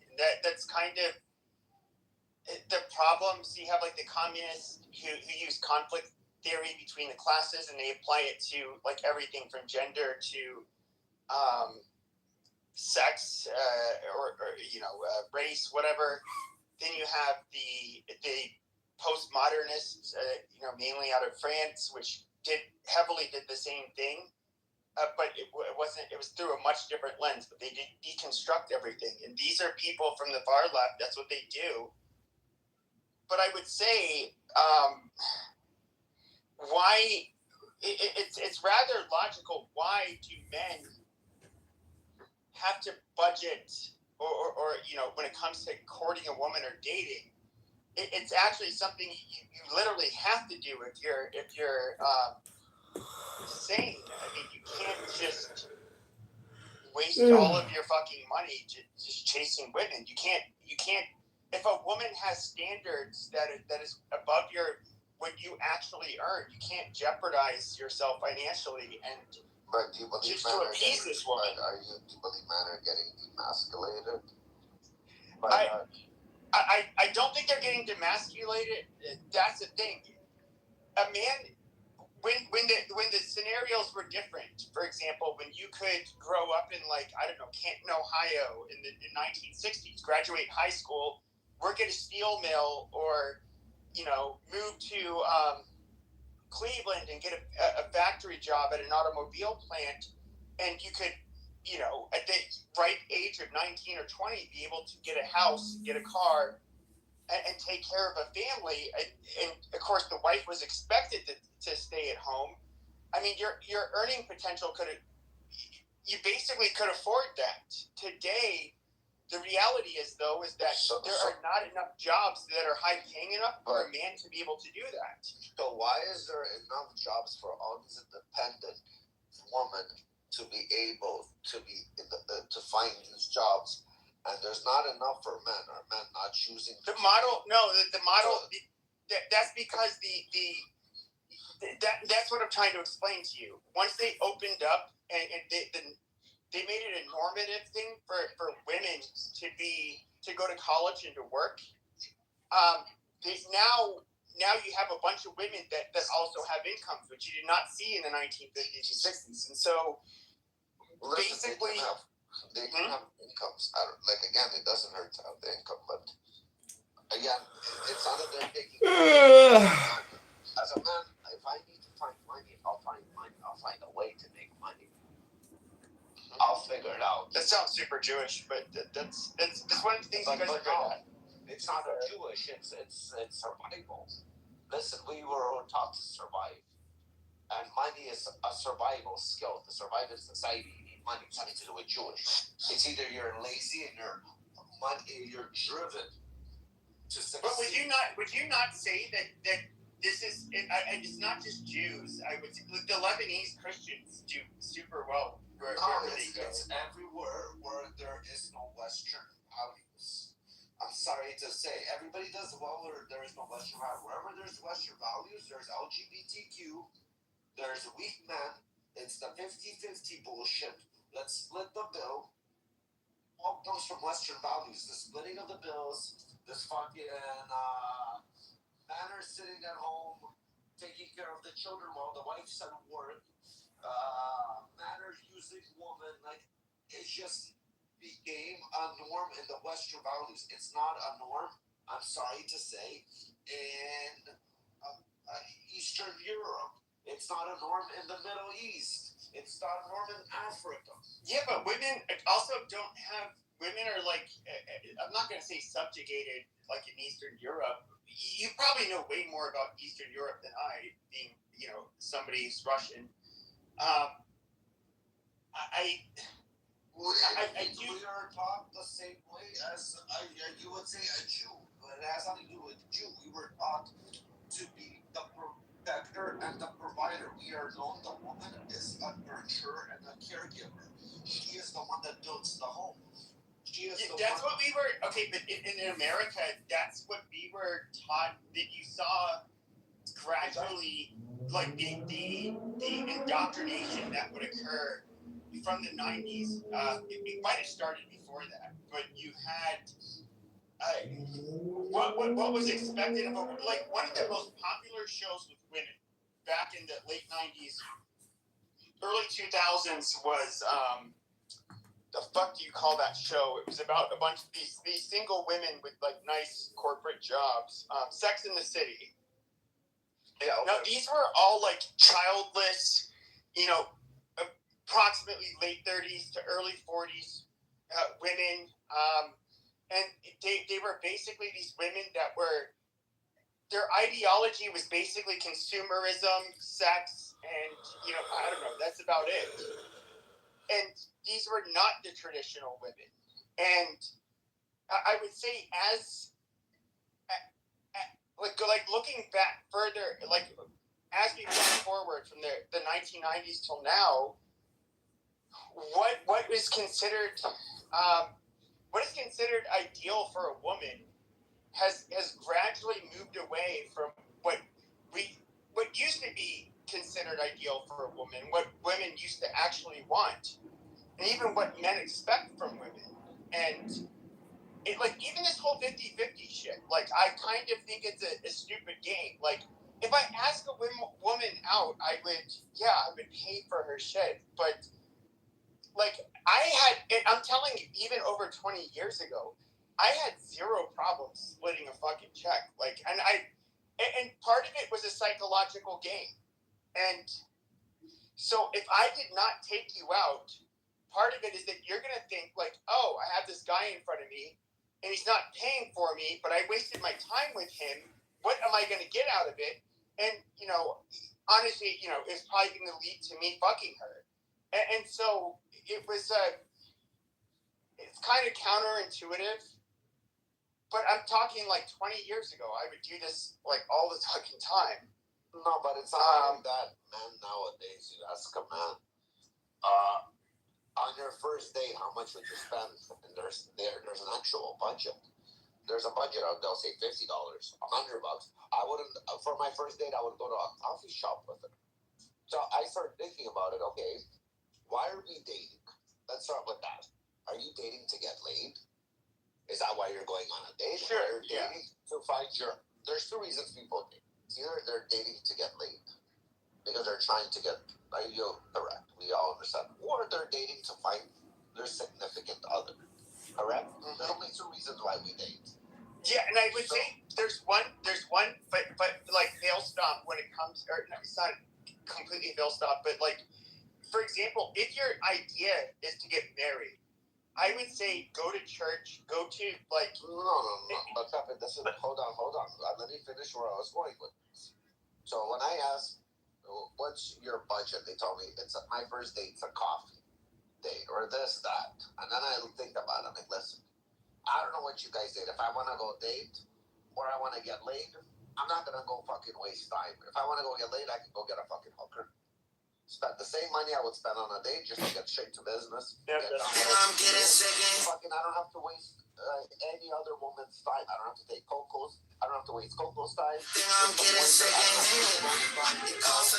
Nobody's time. I don't have to disappoint. I don't need to play this fucking games with people. I'm a little bit older than to play these games. If I'm dating, I'm looking for a significant other.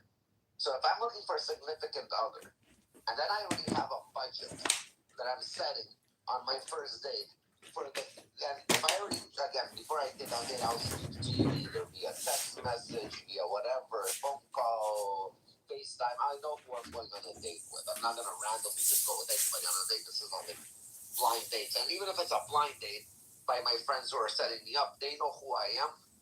and whoever they're setting me up is their friend, right? So if they can get along with that person, they can get along with me. That means we're a good match.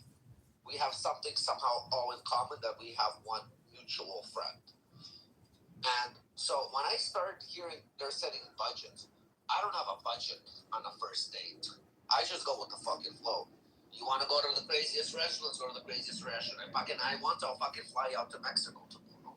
We'll fly out like I am a retard. But again, the reason why I say this, Pepe, is because this is a potential of my future. This is a potential of the future wife to me. So why am I already fucking from day one of meeting my future wife? I'm putting a budget and a limit on it. I'm already setting myself up for failure by doing such an action. I'm showing I'm not serious by even thinking in such a way that I'm wasting time. Then that goes to me, I just want to fuck you. So if I want to fuck you, I'll get a hooker. I want to play a game, okay, again, but in my opinion, if we're dating for a reason. Like I go on dates to find my significant other. If I want to go out, I can go out with my friends. I don't need to go out with strangers and pay for their bills. I get what you're saying. So you're talking about dating with intention, and I'm somebody who was like a hedonist. I somebody who like slept with a lot of women. You know, like rather you can say it's gross, and it's absolutely unfulfilling. You know, really, it is. It gets so fucking old. And I do. You know, I had friends who could have like definitely gotten more women than me that were they more or less dated with the intention of finding a future wife, and then now that they're married and have kids and all of that stuff. And I do, you know, I don't blame anybody. Like when it comes to my personal life, I don't blame women for where I'm at or the fact that I didn't get married and have kids. You know, I made my own bed. I don't blame women for that. But I don't know. I just like today in America, I do think that there's this very. First of all, it's very toxic on both sides. We can look at the manosphere, where they like to say women have these innate traits. They're only good for these things. You cannot trust them. Yada yada yada. Then you have women who say like, oh well, basically. Test the shit out of them. Like, how far are they willing to go on the first date? How much are they willing to spoil you? All of this stuff, and then they can get into the same toxic bullshit that men get into, where it's basically like they have to look a certain way. They have to basically provide whatever they want whenever they want, which is a rather sociopathic view of a healthy relationship. Much like a womanizing person on the manosphere, type of view he would have when it comes to women. And I just like, I don't know, like they're both like super fucked. And I'm going to be honest. Like I see all of these angry, bitter, and you guys know me. I will say super offensive shit. And at times I would troll and like make fun of women and all of that stuff. But I think everybody here would know that's never been where my heart is at, because I just never cared enough to make, to passionately talk about it. But I would say I almost want all of these people's genes to be washed out of the gene pool, because they are such toxic pieces of shit. Like that's my point of view. Again, I don't know who hurt you, Pepe. At the end of the day, again, you have your own skeleton. Who hurt me? I never said somebody hurt me. Again, Pepe, something happened that you were hurt. Don't tell me I know. What do you mean? Because you have your guard up on everything. But I don't have my guard up when it comes to. You have your when it comes to women. When do you guys hear me bitch about women though? Like I don't bitch about women on the app. Are you serious? Out of everything? Yeah, I see very offensive, and of course a lot of it has been like a show back from when I do my rooms, I was like a troll and like this offensive person, but it had to do with politics. It would have to do with taboo subjects. But when it comes to relationships, I'm a rather simple person when it comes to relationships. Okay, we all have. For anybody who has brothers and sisters, like you might have that brother or sister where you're like, oh, I feel really bad for that person that's dating them because they suck. Or you would say like, wow, she is such a great person, and you would like everybody's fucking different, and I hear a lot of people that tend to be on like, oh, their siblings would secretly think to themselves like, wow, he's a piece of shit to women or men, or she's a piece of shit to men. And they're not capable of having healthy, loving relationships because they suck. Listen, I can be a piece of shit to a woman. Don't get me wrong. But I will be a piece of shit to a woman that either A, has no self-respect for herself and she was wasting my time, or I was supposed to have one thing and I got something completely opposite. When they present themselves one way and they're completely different when you meet them in the real world, which does happen. Yes, I'll act accordingly. But my intention when I am going on that date is I'm looking for my significant other. I'm looking for either a life partner or anything in that matter. And when I start saying, oh, my first date's gonna be a coffee date, I already started off wrong. I'm already, I don't know how to explain it. Like, why is that starting off wrong? I'm just curious. Because I'm putting up, if it's my wife, right? If I have a wife at home with me, she has my credit card. We have one bill. So whatever she wants to spend or I want to spend, we spend together. But if we are as one and I go out with her as one and we say, you know what, we're going to McDonald's, we are going to be on a budget, this, that. It's how to explain it. I can't put a limit on something that is, I'm trying to start off as an equal. But you have to put a limit. Person. So if you're a guy like out of college, and by this time you'd be 22, 23, and you don't have much. You have student loans. Like if a woman expects like a $700 dinner date, like that is not feasible. No. Listen, nobody expects nothing. Again, if you're expecting, I'll give it to you. Yes, because that means you already came with expectations. You came with an agenda. Sure, that is wrong. It is my choice, yes. I might be more fortunate. The next guy might be more fortunate than me, and one guy could be less fortunate. But you give what you can. You don't set a budget. If you have that $150, but you said, instead of that spending that full $150, I'm going to go spend that fucking $25 on a coffee.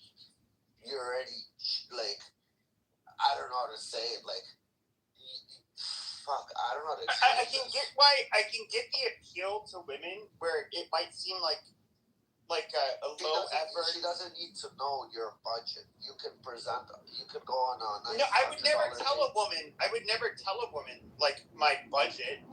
But like if I just met her. But I, personally, first of all, like it's pretty easy. I grew up in Scottsdale. It's kind of. You know who the gold diggers are. They're not hard to navigate. And gold diggers I don't really have anything, so they're not interested in me, so I'm not really a target of them.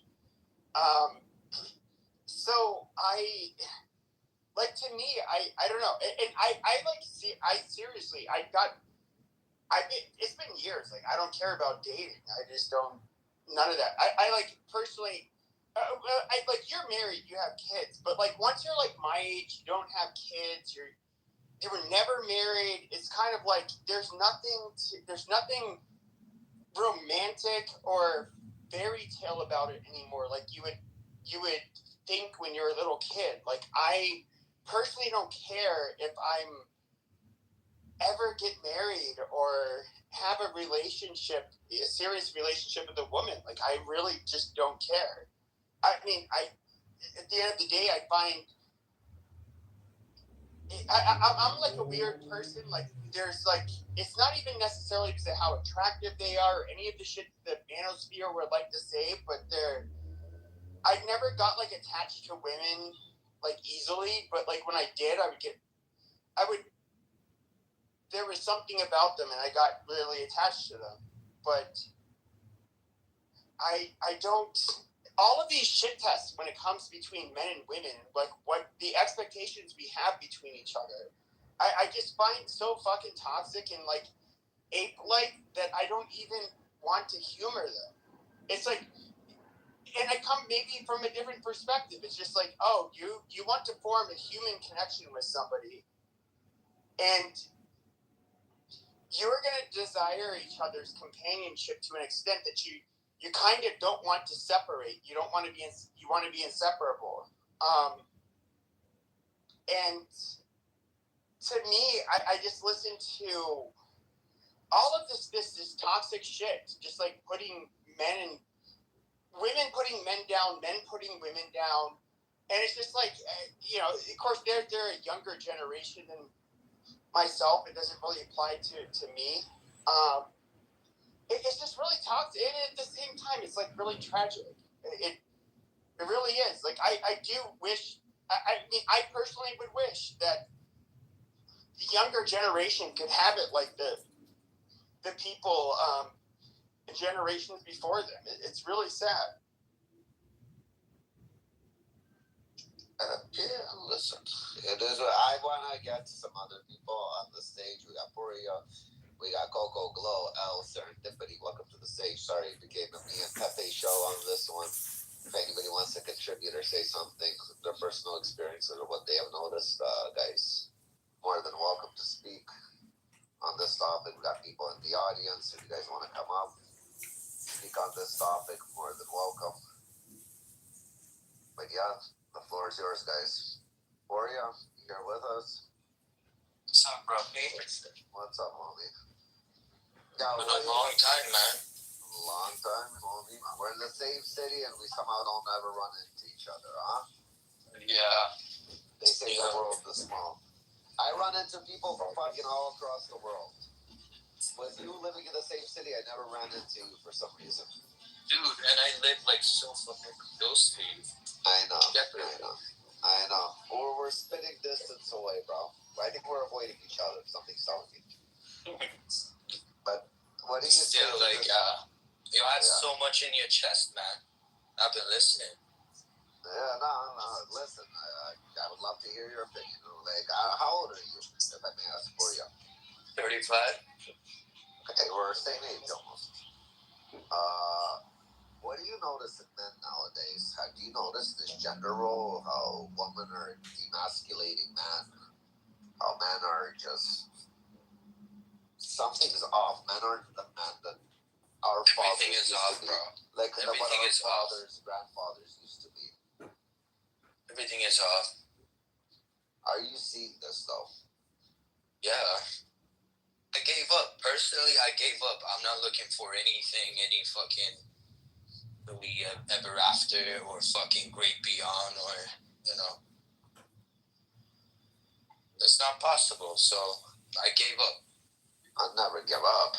There are like lots of other shits that you've been like, you would think like you would have never been interested in doing them, but when you do them, it's a different story. So giving up is like in business. When you give up, you never give up. As a man, we never give up. We just brush off and we continue and we strategize. Oh, you said like you're gonna be in about like the same age, right? Either you gotta fucking marry somebody. Okay. Either you gotta marry somebody, especially like you have a Russian kind of family as well, right? Yeah. Jewish roots. Russian family, so you would have known, like, your family would be hard on you, like the way that they're hard on me. Like, hey, just fucking marry someone or fucking get your shit together or get settled, but it's not possible. Like, I know myself, I don't want to fucking hurt anybody's daughter, and I would try to not do that kind of crazy, stupid. mistake. So no, listen, we all get pushed to do I things. can't tell you anything about this because I don't know shit. So, again, we all get pushed to get married. Doesn't matter who you are and where you're from. We all want to. Every girl wants to be a mother. I'm sorry to say. At the end of the day, it's in them. It's that nurturing feeling that they have. Joby, I turned off hand raising. Just come up. I don't know why I sent you an invite. You weren't able to come up. Every girl, again, everybody wants to have not a house, a home that we try to have. And I'm just noticing today's society, everything they're doing is more to divide. They're pushing the LGTB plus subscriptions on us instead of family values. And it's weird. It's very weird what's happening here in the West. And there was an interesting statement a gentleman made. He said, it's not a big deal that people aren't getting married. We have a big population anyways. And then he made me think, yeah, we do have a big population. But is this the plan because we have a big population to make us so divisive, to make the woman so independent that they don't need the man being these new playboys, being simps, being fucking, they're willing to live off of women's paychecks. Like, dude, if you have morals in your fucking family, you're not gonna be easy to control by the government. The problem is society in the West takes over your morals in the family. That's the problem. It's Western society, Western values that take over. I think it's the New World Order that they just want to easily controlling human beings. So they have to be divided. They have to be like separate. Families, like they raise manners in them. They raise like, man-child's purpose, Governments don't want them. They just want you to fucking work, pay your taxes, be a good guy, do whatever the fuck you want. So, here's the society. I fucking make OnlyFans for you. I make Miami for you. I make like fucking chicks with the biggest, Hold on. It's not that taxes are one like in all these like Eastern Europe countries, Middle East, there's incentives to have children. They incentivize people to get married, to have children. They pay for every child you have. They incentivize here.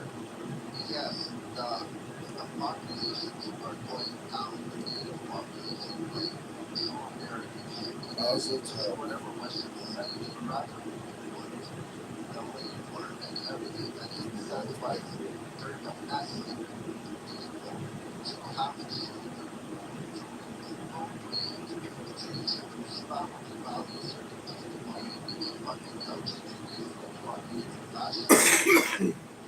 I'm sorry to say, like everybody's trying to work like everything that goes against the family values, but we do have a man. I would love to hear Anne's opinion how she sees this back and speak of this topic. Hi, Anne. How are you? And what do you think today, nowadays, is going on in the world gender roles? I think that this stem from both the structure that's defined with their back. If you go back to the first right? That's like where it all begins. Now that it's happened over time, but it's not to this point. And so now there's a new way to act with potential cost of living.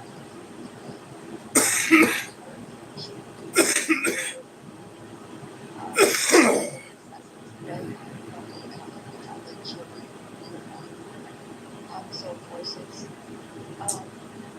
two people, both parents, to work, to value, your kids are going to school and then you have to go to take care of afterwards. I mean, it's just all for any privilege, but it was designed for that is put out as a place in the destruction of family. it's not about that. Even prior to this narrative was pushed prior to any other fucking financial situation. Yeah, like I think it goes back to when was the like for trades with that nature, like you're willing to get out and go with people that are willing to work place where they kind of talking about that. Yeah, right. That's the very slow from that. Of course. Yeah. And it does always just like I honestly I gotta be one big in charge because that doesn't get stuck very well. So the time clock to be a mother is like a career. You can always have a career at any age, but you can't be a mother at any age. And that's stuck with me really hard. It is right. To be a mother, you can't start at 45. It's hard. Maybe you can, yes, but it's hard. It's not easy. It's easier to be younger than later. But you can start your career later. You can always start a career. It's harder to start a family later. And that's something really late, that hit me late. But we always thought nature would be like before we have a family, which are where we taught the right way is correct.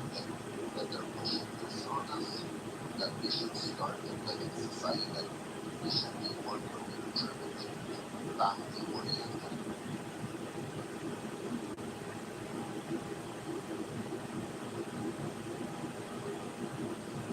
But yeah, that's where I'm coming from.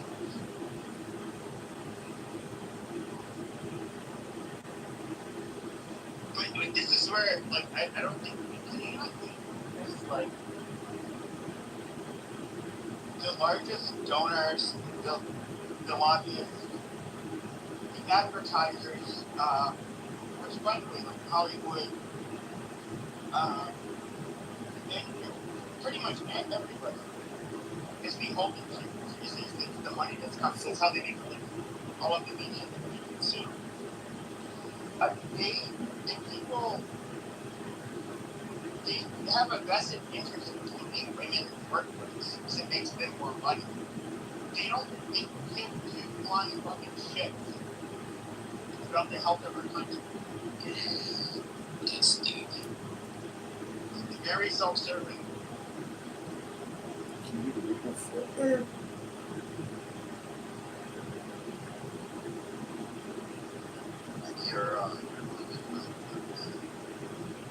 No, I stopped talking. Find out again. Just saying. Find out tonight. No, I'm saying that when it comes to their lobbyists, that support the campaigns of our politicians, when it comes to the advertisers, of all of our media, whether it's Hollywood, our news media, whatever, these are all people that have a vested interest in keeping women in the workforce. They don't care about the health of America in terms of like, oh, we want us to have a healthy future where Americans can prosper in our country. In fact, they don't even like those long-term. They don't even have to do that kind of long-term thinking. Now, part of the calculation could be long-term thinking, but they both like this is kind of like a real problem in politics in the United States. Like everybody thinks they've been in elections like this. When it comes to the business world, okay, your job as a CEO, you're getting paid very well. And it has to do with what kind of product you're driving into the company. This is going to be on a quarterly basis. Perhaps yearly at most. They're judging them based on this. Nobody is being judged based on the actual outcome, long-term outcome of the United States.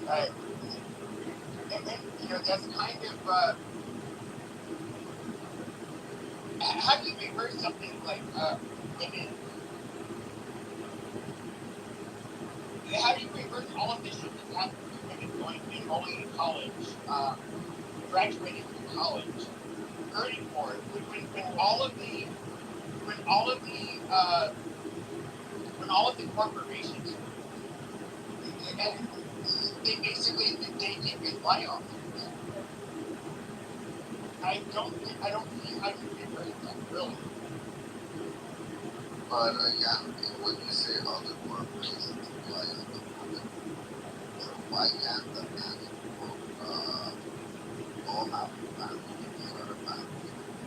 The wife sits at home and takes care of the child while the man works to set her that They're just gonna say they can't do it.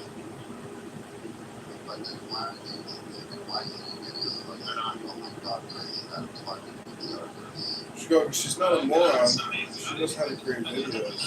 And she can't tell the truth. She supports Mexican dollars, not Americans. And she was true leadership stops kicking the can. She sounds like Seth Rogen. How much debt does she owe America? She should only pay daily over any interest expense.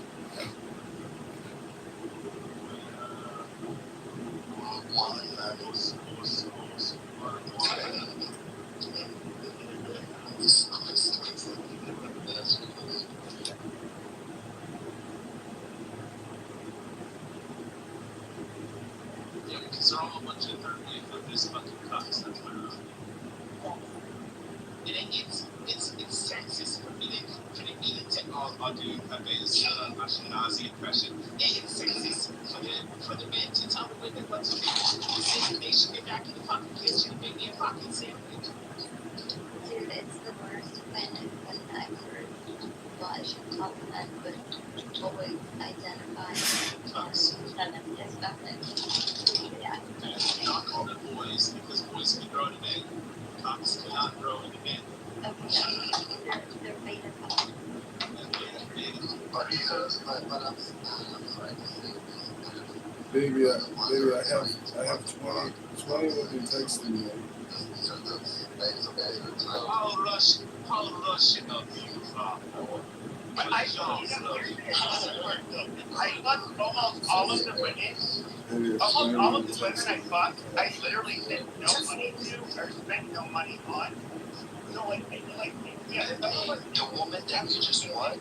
Pepe knows when I show up, it's not going to crash. Pepe, you said what? The woman that you did what? I would say nearly 80% of the women that I banged did from like dates and stuff, or that I needed clubs. I did not have to spend any money on. Wait till you win. We went back to what Pepe was talking about. What he would do to Buttercup's pussy. Girls at a club. Besides six, maybe you go to club. No, that's what I'm saying. That's okay. Fine. I'm just saying shit. But like, I would have you can spend it without spending money.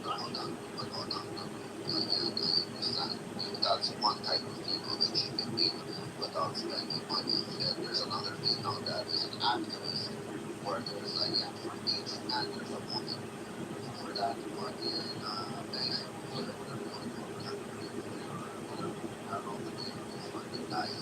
fucking Canadian, Russian too. He's like Gen X. Yes, they meet these girls at the club, they fucking whatever. These guys that are fuck boys. They're called fuck boys. Yeah, grab me. I get where you're coming from. But then there's guys that are fucking and stuff like that. Socially awkward. They're gonna say, I'm a feminist, and that's another category of women that they can attract. For example. Like when I was growing up, like we didn't have social media, so when you see like God, like there was no social media for women. Like when you saw every day at school, we met at the mall, like I'm talking like when I was underage. When I was cracking cheeks back then, like it was literally. Do you remember Yahoo Messenger? That was what, 40 years ago? Like the reality was though is that here's the one weird difference. This is where I think it's kind of been fucked up. Is that it used to be that I had no problem with getting rejected. That inevitably is going to happen to everybody who approaches a woman. But now, if I go to a grocery store, less for some men and more. Okay, shut the fuck up, you goddamn spurt. If I was to go to a grocery store, for example, and I was going to try to like hit on a woman like I would have, fucking 20 years ago, today, it can be easily said, like, hey, you know what, I'm here to shop. There's dating apps if you want to fucking talk to someone. I'm not interested. And so it kind of, like, the dating apps and all of that shit kind of made it like taboo to cold approach. Of course, you have to be too all of that. 10 years ago, if we're being honest, these were all sluts that were willing and absolutely willing to do the casting couch to land their dream job.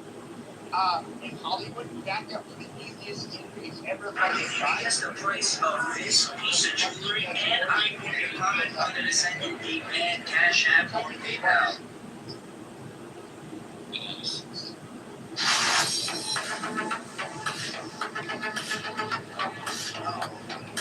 Alright. Ralph, I just want to say, it's just real crazy. She works a week, works a month, and then second.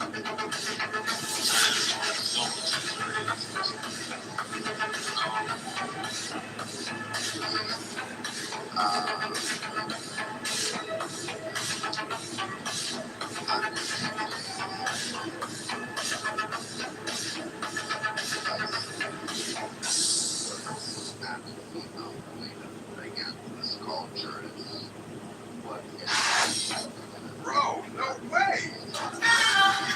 Wait, I look at it the other way than you, though. Like, what is it? We can look at Gen Z.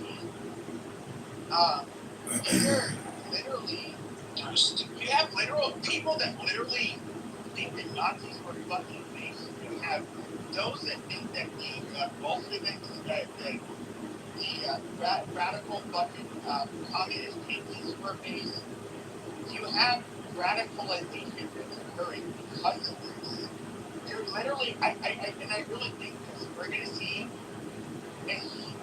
I think we're going to see a lot of turmoil in America's future because of this. This is not a we're not at homeostasis at this point. You're going to see. You don't have to worry about a civil war if they can't agree on who they want to kill. It was a lot easier when they were like, hey, let's keep our slaves, and the others were like, no, we should really let them go. Now you're gonna have the Groypers and the Nazis, the white supremacists, and the members, and they all disagree. But it is true. Groypers aren't going to start a civil war. No, I'm just saying they can't start a civil war. I'm saying the left versus the right can't start a war because they couldn't fucking agree. Anyways, you have anarcho-socialists, you got communists, you got fucking liberals, you got progressives. Like, they're all going to fight to agree. They're going to kill each other, too. Sure. That's a good thing. At the end of the day, my point is that what you've had until relatively recently, like the last 5 years or so, is once Trump got elected in 2016, a lot of masks came on. Everyone was gunning for Trump. They were accusing, like literally, our mainstream media was accusing of anything and everything that was false. Zero journalistic integrity. They were saying that anybody that disagreed with them was brainwashed, was a fascist, whatever.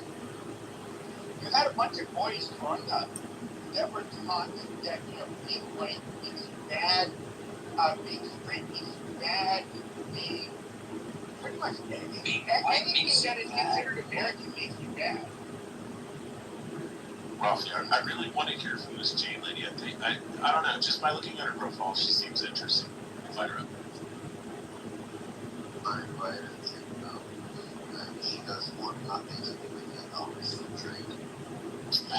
Terrible.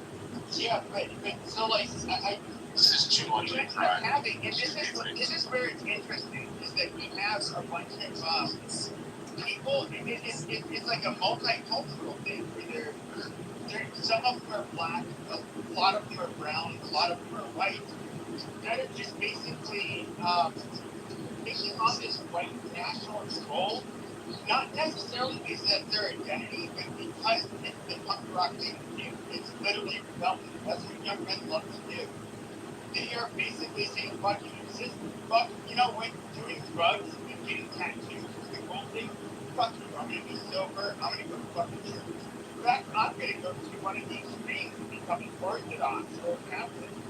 And, it's really, they are, I see this huge change, and it's, the thing is the left they grew their wad too wide. Like, they literally started attacking every fucking identity that was quote unquote not marginal or marginal. Rafi, I really want to get a DNA test. Jesus Christ, shut the fuck up. Long pause fucking off this. Shut the fuck up, man.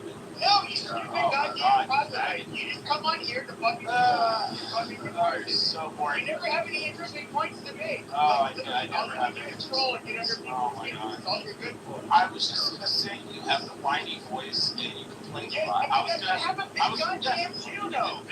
was gonna offer you, make you an honorary chick. That's all. Fuck. You know what really makes me mad? The one thing that would make me mad about Jews is that for whatever reason, people didn't like you guys. I would get picked on and say, like, you look like a goddamn Jew. You fucking Jew. All of that stuff. Amazing. And so, but I'm not a fucking Jew. My family never did anything Jewish. They weren't Jewish. There's a lot of Jews in France. But, yeah, okay, I'm not Jewish. We're gonna give you a DNA test up there. My uncircumcised dick and the fact that I'm a second, I didn't realize this. I was playing over it. I was like, oh yeah, I'm Jewish. This was like, almost 20 years ago. And she's like, no, really, show me your knee. And I showed her, there was a second in my neck. And she's like, no, you're not a Jew. We don't leave each other after our father. That's only if your mother and father are both Jews. Like, but the thing is, like, I had 2 Gentile grandfathers and 2 Jewish grandmothers, and I'm a third, so it's not necessarily true. You're Michelin Jew with the Michelin Jew. Yeah, both my parents are halakhically Jewish. Faggot. Yeah, your parents are Michelin.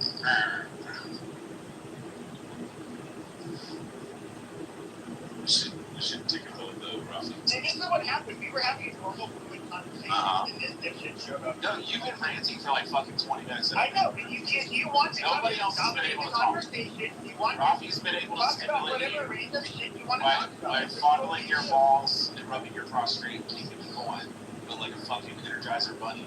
And that's all you've been doing, just ranting for 20 minutes. Yo, why are you fondling? Because I'm fucking with him, man. I'm getting him wound up. I do it every time. He's gonna crash, bro. I don't need to be. Pepe, how much do you love me that Yahoo in the state of Israel? You're more on your own. Why would you do this?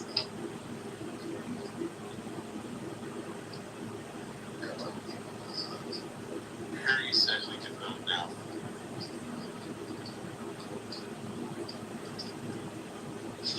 I don't know who's a more whiny Jew than Harry or Pepe. I'm the whiniest type on the app. Yo, Rich, in Iran, we sing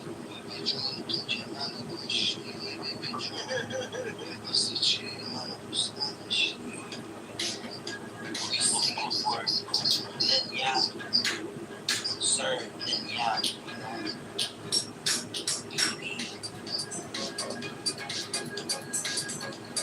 Wait, Ahmed, I think Ahmed would be I promise you, he's gonna have a picture and he's gonna travel over the Tehran Corey, how angry do you think the Iranians are gonna be when fucking what's his name, Reza gets in there and then he flees the country to kill himself? to eventually, even if he wants to. No, he's gonna do the Marcos thing. He's gonna move to Hawaii with like $8 million.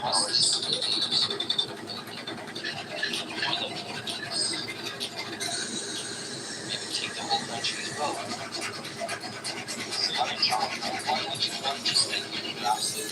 Yeah, Rest apologies to one. He's our guy. He's got some in California. Drink the Starbucks and eat fucking $5. You know what? I worship this guy. And like this guy, but I worship this guy.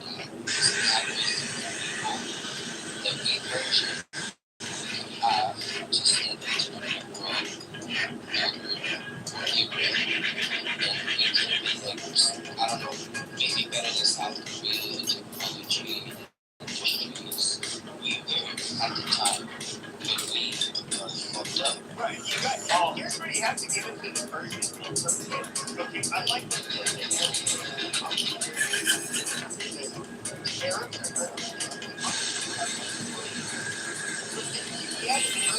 Much more developed, they would have the Oscar with the last star. And they're not out of the lobby movies. And they're not nearly as like dogmatic. They're not easily constrained to a very simple religious ideology.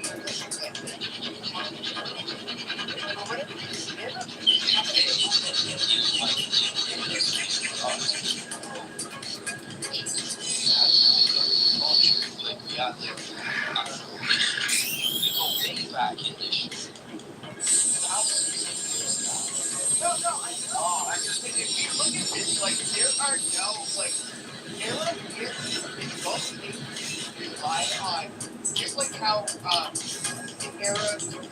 Arab spies people in Syria, whatever, to rely on, like, foreign weapons. Bro, can we talk about small content creators for a second? People don't realize how much effort goes into this. Like, you see a 15-second video on your screen, but you don't see the 2 hours of what it takes. They have to have a first world professional class that they have to support. They pay them really well to keep their country running, and then they have like a slave class, people that get largely from Southern Asia to do their menial work, and then Separate thoughts. you know, it's just like these people. You know, my big complaint about Elon Musk is that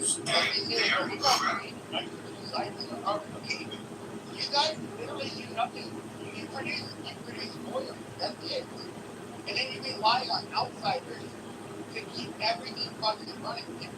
If the people in the UAE, Saudi Arabia, Kuwait, Oman, they had to rely on, or even Bahrain, if they had to rely on their own people to keep their country running, it would implode. They're not functioning on their own.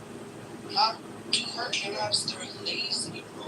Arabs, they just want to fucking go to desserts, like fucking have shishas and, I don't know, Arabic kind of coffee, you know, sleeping with camels, like fucking chilling in the, I don't know, plus 52 degrees. No, I agree, and that's the difference, is that, like, the Persians, at least, they're rather innovative. Really, they're productive and educated. The Turks, kind of, you know, I would say, I don't want to compare the Turks to the Persians, but they're still, at the end of the day, so much more innovative and self-sustaining than the Arabs, and I just, like, I don't know, I just think that even having to listen to Arab stuff is fun. I get that they hate the IRGC and Iran for kind of a different reason than a lot of us do. I just look at the IRGC as being very belligerent, abusive towards their citizens, whereas the Arabs just look at this as an enemy. I don't know. I don't want to mean this. Well, it's going to sound mean, but like the Middle East is fucking such the shittiest goddamn place. Pepe, you gotta be careful and not ruin your reputation on Clubhouse for being too mean.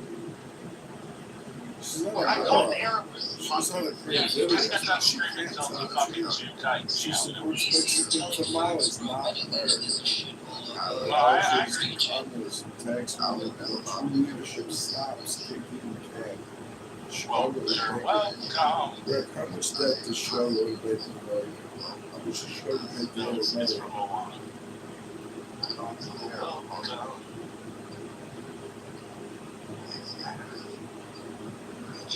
It's really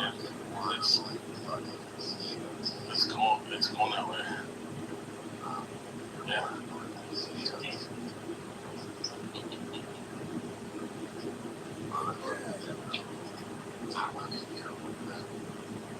Okay, Pepe got that.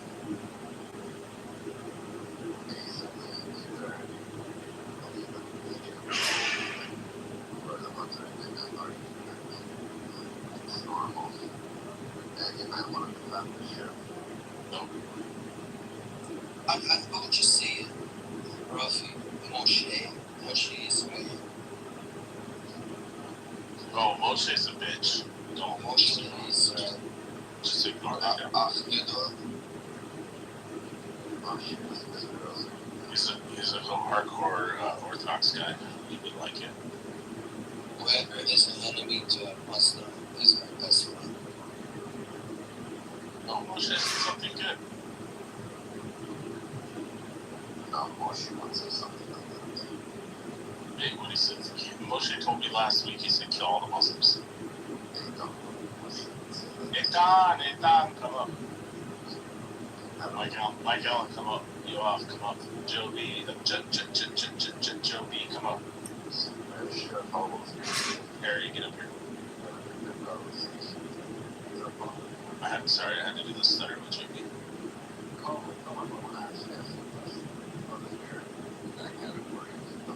As long as you don't invite Nina up. I don't want to hear about fucking reciprocal. Rafi, I want to tell you something. Yeah. When the United States will eventually, finally, attacked by the ground invasion, they're gonna fucking massacre a lot of Shiites, bro. I promise you, you're gonna see like Americans. They're gonna. Yeah, we're gonna. But let's see. Corey, all that's gonna happen if we invade your country is we're gonna fuck your women so good that they're gonna follow us around like mother ducks. They're gonna be the ducklings. But if it happens, their women are gonna be stacked up 10 deep following us. Can we make a bet? Can we make a bet? Bro, Robbie, you've seen their men, bro.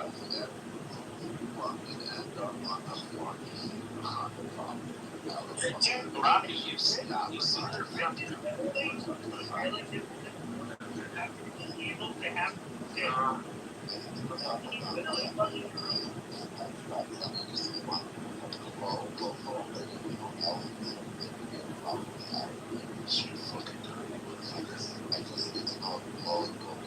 Son of a bitch.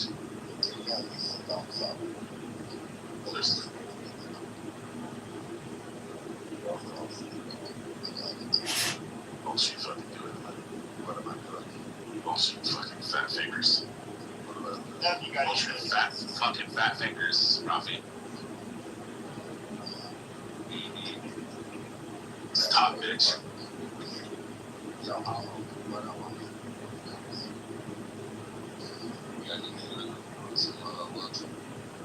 problem. It's already up wrong.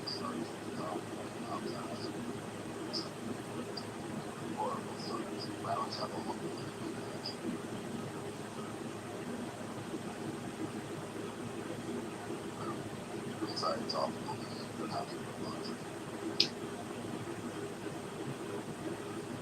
Wait, what is hollow?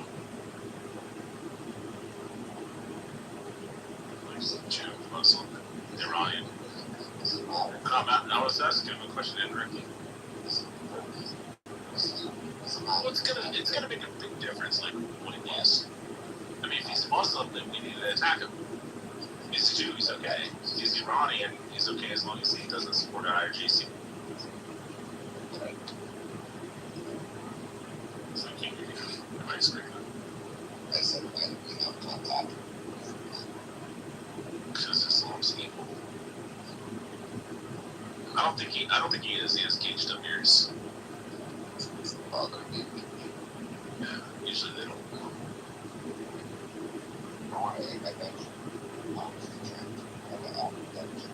Hey, now.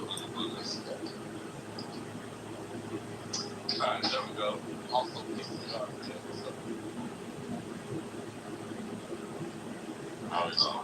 Oh, great. He's a convert. Never mind. So it's fine. But he wants to be. So, yo, call the question.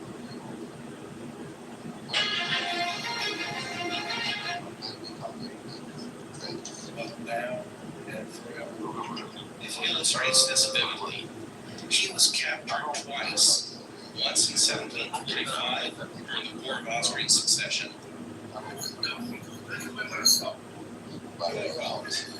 All centuries and how published around the world instantly to be able to see our pictures around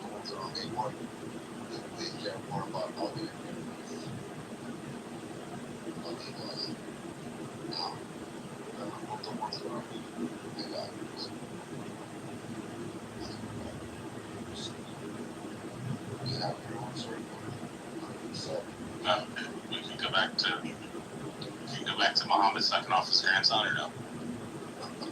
As a guy who I would care how my hair would look, I was offended. Try it. Listen.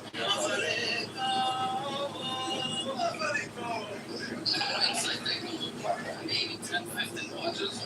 Then if you get the right collectors will pay for all this. Never seen this was much part of school. This shirt.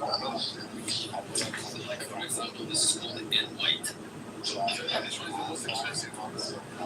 This is the most expensive. How much is the quality on the This is the quality on the how much are these? This condition is dealers 50 to 70. How much is this one? $700. Not including the run watches. I want that. No, I'm not so sure. It's a lot. Can't see my son as a guy. Your perceptions and perspective. Your self-connection as opposed to I have to feel like take 15 special watches out. No, yeah, you're crazy. I don't understand. Nobody gives me the law. Oh, yeah. He joined it in prison. He did.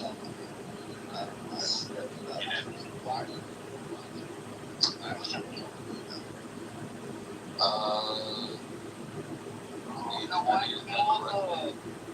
I've never seen a white polo bro fall down. Where are you from? He's a white, he looks mixed race or Hispanic, but he learned it in prison. Well, I don't care about religion. I always end up with a credit card debt. So, yeah. I'm running over.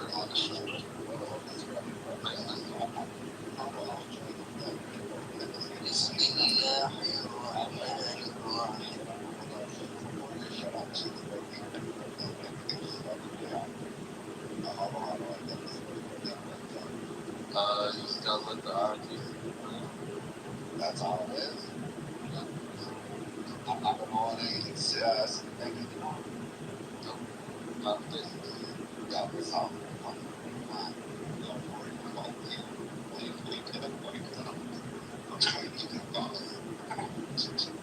Paulo, have you ever jerked? I'm just saying. Paulo, have you ever jerked off, man? Not like Prophet Muhammad did. Okay.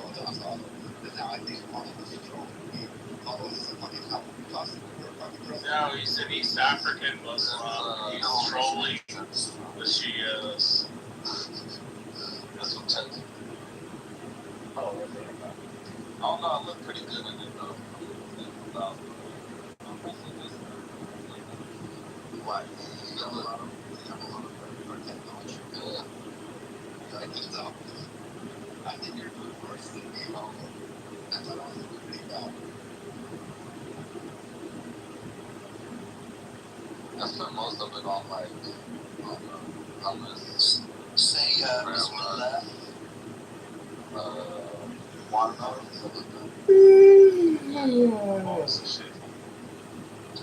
Yo, Hollow.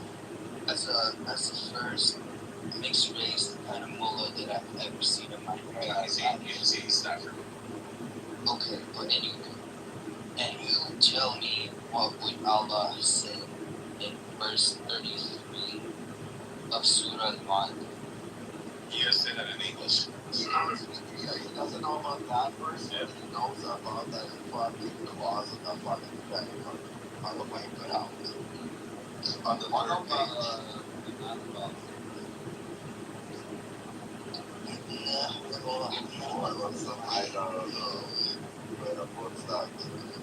Well, I mean, one thing that now is kind of cool that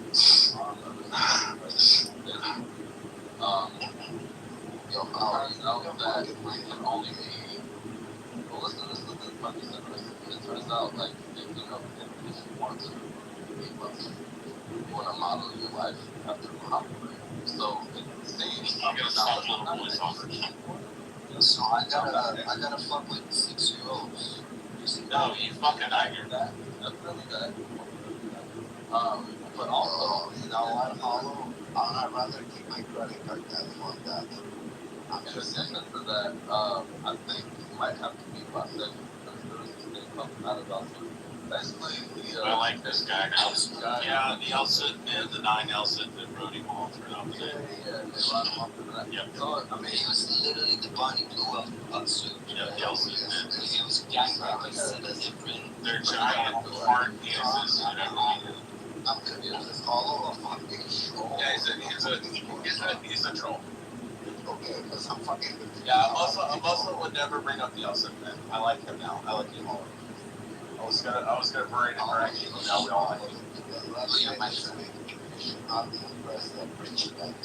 No, you should be very impressed because I don't like a lot of people. Yeah, there's a lot of people out here I don't like. I don't like Poria. I don't like Coco. I don't like Glow. I don't like Serendipity.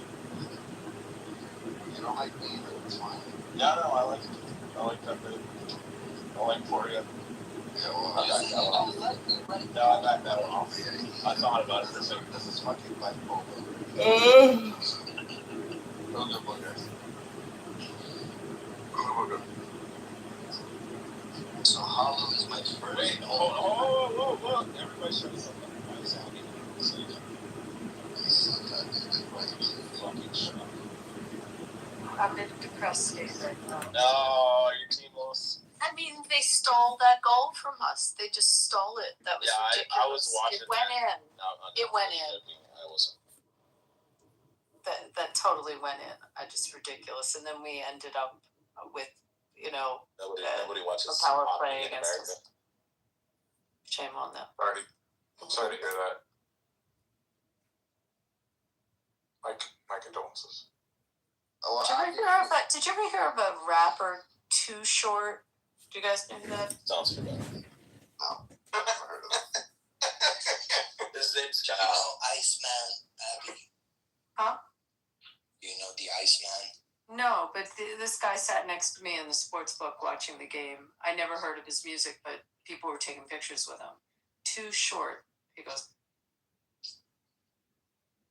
Nobody knows the guy. Too Short. I didn't Who know. the fuck is that? I don't know. I'm not a rap. It's too little information, so. Pun intended. Short. Literally, it's too short. Ain't get shit. Booga booga. Booga booga. That's funny. Someone wrote in the chat because he was talking about the Oakland teams, and that's where he said he was from.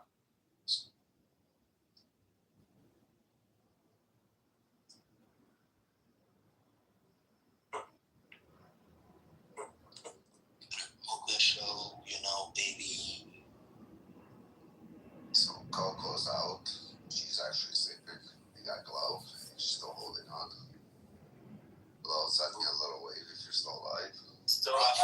So Abby, what do you think the payout on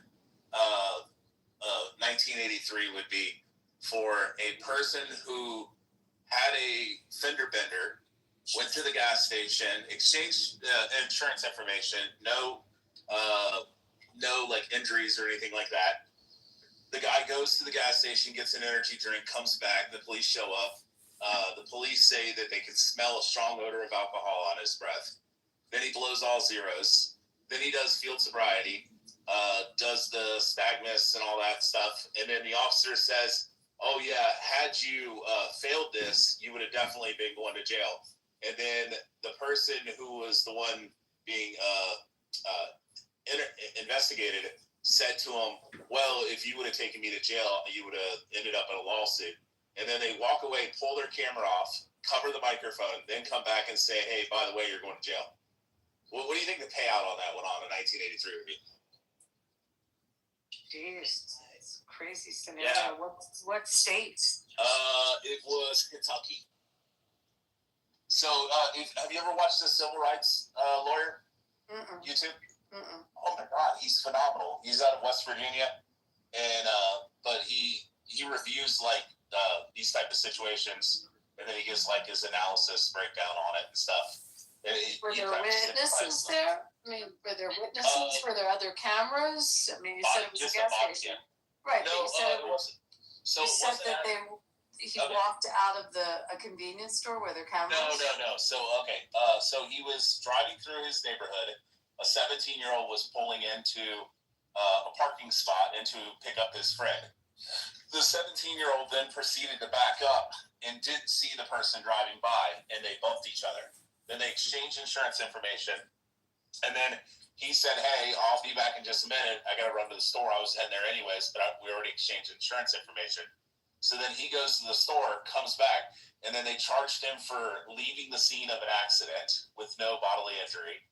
And then they also charged him with DUI, even though the officer said to him, he said, you passed the test, and had you not passed the test, you would definitely be going to jail. Did anyone hear the officer say that to him? Is that on the body cam? Is that on the body cam? Yeah, it's on the body cam, yeah. So he took it off. So that's what ended up happening. He said, you passed the test, the field sobriety. He said, had you not passed it, and he said, then you'd definitely be going to jail, and I'd be taking you to jail right now. And then the guy smarted off and said, well, he said, if you would have took me to jail, then I would sue you. Then the officers walked over to their squad car, they took off his worn camera, covered up the microphone. All the charges ended up getting dropped, but now they're in the 1983 litigation for deprivation of rights, 242. And then, did they issue a citation to the 17-year-old for causing the accident? No. They treated him as the victim, even though the 17-year-old admitted that it was his fault, that he was backing up. Where did he admit that it was his fault? On body cam. Yeah. He told the officers. What did they write in the police report? They didn't write anything about the incident, about the accident. Yeah, that's what's crazy. How could they have arrested him for leaving the scene if they didn't write anything about the accident? Exactly, because he was just held in contempt of court because he pissed the officer off because he smarted off and said, well, if you would have taken me to jail, I would sue you. And that's when they walked over to the squad car, took the body camera off. Well, how can they arrest him for leaving the scene? Exactly. He came back no bodily accident. It doesn't. What you're saying doesn't make sense. No, I agree. It doesn't make sense. That's what I'm saying. How big do you think the payout on something like that would be? If that's all the facts. I don't know. I mean, there's still sovereign immunity on some of this stuff. Oh, it's gonna be amazing. I'll send you the video if you want to watch it later. It's really good. But yeah, you should definitely subscribe to that guy. He's called what's it called? The Civil Rights Lawyer or Civil Rights Attorney.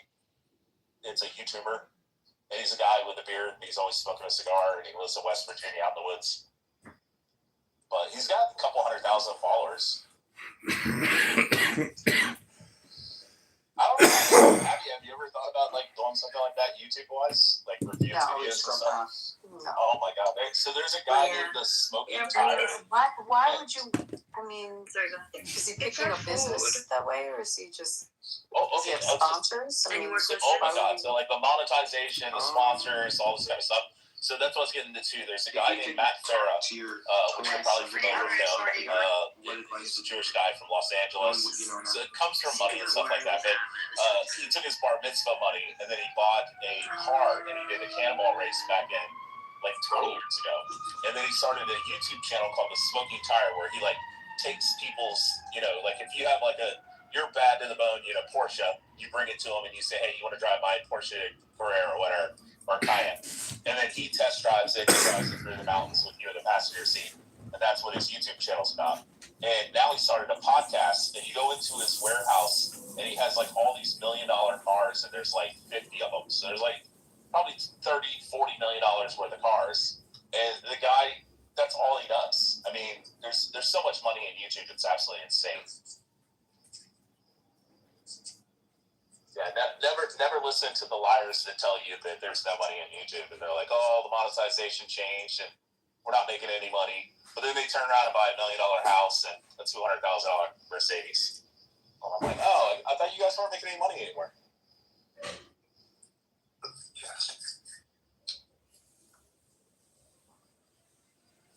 Yeah, let me look at this video. Speaking of which, is Serendipity awake? I don't think so. I have a bet going with her. They all come to my room to sleep at. Can you believe it? It's the lullaby effect. I don't know. I don't think I have that voice that should have. Because Rafi's boring. Do we have results out of California yet? Final results? What's up, Rafi? What's going on? As far as what? In California, the mayor. Yeah, the mayors, both those races. I mean, they're just going to go to the runoff election in November. So Right. No, but they're still waiting for the mail-in because of the fucking postmark rule that they have. What's this rumor about this Indian lady? Apparently, she's soaring now in the polls now too. Apparently, she works as she's like the councilman of my district. I mean, she's just the typical liberal. She's nothing special, That's all. Basically retarded. Hey, I sent you the back channel. Thanks. Well, the question was when the mail-in ballots come in, if she'll get a surge. I don't think enough to catch the other two, but that was the concern. No, but I think the mayor now is just what's her name? Fucking Bass. She'll win again. She's just gonna win again. I don't see anyone other than a crooked Democrat running Los Angeles. So it is what it is. Thomas, isn't there something about like physiognometry, the face, you can determine like people with low IQ? Why does it like Karen Bass kind of like exemplify that? Well, there's like Somali face. There's like she's got a big forehead. But Somali just like the facial structure and stuff. A lot of penis. Yeah, it's just like something. I'm just like that's somebody like low IQ. It feels. I think he's one to Am I talk. wrong? You guys feel the same way too, or no? Like pattern recognition here. That the lady who was in charge of Chicago. Oh my God! Like whatever. Yeah. Same thing. Definitely. Same thing. I don't know what it is. It's just like type of sword. I can't explain it. I guess maybe you might understand what I'm saying. Thomas.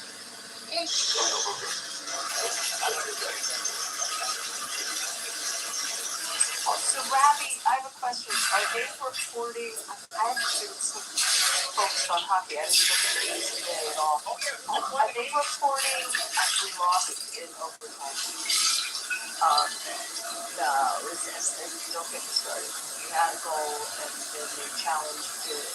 And they said we didn't have a goal. We challenged it. And we lost the challenge, so we got a penalty. And then like the whole message. Are they reporting as these mail-in come in, or is it we not actually don't come in the percentages anything or not.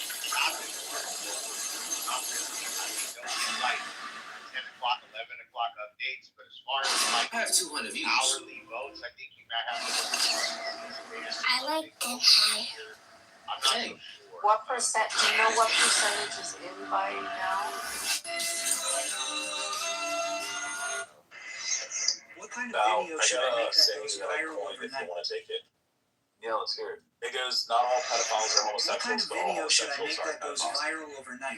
I watch it in the morning and it gets 1 million views. And as soon as I step out of the house, there's a crowd of people waiting to take my photo. Sir, one photo. Sir, one photo. Please, sir, one photo. I don't have time. Move aside. I have to go to the office. What fun would it be, man? This is... Well, thank you. Booga booga.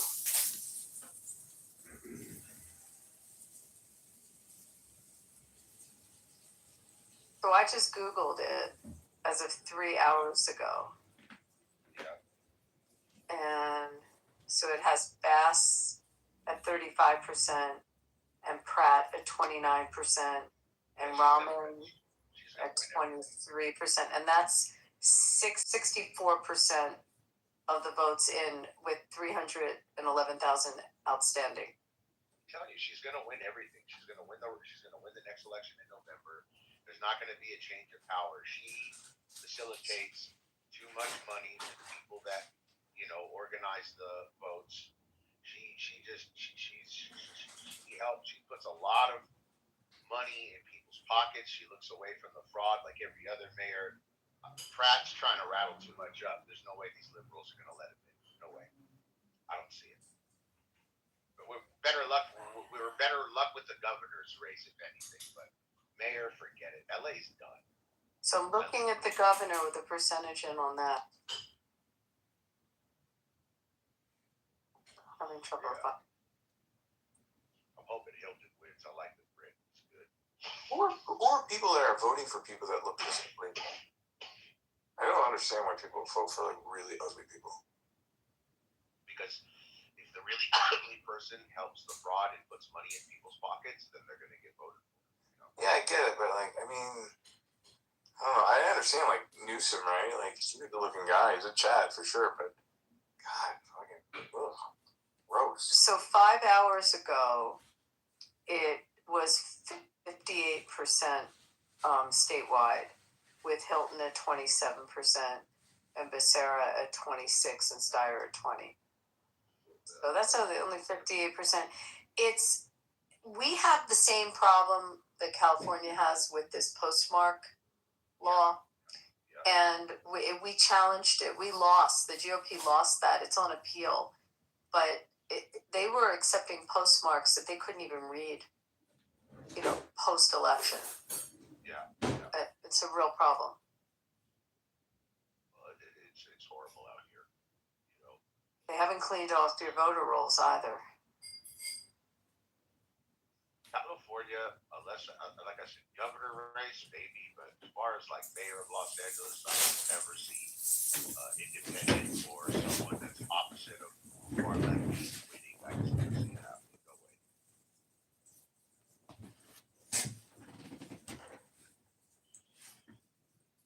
Abby, what did you do to piss off John Kitover? Who did I piss off? Who? No, I said Abby. What did you do to piss off John Kitover? I don't. He's never been nice to me. He hates you. What? He was ranting yesterday. What are you talking about? He's the dragon in the bottom, by the way. No? I have no idea. He's never been nice to me. Maybe because I said Darren LaHood is a good-looking guy. Whoa! I have no idea. Oh no! Darren LaHood is good looking. I think he just hates Jews in general. So he is a Jew, I think. No, he's a Michelin. It is a Michelin. It's like Taos. We don't count him. Ooga booga. Ooga booga. What the fuck is that? I'm taking a big old Muhammad right now. He smells worse than I thought. Speaking about trains. Say you're taking an Ayatollah. No, Prophet Muhammad. No, his PTR embodies exactly what he's doing right now. Yep. Choo choo. Choo choo, coming down the tunnel.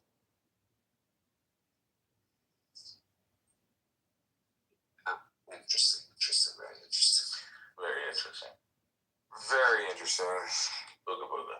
Booga booga. Bow. Let's do one for Joe B. Wait, Rafi's asking a question. Yeah, he said, what is this, a bromance or something? No, I wasn't asking somebody else. That was me. No, Rafi said. Asked them if they're having a little romance moment. All right, so Bow, let's do one for Joe B.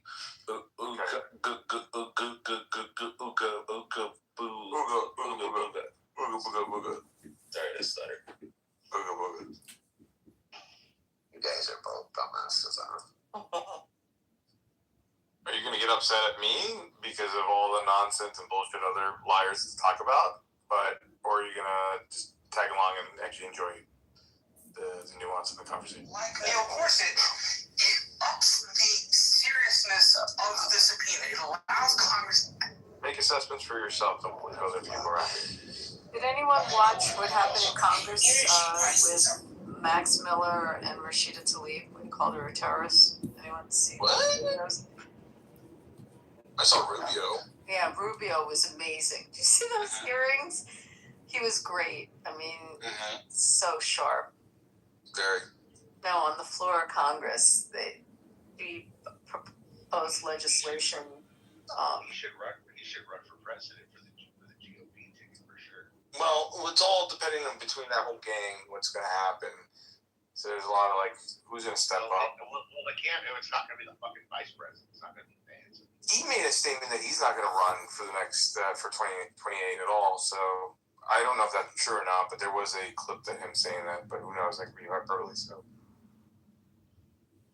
But I definitely, even my mom, she's a Democrat, she even said, she's like, that Marco Rubio is doing very well. And I'm like, that's kind of interesting. Your mom's probably a real Democrat and not these crazy pirates that we have now. There's a difference. Yeah, she's like an old lady, she's like old blue kind of mentality. So she comes from that frame thought, I guess. I grew up with those Democrats. I've got no problems with them whatsoever. Yeah.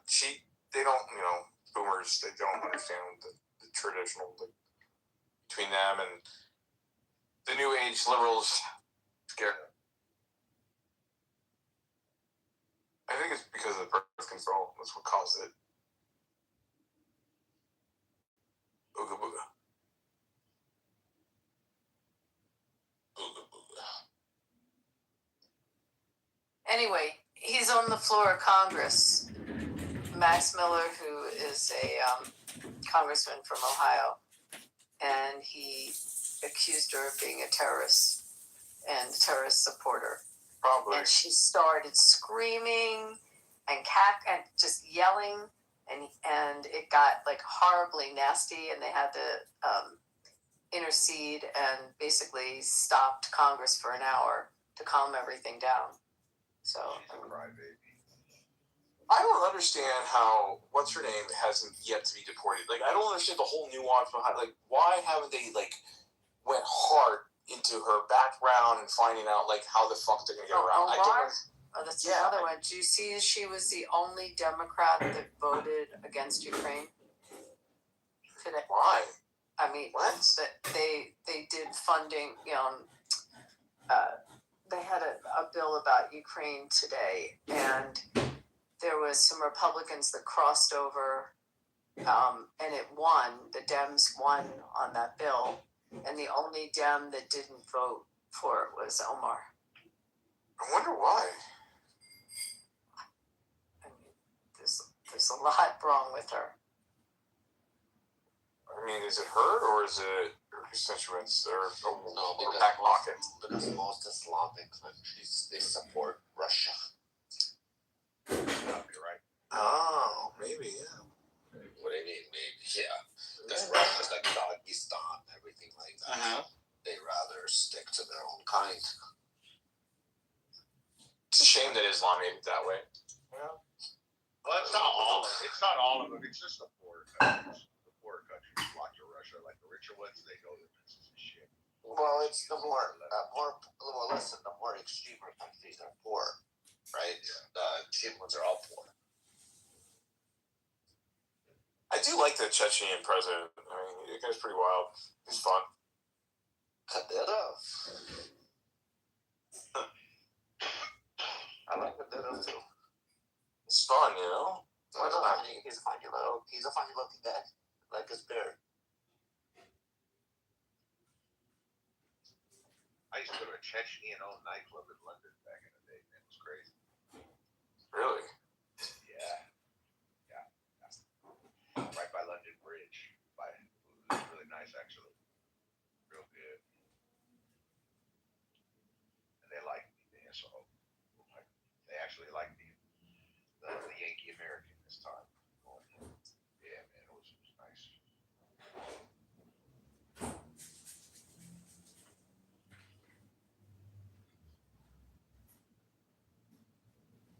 That's one thing I love about London. Like, you really will see everyone there. Everyone that's got a little bit of money, a little bit of strength, they're gonna come out there and play. That's some fun. Make some money.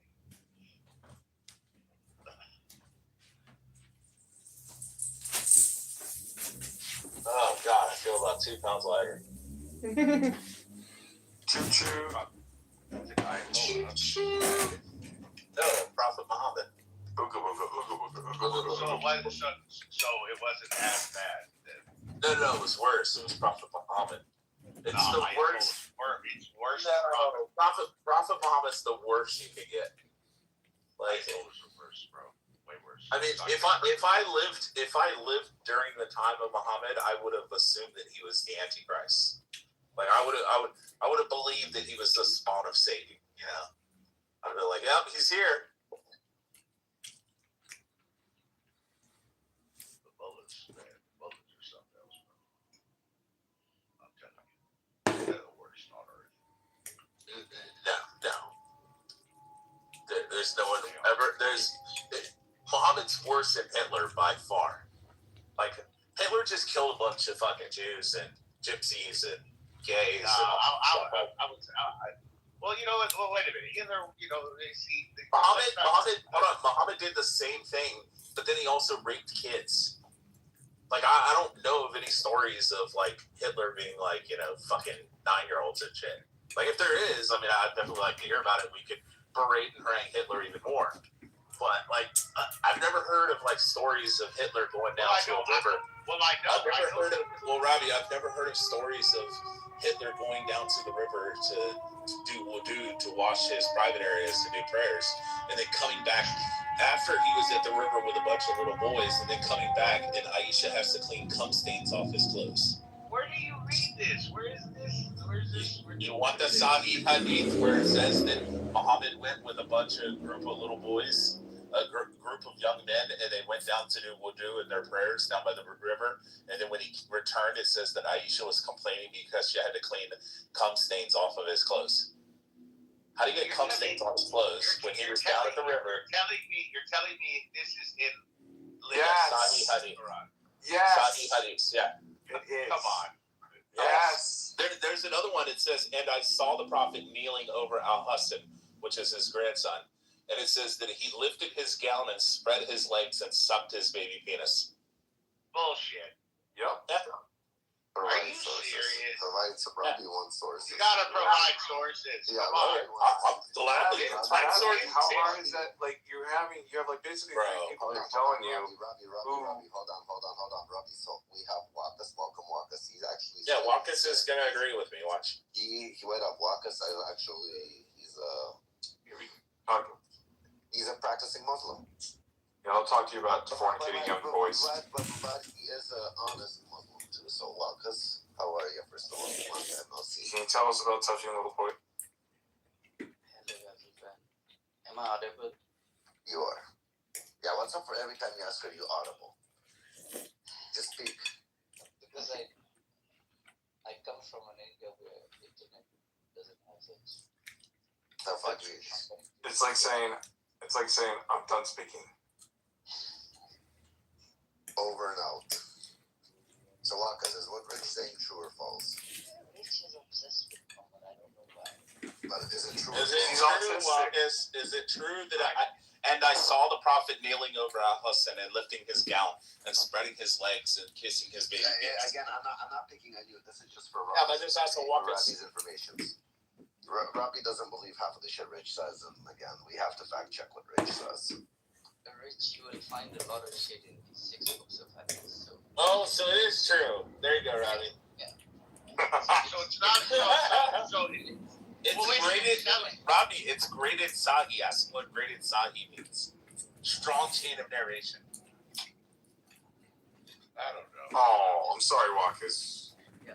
Sahi is a hadith that has greatest authenticity. Yep, strong chain of narration. It narrates all. It goes all the way. The chain of narration goes all the way back. I don't get it. Like, what did you do, Rich, as a kid? Like, were you studying the Quran? Like, what the fuck, dude? No, like, no. Like, Rafi, I'll explain this. Check this out. Quran doesn't say that. It's all. Yeah, Quran doesn't say that. I said it says in the Sahih Hadith. But even all right, listen, Rafi. Yeah.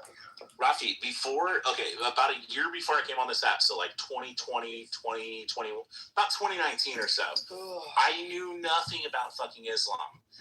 I didn't even know much until I first came on this app. I had watched a couple Sam Shamoun videos, and I was like, whoa, this is fucking crazy.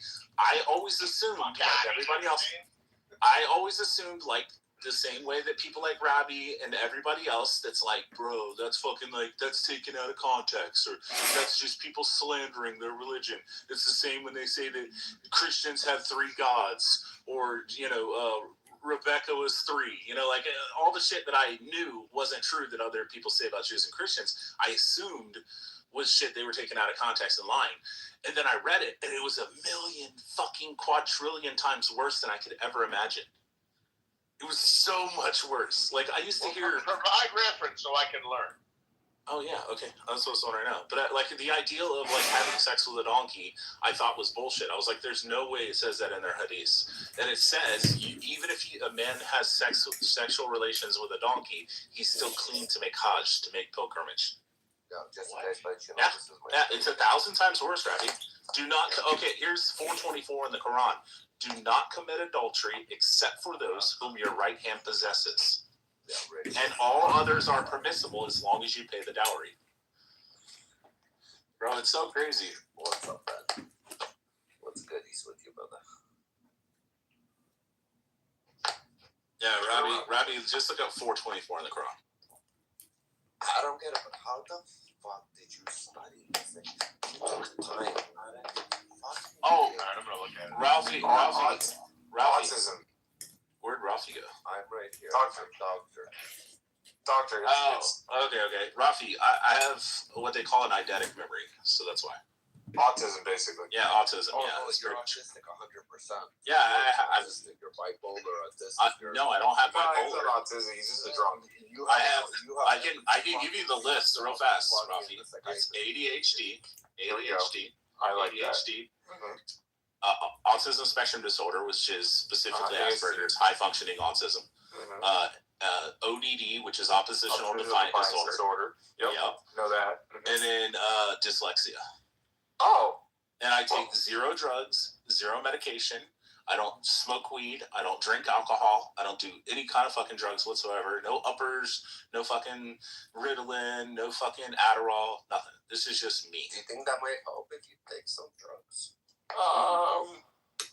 I took, hold on. I took Ritalin when I was like fucking 10, and that shit was fucking miserable. I used to hide the pills under my tongue and wait till the nurse walked away and I'd spit it out.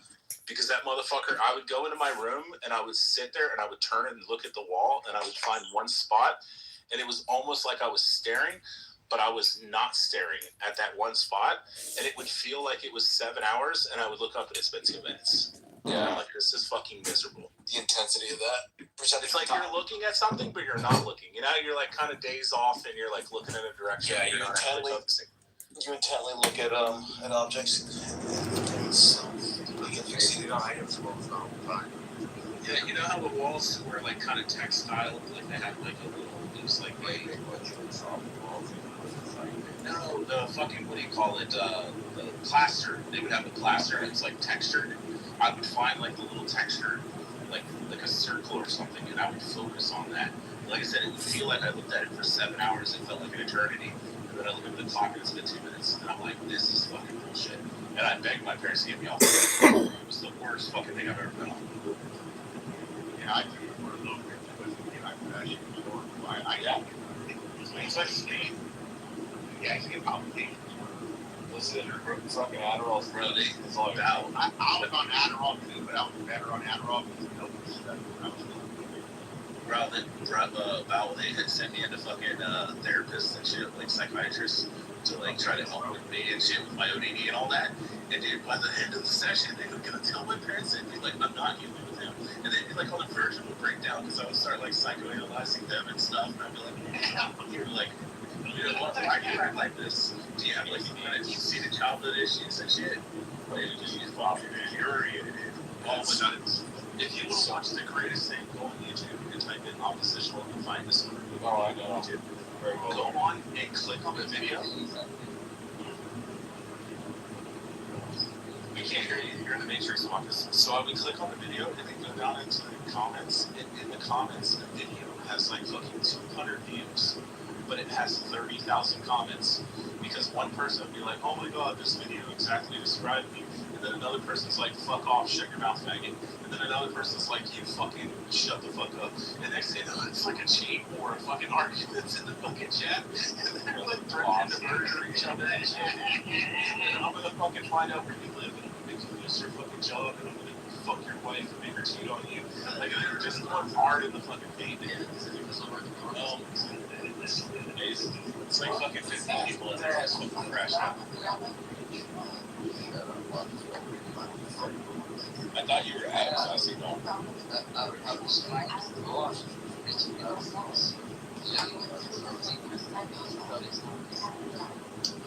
It's evil.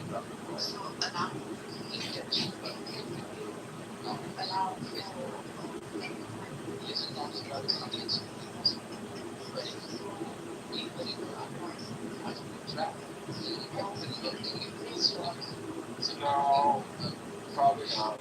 You know how insulting it is, Doctor, that you call Marcus a Muslim? How dare you?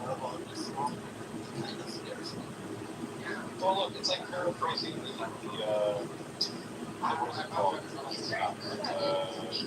Talmud. It's like paraphrasing the Talmud, and then that in context, and then like going online and talking about how, I don't know, you can fornicate like 3-year-old children, and how like boys are like.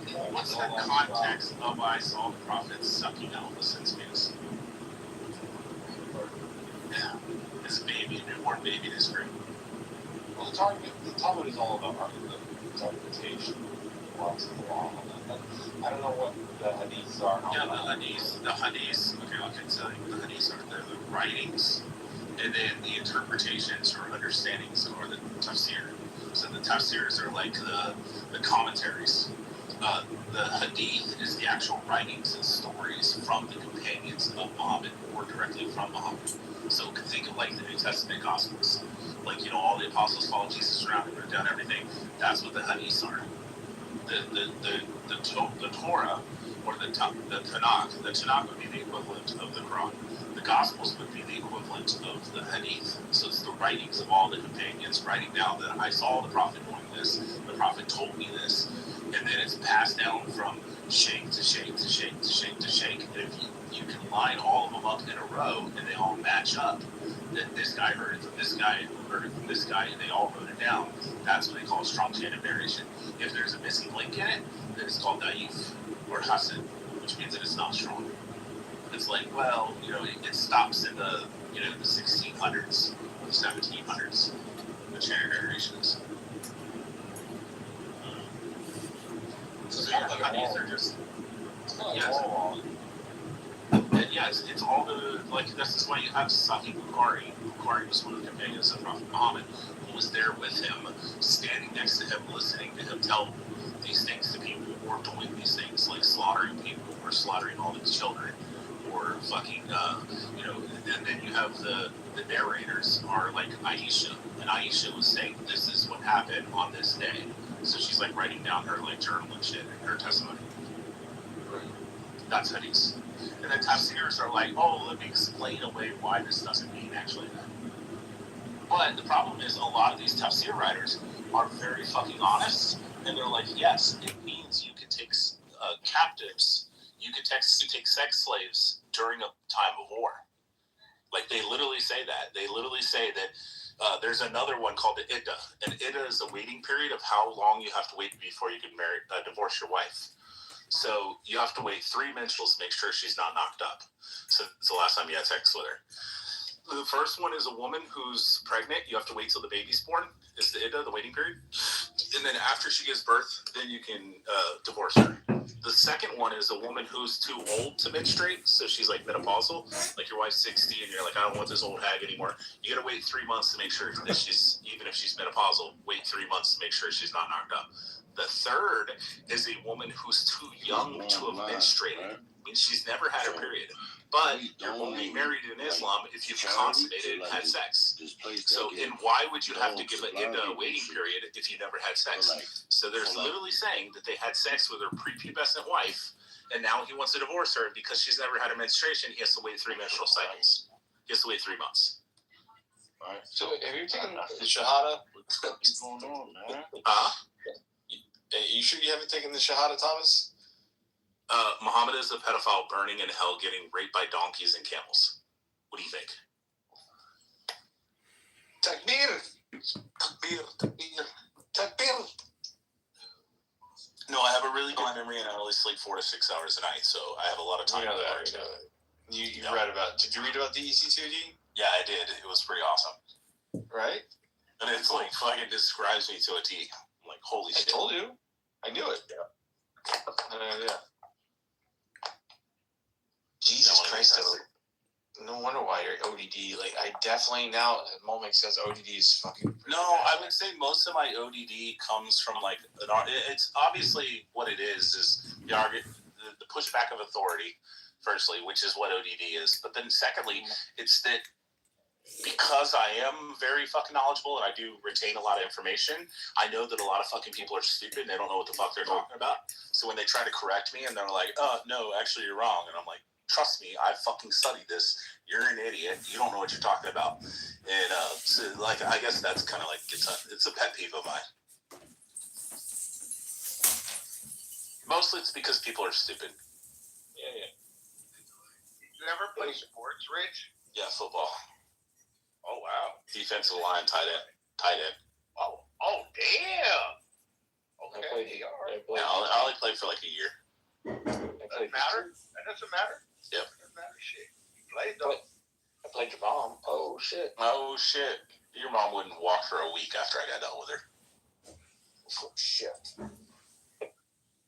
Fucking idiot. Bow. The only reason I'm nice to you is because I'm actually your father. Bow. I am your father. Bro, how fucking trippy would that be if I'm your dad from the past who died? I'm guessing your dad's dead, right? Was that a movie with Ethan Hawke or some shit? No, it was Back to the Future. No. There was another movie. He ended up fucking himself because he turned out to be a transgender woman. Yeah, it's a whole fucking mindfuck, this thing is, but how crazy would it be to think like that if maybe in the next like 50 or 60 years we get the ability to traverse time, and like what if one of my kids come back to like meet me and they're like, it's a 50-year-old guy and he sits down next to me at the restaurant, he just starts striking up a conversation, it's actually my child from the future. So time going back in time, yeah, possible, I understand. Not within our same plane of that, or our same. It'd have to be a parallel universe, yeah. Yeah, it has to be an alternate universe. So you can go back in time in an alternate universe, but not in this universe. So it's so yeah, it's very nuanced, obviously. You don't want to break the strings. So you can't go back in time here, but you can go back on another alternate because whatever you go back in, you can't alter the. We're doing sci-fi, dickhead. We don't have to be fucking Neil deGrasse Tyson, right? Listen. Yeah, listen. At least you're not a what the fuck is this? What would you say to your mom or dad if you could go back in time? Would you Back to the Future and fuck your mom? Or your dad? I don't know. Well, if you fuck your dad, you don't have to worry about getting your mom pregnant with you. That's so that would be weird. Like you go back and you go back in time and you don't realize that it's your mom and you're like, yeah, this bitch is hot. And you're like just smashing the shit out of her, you get her pregnant, and then she finally tells you her name the next morning and you're like, oh my god, it's my mom. And then she's pregnant, and then 9 months later, hold on, Remy, hold on. 9 months later, she has a baby on your birthday. You're a fucking clone. Fucking horrible, bro. You're like, what's his birthday again? Holy shit. I'm my own father. You could probably make a lot of money, Rich, if you wrote like sick, like crazy comics. No, I'm too lazy. I got a lot of really cool ideas for books. But I feel like when I think of like a really creative idea, other than like banging your own mom and being your own father, like that one's kind of, I don't think that one's been done really. I mean, it probably has in some like short film or some fucking shit that was in like. I told you, let me see the Ethan Hawke. But everything's been done. Like the problem is, I think of this really amazing ideal, and I'm like, oh shit, that's Inception. So one of my ideals for a story was the ideal that you're driving late at night and you doze off and fall asleep and you crash your vehicle, and then you don't realize that you're actually in a comatose state. And mostly I'm stealing this from like The Sopranos, where he was like shot and then he went into a comatose state, and then like all of his reality started to like warp, and he started hearing sounds like a woman calling out his name saying, Tony, Mr. Soprano, and he's like, what? And then he realized, he finally woke up and he was in a comatose state. And it's the same thing with Inception. But imagine you go the next like fucking 20 years, you get married, you have kids, all this kind of shit, and then you find out that it's not really real. But then you wake up from the comatose state, and everything's gone. Your wife's gone, your kids are gone, and then you have to go and try to search for your wife and shit because you were really in love with her and had a kid. Okay, it's called Predestination with Ethan Hawke. He ends up fucking himself in the past. Wow, that's pretty cool. Yeah. What? Yeah, he's a transgender woman. Or no, he's a woman to transgender man, and ends up going back to the past, and then ends up fucking himself. Bro, You gotta be kidding me, right? I swear to God, that's what the whole movie. The fucking movie's like a fucking mind fuck. It really is. Have you guys ever watched Quantum Leap? Imagine playing like. I know they did a remake of Quantum Leap, and it was really fucking stupid. But imagine like the original episodes when he's sitting there and he closes the closet door and he's fucking got Down syndrome.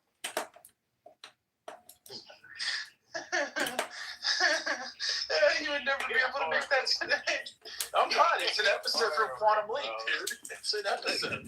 He's standing there and he jumps into the new body, and then he's the closet door. And what he does there is a full body mirror, and he looks into the mirror and he's got Down syndrome.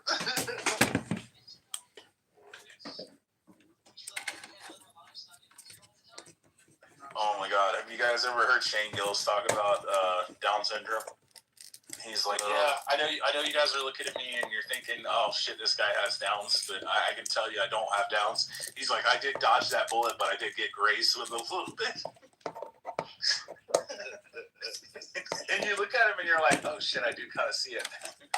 But he's got like a cousin or something or a nephew that's like got Down syndrome. And he describes like autistic kids as being like cats. Like sometimes you can pet them and they're okay and they like it, and other times they like scowl at you. And then he said, you know, kids with Down syndrome are like dogs. As soon as you walk in the house, they're like so excited to see you, and they're like, hey, I got some amazing stuff I gotta tell you. So fucking. I've seen a lot of more Down syndrome kids in Utah than in the past. Rafi, why are you not inviting Viking up? You're an asshole, bro. Like, seriously, you don't even care about your friends. I'm on my other phone already. Yeah, he's right down there. Am I the enemy, Dr. Dr. Trelowski? Am I the enemy? You are the enemy. Okay. What's up? How you doing, Rafi? Oh, good. Hold on. Let me actually do this. The Viking's gonna come up and save me the trouble. I can put on Viking. Oh, fuck. Actually, I understand. Val, get your Ooga Boogas out real quick. Ooga Booga, Ooga Booga, Ooga Booga.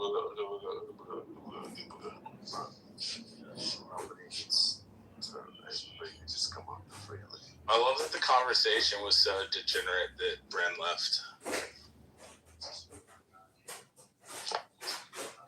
You know, Abby thinks I'm like a rabid anti-Semite, right? I mean, kind of are. Most Michelings are, though. No, I'm not really, but whatever.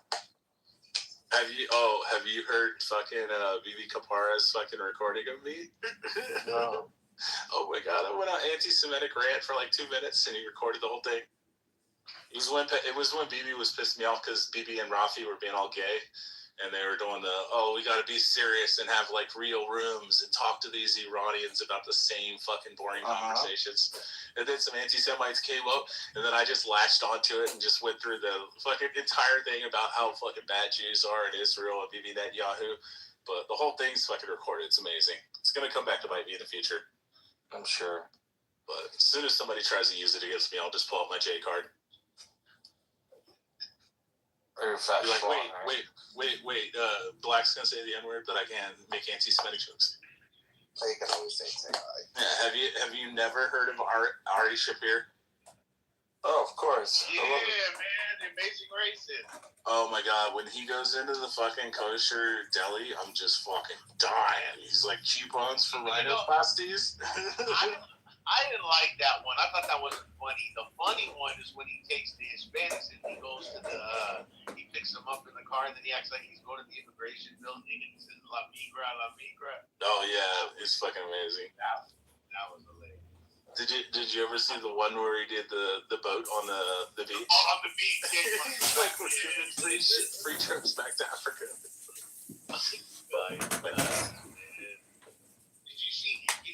He's a nut job, bro. He went to South Central in Laverne Park and wanted to get a Klan outfit, try clean. Did you see that? No, I didn't see that. Oh, and he did that back in the early 2000s, bro. Like, he almost, like, Did you ever see his latest stand-up? Special.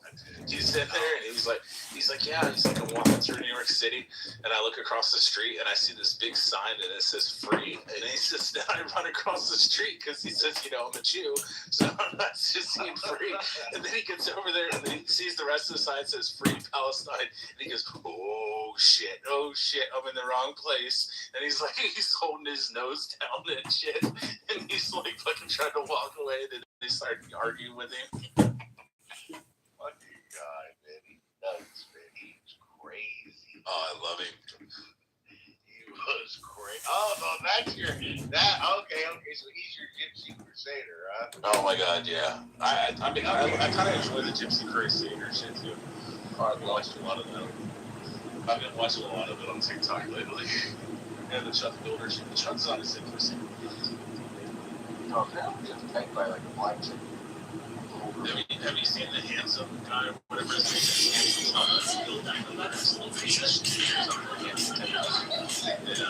Puts on like the monkey filter on his or something, or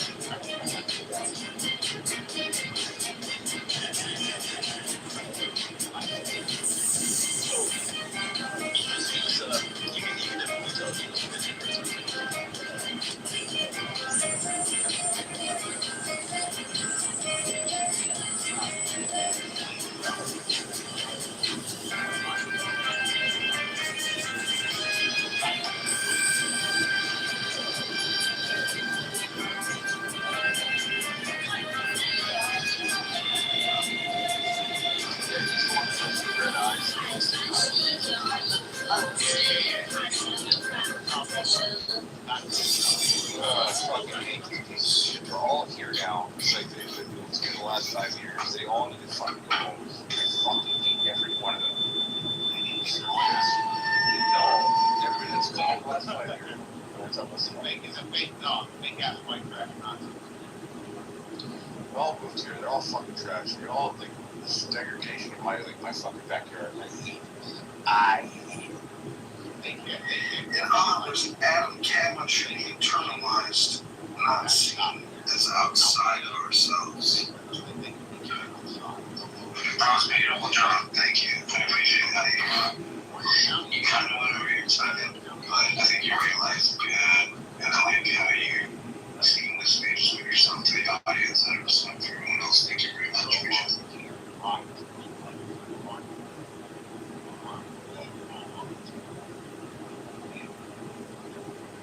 They got thing is just with yourself to the audience.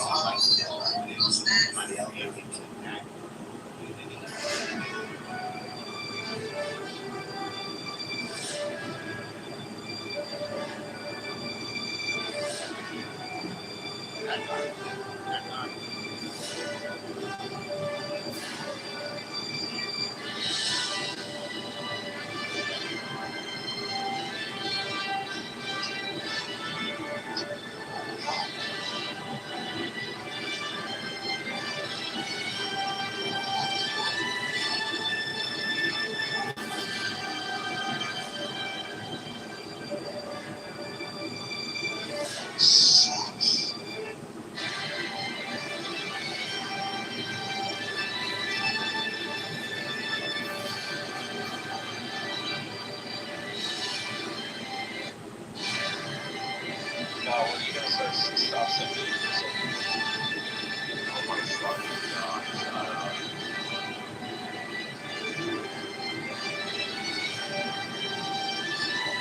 If you're a small content creator and you start posting daily, you know it's true. From France once told me that if you roll the puff pastry dough in blueberries, then press down with a glass to cut and shape them into perfect little tartlet shells. Next, drop in some finely chopped strawberries, a drizzle of sweet condensed milk, and set those aside while you whip up your pastry cream. Just whisk together eggs, sugar, cornstarch, and milk for 10 minutes.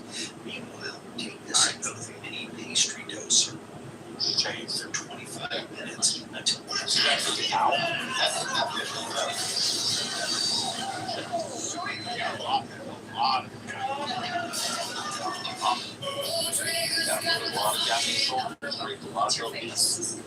A free dual laptop has been assigned to you. Just tap, answer 2 quick questions, and get it delivered to your home. No costs, no fees, and free delivery. Take a turn until the women usually get. They be like on the verge of death, and they die. The ones that didn't age, you know, didn't age. 50 days come inside. Yeah. It's wrong.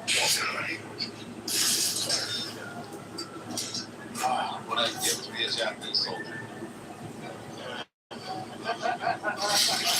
I was like, you know, it's a good old days. Yeah, it was like, you don't like it.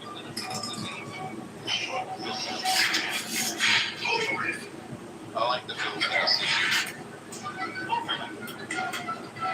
I don't typically do about this. That was tripping off the singles. I really thought I legitimately just all we heard was loud on the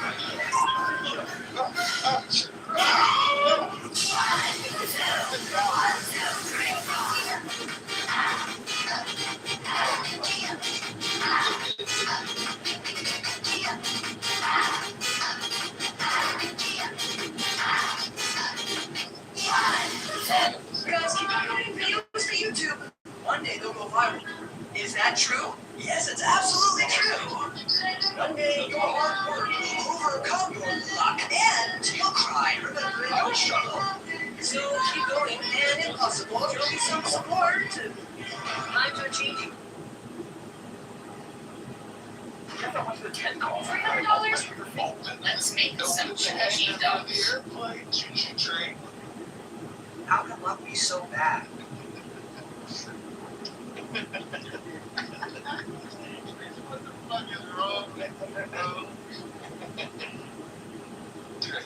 entire audience is asleep. Bro, Dave Chappelle, when he's talking about going to the hood, and he sees the baby coming out of a woman's pussy, he's like, yo, baby, what are you doing? He's like, I'm selling drugs, nigga. Yeah, I love that. So, rolled out the window. Hey, baby, what are you doing? I'm selling drugs, nigga. He's like, I had to buy a bag off. Kill him softly.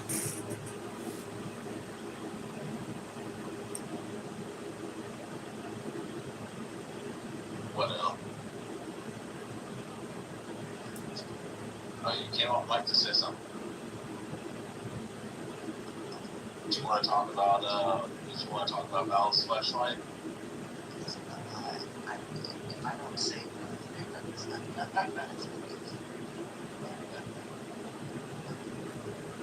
Brad needs to hurry up and get up here.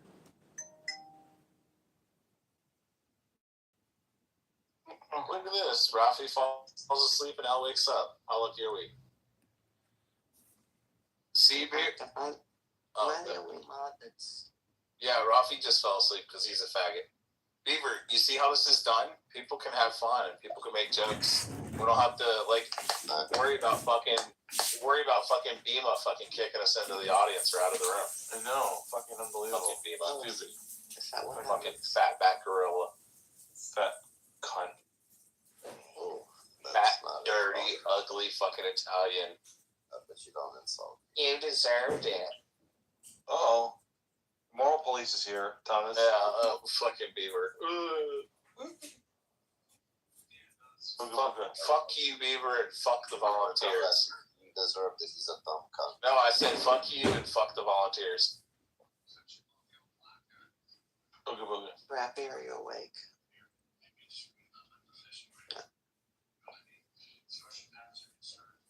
Sorry, just cuckold little something. What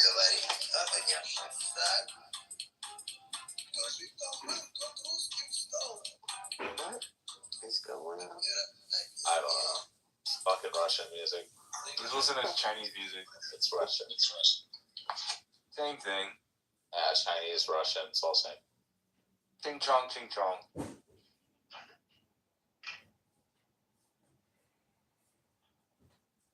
It's not American, that's all I know.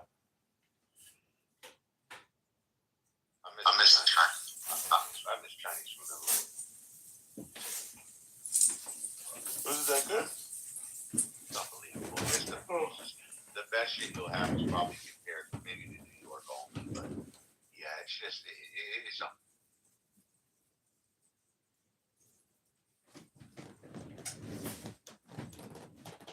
That's another one in the tank, boys and girls. In the tank. In the tank.